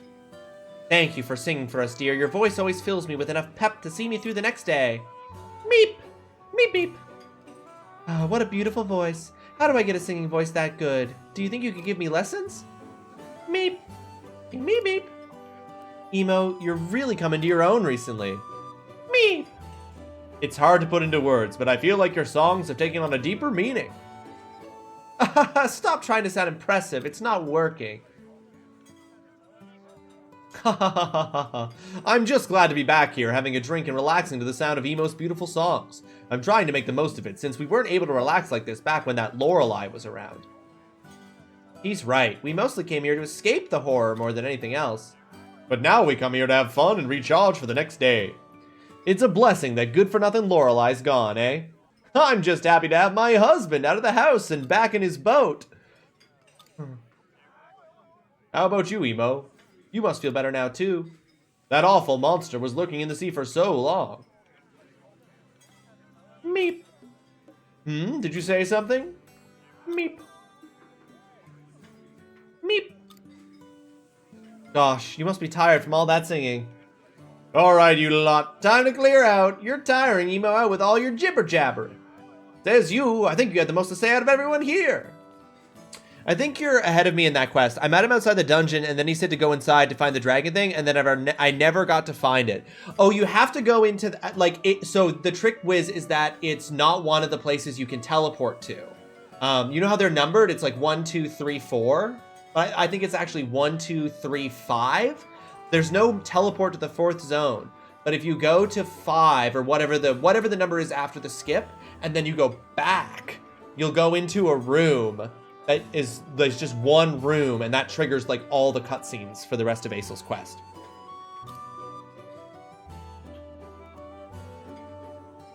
Because I also looked all around and couldn't find it, and then figured that out. Meep! Meep meep! I thought it was beautiful. Meep is a godly character from the game Kenshi. If you haven't played it and like sandbox worlds, I would highly recommend. Not only have I not played Kenshi, I've never heard of Kenshi. Meep meep. Meep meep meep meep meep meep. Did the other patrons upset you? Meep. Meep meep meep. Meep meep meep.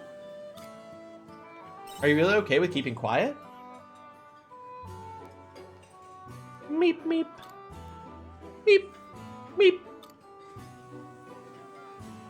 Meep, meep. Meep, meep. Don't push yourself too hard.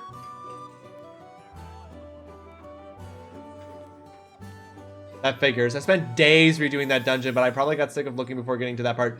No, I was so confusing, Wiz. It was like, where, why, where? And then it was like, it's like literally the one place you can't get to directly by teleporting is the one place that you have to go. Kenshi is an awesome and fun, easy, cozy game. You should definitely play. I've never even heard of it. Kenshi.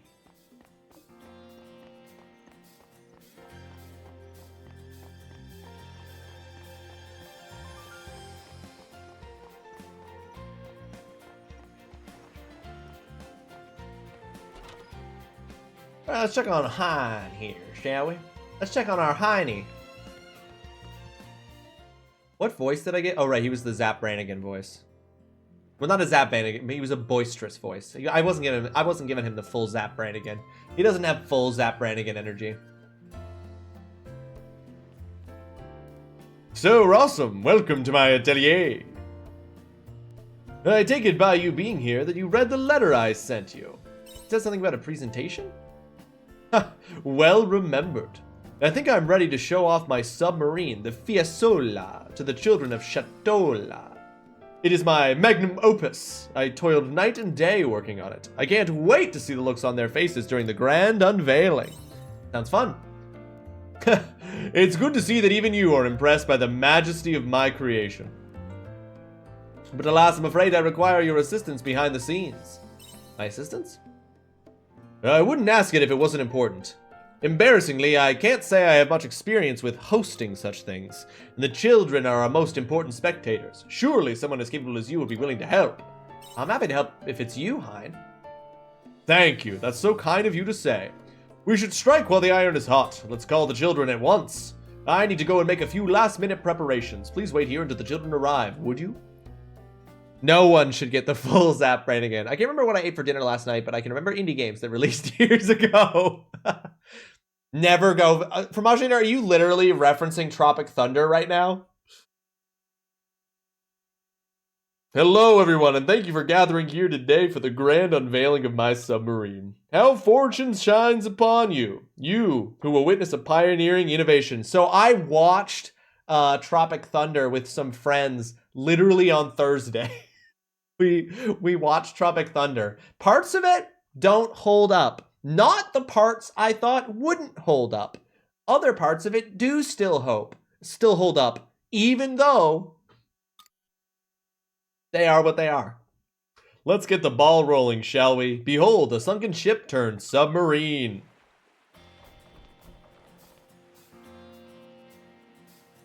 Whoa, what is that?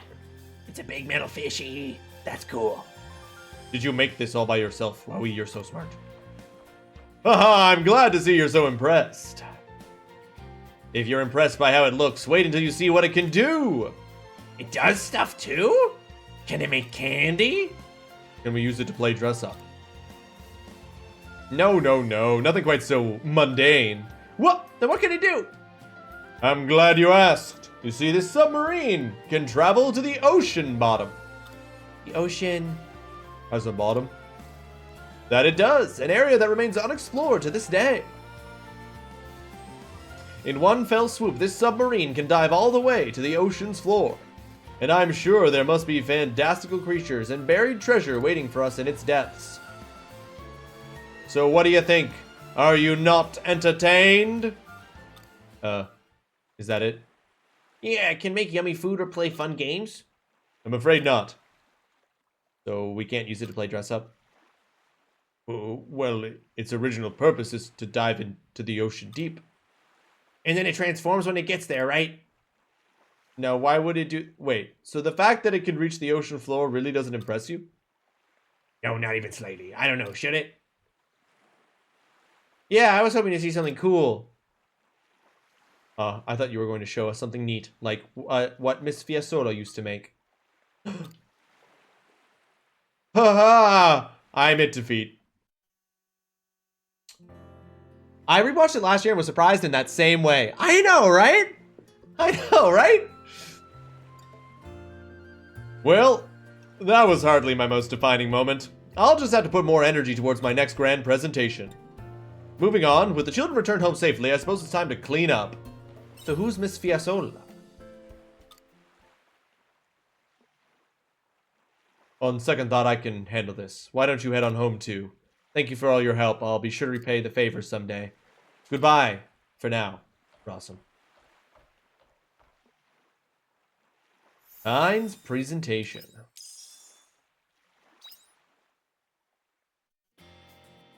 Do I only get the buffs I'm unlocking? Are these buffs permanent to the party, no matter who's in it? Or am I only getting those buffs if those characters are in my party?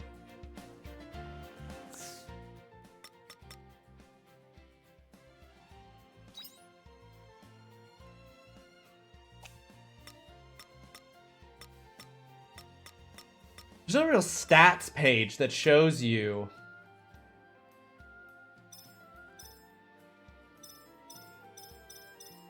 Yeah, there's no real stats page that shows you. I feel like they're permanent too, Wiz. I feel like they've got to be permanent.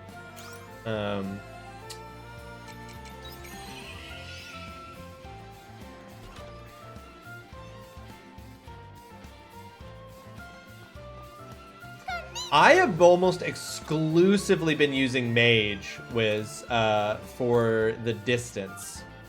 For the ranged options. But now that I've met Braca and I've unlocked the Avenger, I've added that to the rotation. Though I never bother to rotate, if I'm being honest. I'm just always using Mage.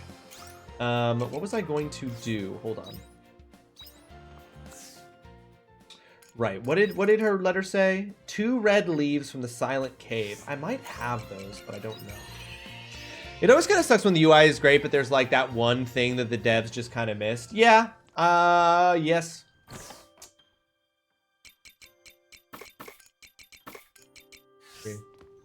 You never changed off of fighter, mama? I don't find the combat complicated or challenging enough to really require me to switch up classes. And it's been good with I've been doing great with Mage, but I do want to play Avenger because it just seems cool.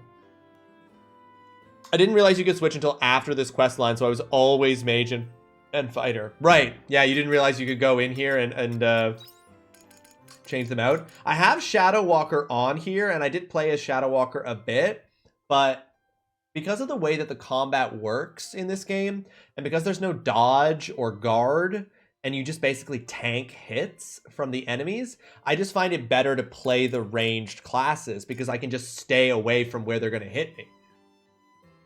Yeah, you just basically never need to. That's because Braca is just cool. It's true. Mama is a fighter.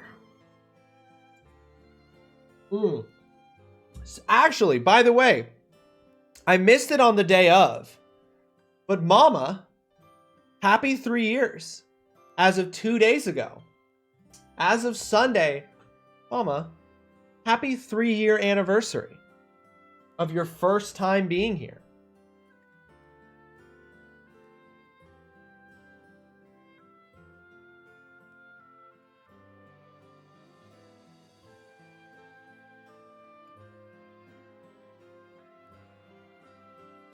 Actually, since April 5th. Since Saturday, when we had our Saturday stream. April 5th, 2022. 3 years. 3 years of Mama being in the stream, having joined us. It's crazy. It truly sometimes feels like there was no stream before Mama, even though we sometimes see clips that are proof otherwise. When I click, but I see, I think that there's a time zone. There might have been a time zone there difference or something, Mama, because like mine, when I click it, it says following since April 5th, 2022. For you, Wiz, I see following since May 7th, 2024, and for TGC, I see following since July 2nd, 2023. The dark age of the before times. Yes, the dark age of the before times. Since like and for example, Berg's been following since February 22nd, 2017. Which is a whole different number. Almost 2 years, TGC, is true. But yeah, happy 3 years, Mama. That's crazy. It has been a better stream and a better community because we have had you here. What am I doing? Wait, what am I doing? I've forgotten twice what I'm doing. Been so busy focusing on praising Mom. Welcome back. You just passed your 3 years with Fred? Nice. Look at this suck up. Ah, I'm sucking up. I'll suck up as my one. It's weird seeing me in clips without the sword. Never mind clips I wasn't even here for. I know, right? I should almost get rid of those. Just destroy all evidence that there even was a time before. Okay, I need red leaves. Yes, I thought so. I was like, I bet you this is it.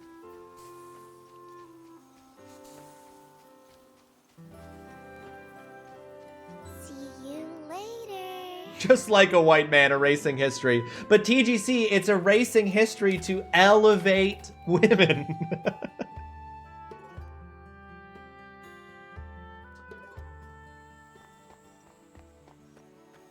Exactly. Mama, there's always been a Mama. Mama has always been here.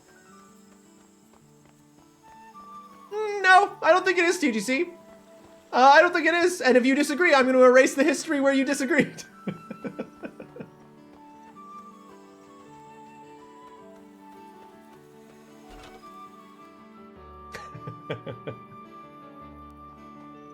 Nah, it's cool. Hashtag trust. We have always been at war with the bots. Dr. Kress, how is my brother doing? For now, we'll have him take the medicine I prescribe and see how it goes from there. Contact me straight away if his condition changes. We're all blessed and better for knowing Mama. That is true.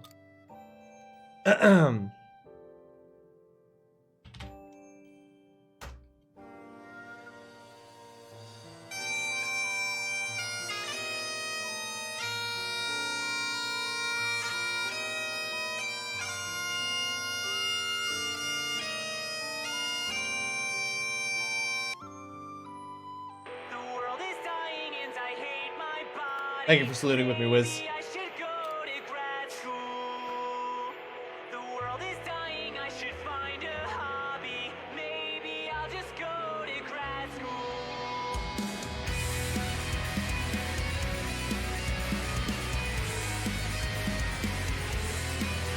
I actually can. I can show the degree. It's real.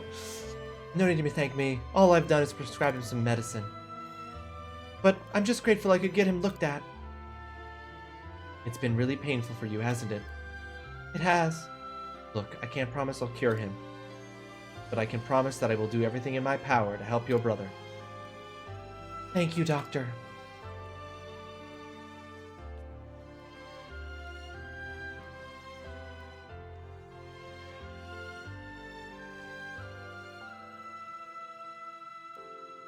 Yes, welcome. Oh, Rawesome. Did you bring the material I asked for? You handed over the materials to Kress. That's perfect, thank you. Who was that? She's related to a new patient of mine, said she's his younger sister. Something wrong? The patient is presenting symptoms of the quiet. I made a house call the other day to perform a checkup and found the sickness had been progressing. It's just like what happened with my own mom and dad. They don't look different physically, but with every passing day they lose the strength to survive. You know, I remember a time when my interactions with the stream were essentially just finding great moments to use that sound. How far we've come. We've really advanced, for sure. 3 years is insane, though, and it being because of Elden Ring is just crazier. And the fact I basically never used to speak. I know, Mama, it's been huge. Like, it's still crazy to think it's like you came in on a game you weren't even that interested in and not only stuck around, but have become intrinsic to the stream, some might say, the community. Can you help him? Is the quiet just a depression brought about by existential dread? No, it's an actual disease that's brought about by weird dust. You saw him and this game and thought, I can fix him. I'll do my best. My plan is to create a new medicinal compound using the materials you brought me. And 3 years later, Berg, and she has not. At any rate, I'm banking on this one to work. All you can do is try. Now is the time to leverage your position, Mama. Demand compensation and representation. So intrinsic that if Ross is sick, if Mama is sick, Ross cancels stream. True story. I have rescheduled the stream so that Mama wouldn't lose her streak. Yes. Beating this disease is what defines my life as a doctor. For the patient and his family, and for my own parents too. I will find that cure. I'm here to help. We have a long road ahead of us. I'm counting on you, Rawesome. Anyway, I can't afford to waste another second. If we've got that settled, then I'm going to get back to my research. I'll send you a letter if there's anything I need. Take care, Rawesome. God, it's so hot how she wants to cure an uncurable disease. A large flame core and a hermit's root.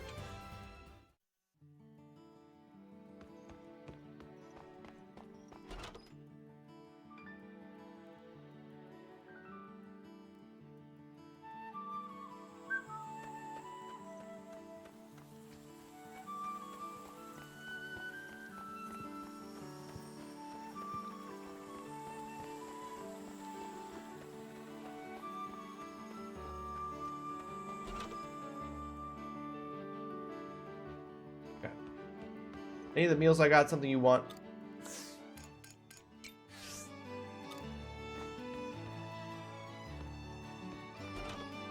Alright, I'm gonna go back to my house and I'm gonna cook some meals I've never cooked before in case I can take them somewhere to... Ooh, I guess I could try to take... No. Never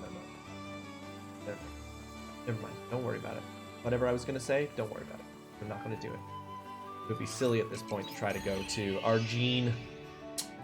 Be silly to go to ARGENE at this point, but okay, let's do some cooking. Oh, here we go. Shrimp and mushroom al agillo.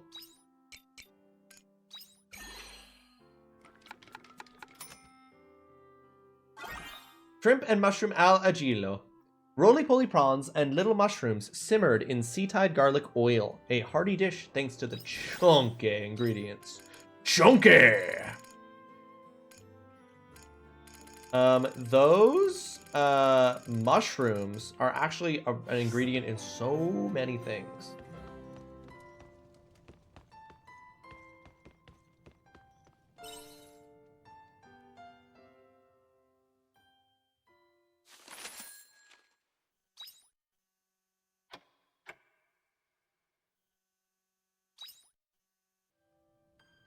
Okay.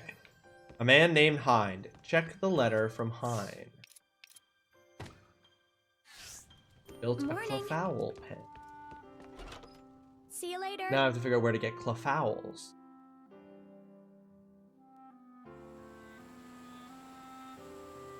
Cute! Cute! You can now use a clofowl pen. Where are my clofowls? I fear I embarrassed myself during my presentation and let the children down in the process. I must strive to do better to earn back their trust and for the sake of their dreams. Anyway, I would like to repay you for your assistance with the presentation.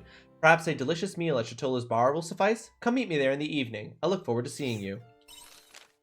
How's the pen I built for you? I'm pretty proud of how it turned out, so I hope you use it for a long while. By the by, do you know what animals you want to keep in it yet? A Canelu merchant has set up business near Lethe selling clofowl and woolums. You should go and check it out when you have the time. Anyways, I'll be around next time you need me. How are you, Rawesome? I heard from the renovator that you installed a new clofowl shed in your place. Maintaining your crops while raising livestock is no mean feat, but I am confident that you can do it. I have provisioned you with some crop seeds, which you will find in this letter. I hope you will find them useful. Stella wheat seed. A list of all my clofowl. Insert feed. Okay, but hold on. I have an item that makes feed. I'll have to use. I hate that there's some element of truth in that, and it's gross.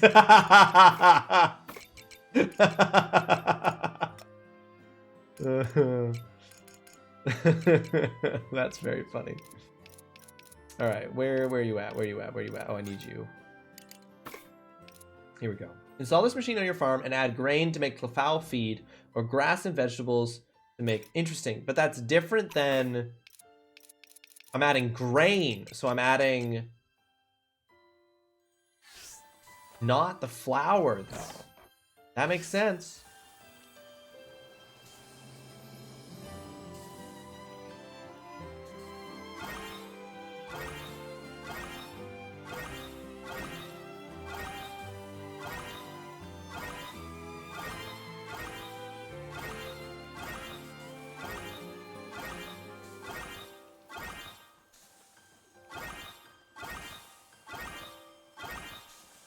It's strange, though, as I thought ER was normal timing unless you went past midnight, and I followed at the end of stream. Yeah, it's true. I might have gone, unless it was like a particularly late stream that day, maybe, and you didn't follow until near the end of it. But yeah, it's funny. Yeah, it's April, you see April 6th, but when I click, it says April 5th. Now that could just be, you know, that could just be error on Twitch's end, of course, right?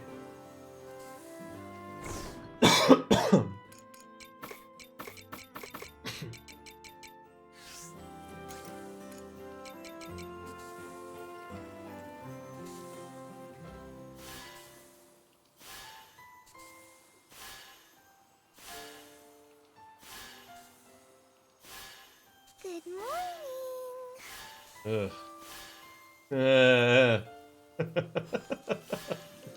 Drink up, lovelies.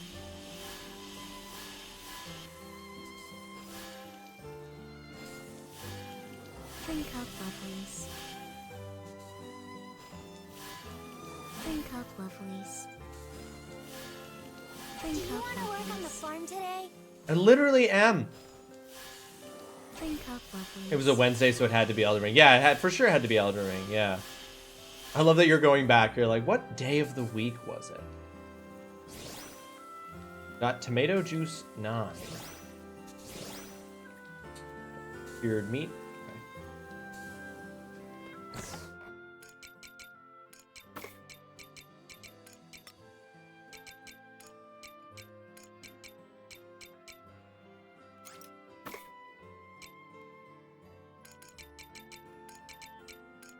All right, and then we can make a ton of juice. So, I need 9 of anything. Okay, I'm gonna make more tomato juice.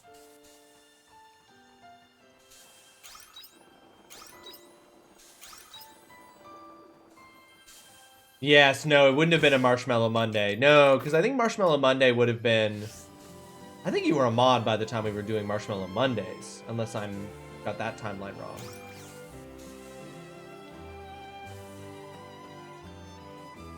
Okay, I've got to travel to my water biome, waterside biome. No, nothing has sprouted yet. Okay.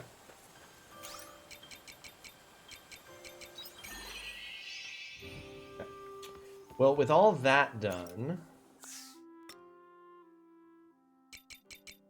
I don't have any place to put the feed maker yet,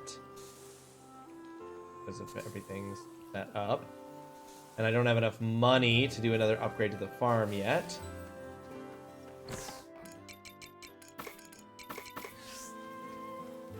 Bye-bye. Bye-bye.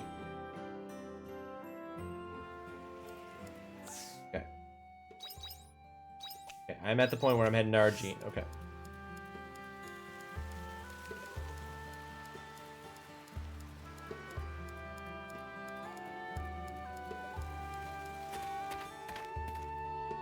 But I just thought maybe I'd come in on an ER stream but followed a bit later. That's why I went back and checked the day. Yeah, it's true. You could have hung out and then, yeah, you didn't follow until it was like after stream or something. Yeah. Huh?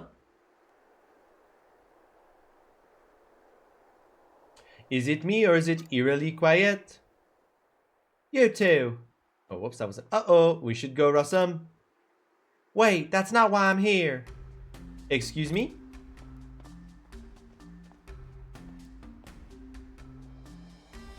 Where are your friends?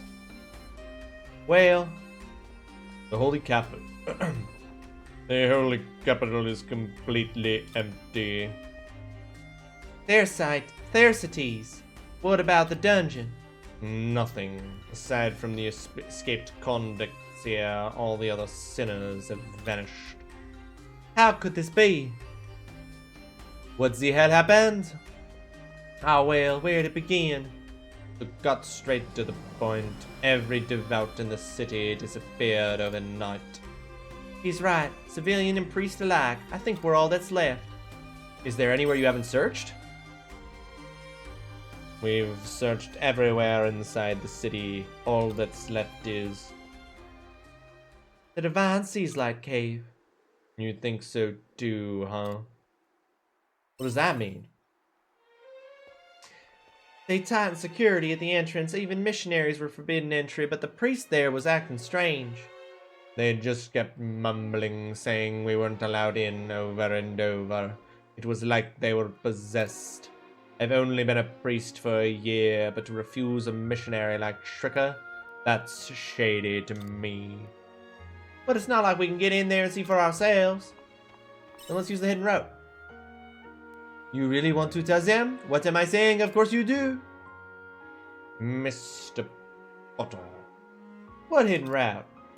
If you two can promise to cooperate, then we'd like to get into the Divine Seaslight Cave. Cooperate with you? Don't make me laugh. Wait, Saites. There really isn't any other way. Fine, if you want to join hands with blasphemers, then go right ahead. If you'll excuse me.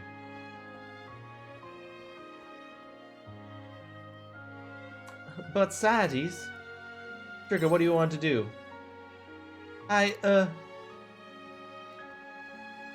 No, this isn't the time for uncertainty. Please show me the way to this hidden route of yours. Alright, let's hurry and find Braca.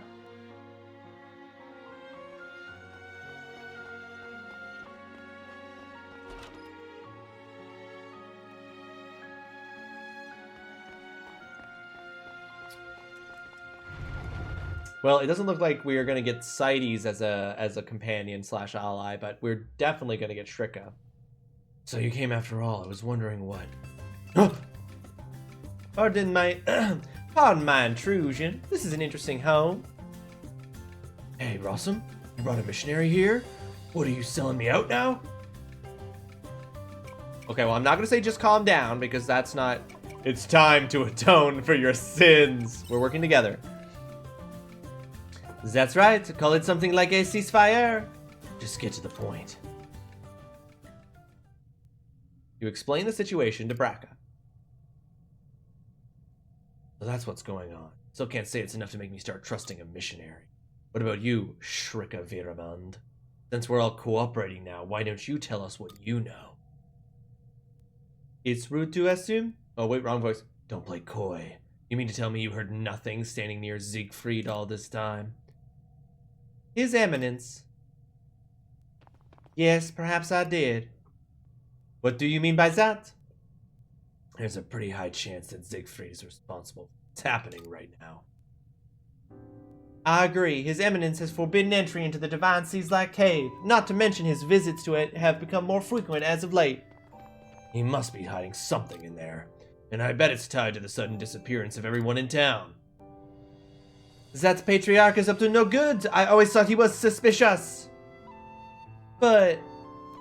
What do you think, Shrika? I can't believe that His Eminence would do something inquisitive to his own followers. Not after he took in Saites and I when we were orphaned and alone. So he's like a father to you? Yes, you could say that. You may not be tied by blood. No, it's because you're not, that your debt to him must feel immeasurable. But you're probably in for a bumpy ride. If you don't feel ready to face the Patriarch, then you can stop now. No one will blame you. No, I can't stop here. I'm a missionary. I follow the dogma of the Holy Mother. For her, I will exterminate anything that brings harm to the Order. Even if that threat is the Patriarch, I will be the one to stop him. It was he who raised me. He is like my own father. That is why it must be me who puts an end to his wrongdoing. I believe that is the only duty a child has to their parent. Fair enough. But don't push yourself too hard. I can't have you getting in the way. Okay, Rawesome. I think we've said all there is to say. Time to head into the Divine Seas Lake Cave. Shrika joined your party. Hell yeah.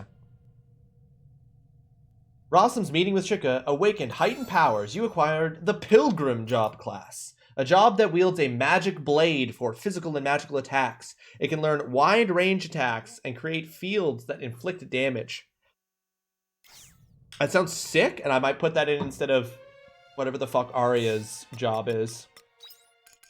Or no, instead of Shadow Walker, maybe I'll put in Pilgrim. Wait, where is it? There it is. Jab multiple times using Dogma with this slash attack. That actually doesn't sound very ranged, but I'm going to equip it.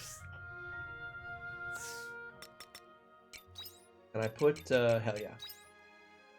Let's just take a moment to look at her art. Oh, that's sick! Okay, well that looks cool. But I'm gonna put my girl Estina back in.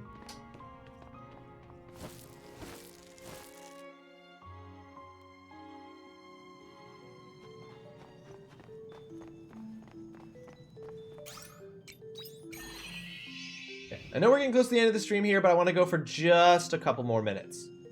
Just a couple more minutes before we have to call her.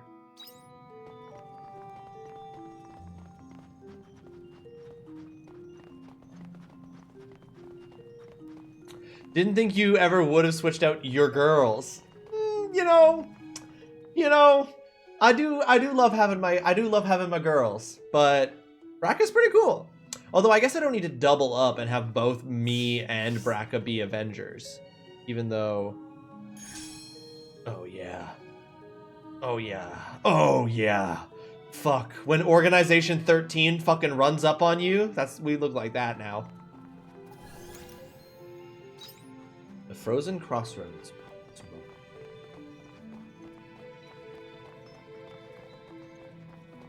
Okay, that's prepared. Okay. Let's get this over. Oh my god, he looks so sick doing it. Did you see that fucking kickflip attack he did or whatever that was? Why can't I do that? I gotta level up.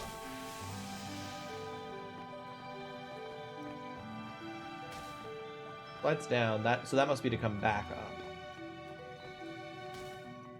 Oh, fuck.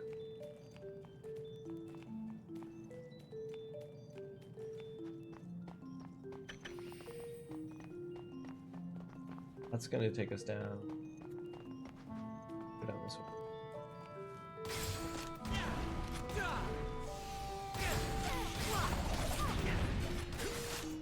Reload.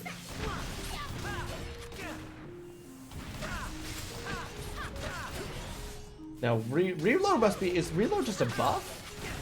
Hold on, let me check just really quickly. No, that's the fighter. I want Avenger. Reload. Switch between flame and freeze rounds. Changes normal attacks and some skill attributes. Oh, okay, cool. I'm changing my round type. Where does it show which one I'm currently using? It doesn't really show it anywhere convenient, does it?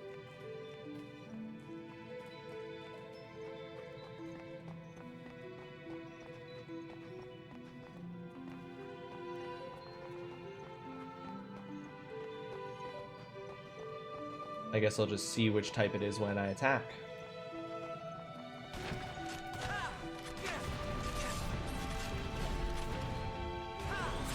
Now I'm doing fire. That's what I want to be doing, is fire.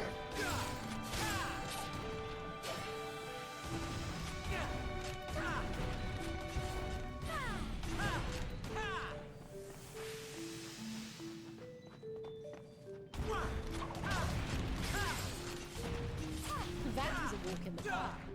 That was a walk in the park. This one isn't gonna be easy. Oh, no! I appreciate it. While we're actively being attacked, I take an hour to repair a bridge.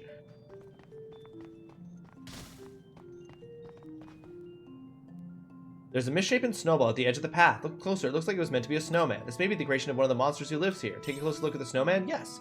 You go to take a closer look, but the snowman crumbles as you approach it. You see something shiny inside the crumpled snowman. You receive an ice stone. You hear a voice from somewhere. It's a monster's voice. It looks like this is the monster that made the snowman, and it attacks. No, I'm sorry for destroying your snowman, and now I must destroy you. Piece of cake. I'm highly capable, you know. Okay, Bracca's in-game voice, not what I was expecting.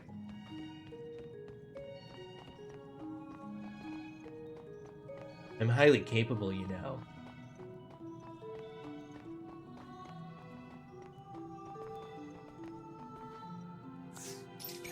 I just think the voices I'm giving them are always I just think my voices are better. What can I say? I just think my voices are better. All right, ladies and gentlemen. That's it for today's stream. Thank you so much for hanging out. Appreciate you all very, very much. I enjoyed our conversation around pet peeves earlier with the assignment. I look forward to everybody's cliffhanger submissions for the assignment in May. I also look forward to being back on Thursday at 1:30 p.m. for even more Harvestella. Ladies and gentlemen, I was here. No one can say that I wasn't. I would never dare say you weren't. Creative Waste, welcome to the stream. I hope you're having yourself a fantastic Tuesday. Thanks so much for being here. I finished the first Mistborn. Ooh, very fun. Look who's reading. All right, let's see who is live and who we might raid here today. Creative, it seems that you raided Cumberbatch Ussy because I'm currently in their stream. But who can we raid? Want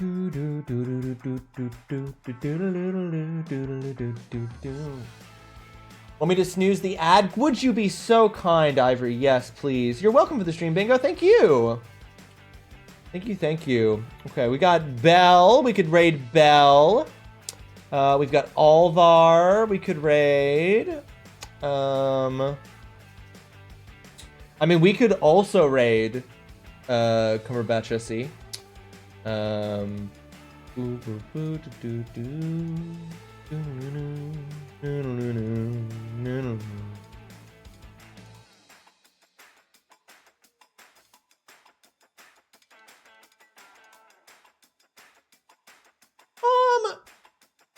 actually going to be doing a special kind of collab with Belle in May once I'm back from my honeymoon stuff. I'm going to be doing a special kind of collab with Belle that I'm really... No, my opponent, it won't be involved in any way, and how dare you. We will be doing that in May. Oh, Rocks and Stone just went live. Let's raid Rocks. Literally 45 seconds live. Let's do it. Let's raid Rocks, who's gonna be playing some Lies of P. Playing some more Lives of P. I know Rocks is very excited for the upcoming Lies of P DLC. Me too. So let's do that. How gloriously timed. Everything Oolong does is gloriously timed, and sometimes it's at my expense, and all the times it is at my expense. Ladies and gentlemen, we're going to be raiding Rocks and Stone. If you're not following Rocks, drop a follow when we get in there. It's free, it costs you nothing, and it makes you a better person. Rocks is playing some Lies of P. Rocks is very fun to hang out with. I love lurking in Rocks' stream. I love hanging out there. Hoping to get Rocks in on some Marvel Rivals with us at some point. We've missed the opportunity to do so recently, but we will get another chance. We will take that other chance when we get it. Please grab the top message if you are a subscriber. Grab the bottom message if you're a follower. Spam that when you're getting in there. You started playing Rivals, Ross? Creative, let's fucking go. Let's play Rivals, buddy. Let's do it. Spam that when we get in there. Give a good first impression. Have yourselves a fantastic rest of your Tuesday, everybody. I really appreciate you. You played Thor. Thor's good. Thor, very fun. Very fun to be tanky and mobile and just getting in there and wailing on folks.